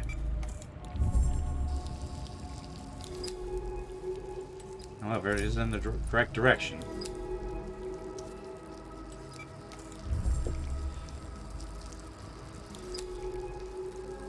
I have been here already on a previous trip, apparently.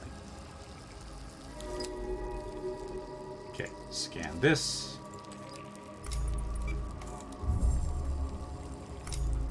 Ah, there's a save point here. Okay. Toxic waters. Glitter domes.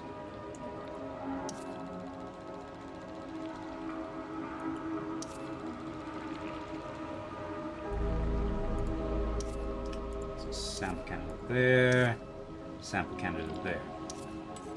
Okay, so we can get some workers from here.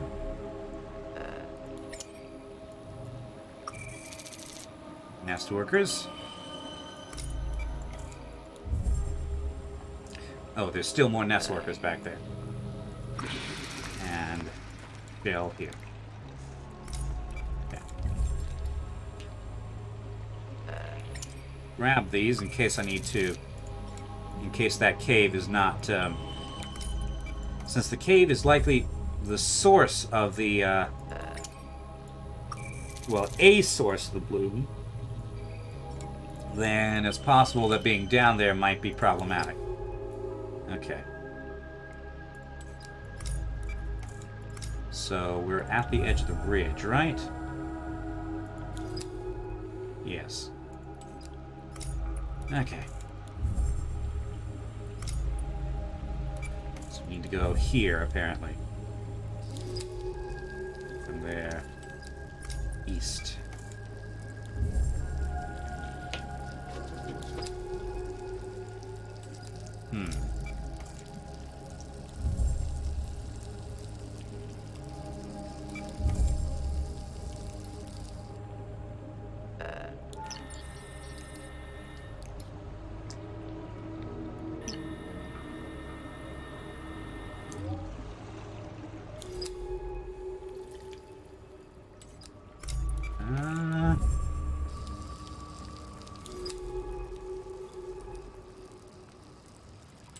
I feel like we've gone too far.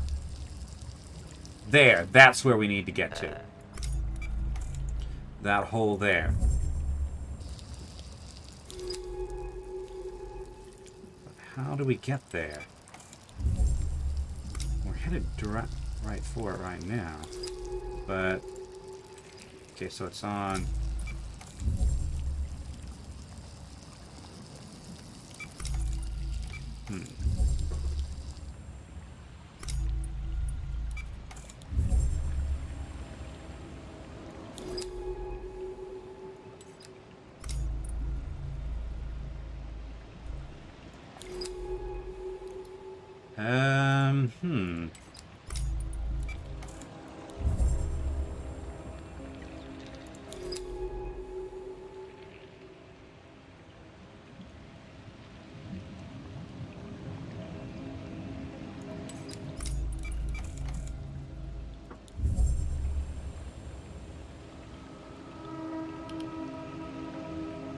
So it's right there that we're trying to get to.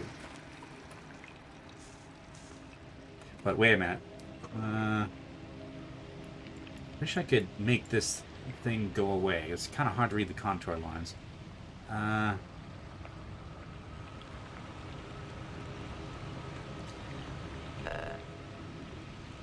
Oh hey, they regenerated some samples.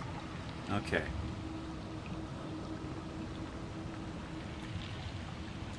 Hmm.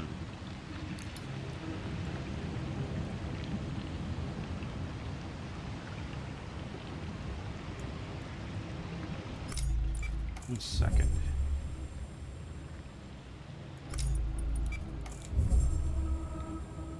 That's not the same hole we've been in before.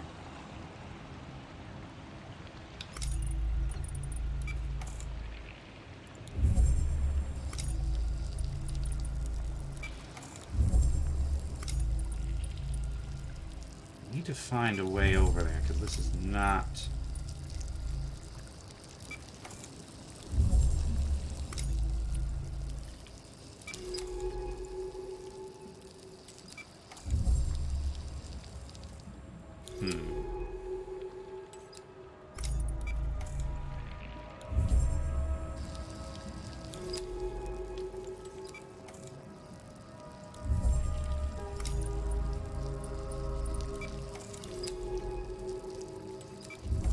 not taking me in anything like the direction I want to go. It's just taking me north towards the way station.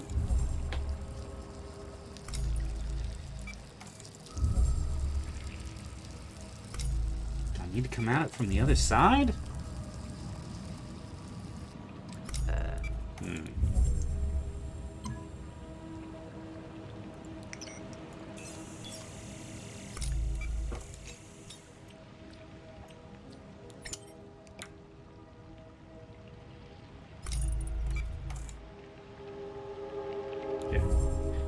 Let's go and... No, not the nest workers. I want the silicate skeletons. Because those will restore oxygen.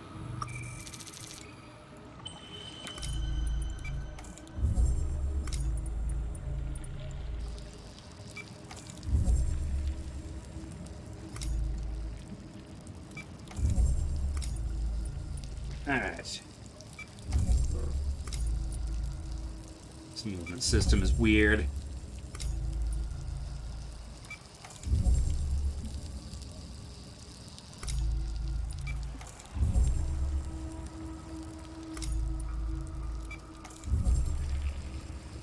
Okay, let's top up my oxygen here with these guys.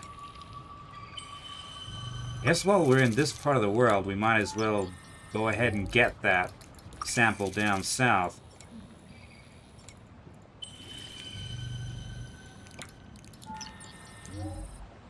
Okay.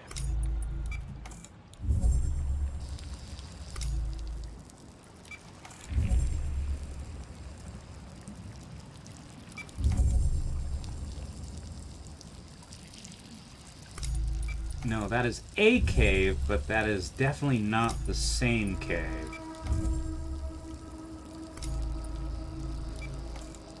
No, the cave we went is over there. Can we get to it from this angle? I don't think we can, however...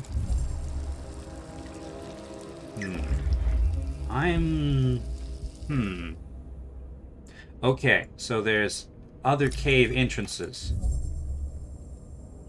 Okay, so there's a cave entrance there, and possibly over there. So I'm guessing whatever is in this sealed chamber is what's producing the algae bloom. So we can't get to it right now. We need to find a way through this door. Which, let me read the description of this again. I can't read the description of a point that I'm sitting on for some reason. Okay.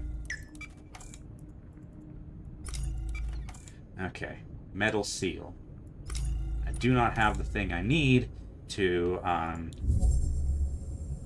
break through it at the moment.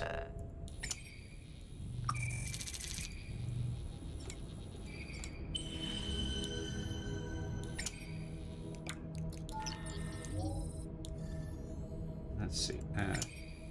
Next sample. Bum, bum, bum.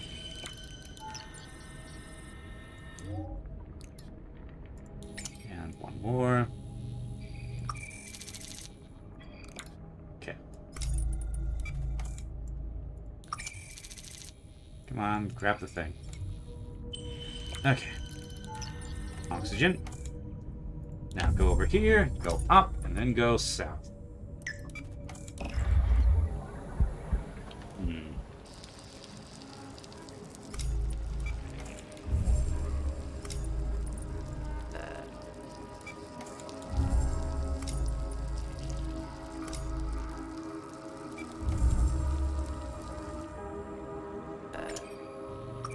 Top up oxygen. Top up oxygen again. Boom.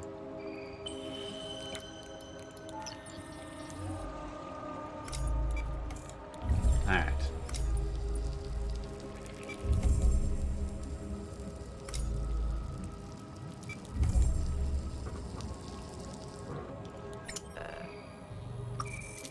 More oxygen. Man, I come over-prepared for these things. I keep expecting this place to be more difficult to navigate than it actually is.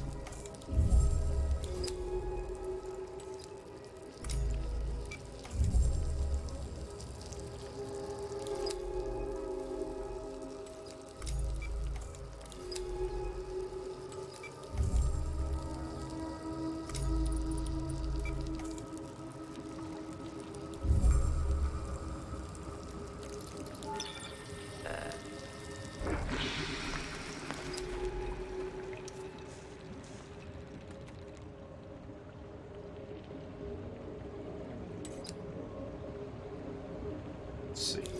Okay, also scan this. That's bloom froth. What is this a sample of? Bloom bubbles. Might as well, I suppose. Okay. And might as well take one more, I suppose, while I'm here.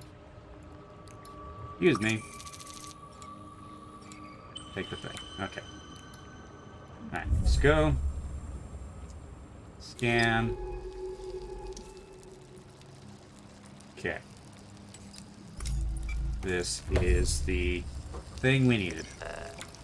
Deploy this. Okay. Take a sample.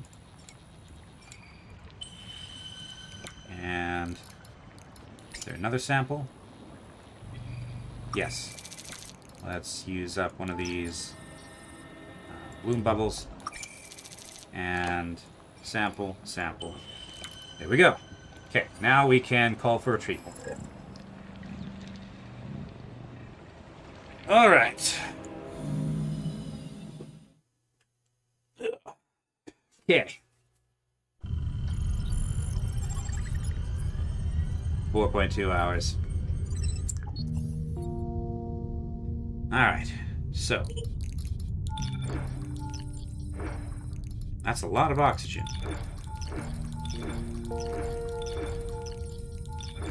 Okay, to the lab. Analyze this. Okay, nesting weavers taxonomy updated. Okay, Arthropelta jointed shells. So they look like this. Weaver not to scale, weaving mandibles, weaver nest, weaver worker, silken mesh, translucent layered shell. Alrighty, so theories. The pieces of weaver nest we found offer an insight into the weaver's protective behavior. Wrapped in its threads are thousands of weaver eggs. This suggests that, like ants or termites, weavers are a eusocial species with many generations of weavers protecting and maintaining a singular productive female. These weaver queens must be somewhere within the active weaver nest, protected by layers of silken threads and weaver workers. Nest fragments have also revealed that the weavers farm their own food within the nest structure, carefully maintaining tubular fields of microbes, which through the weaver's careful cultivation seem to produce oxygen rather than toxins.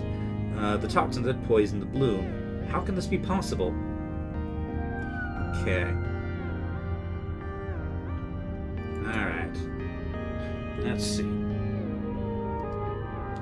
Okay, so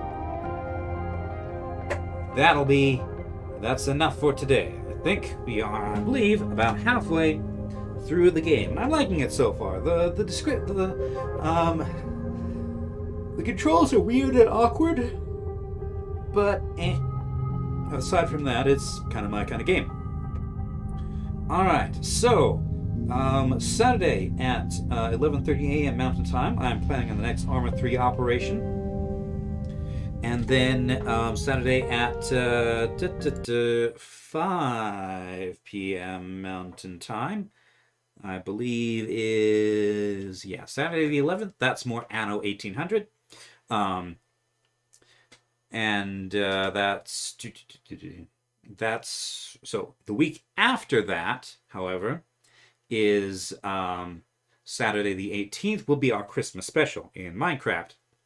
We're still working out the final details of that, but that'll be at about 2-ish p.m., maybe 3 p.m. Mountain Time on the 18th. Let's see, and then Thursday, 1 week from now, at 4 p.m. Mountain Time, unless I'm late, which is, very likely, will be more of this. So, until then, thank you all very much for watching, and I'll see you next time. Bye!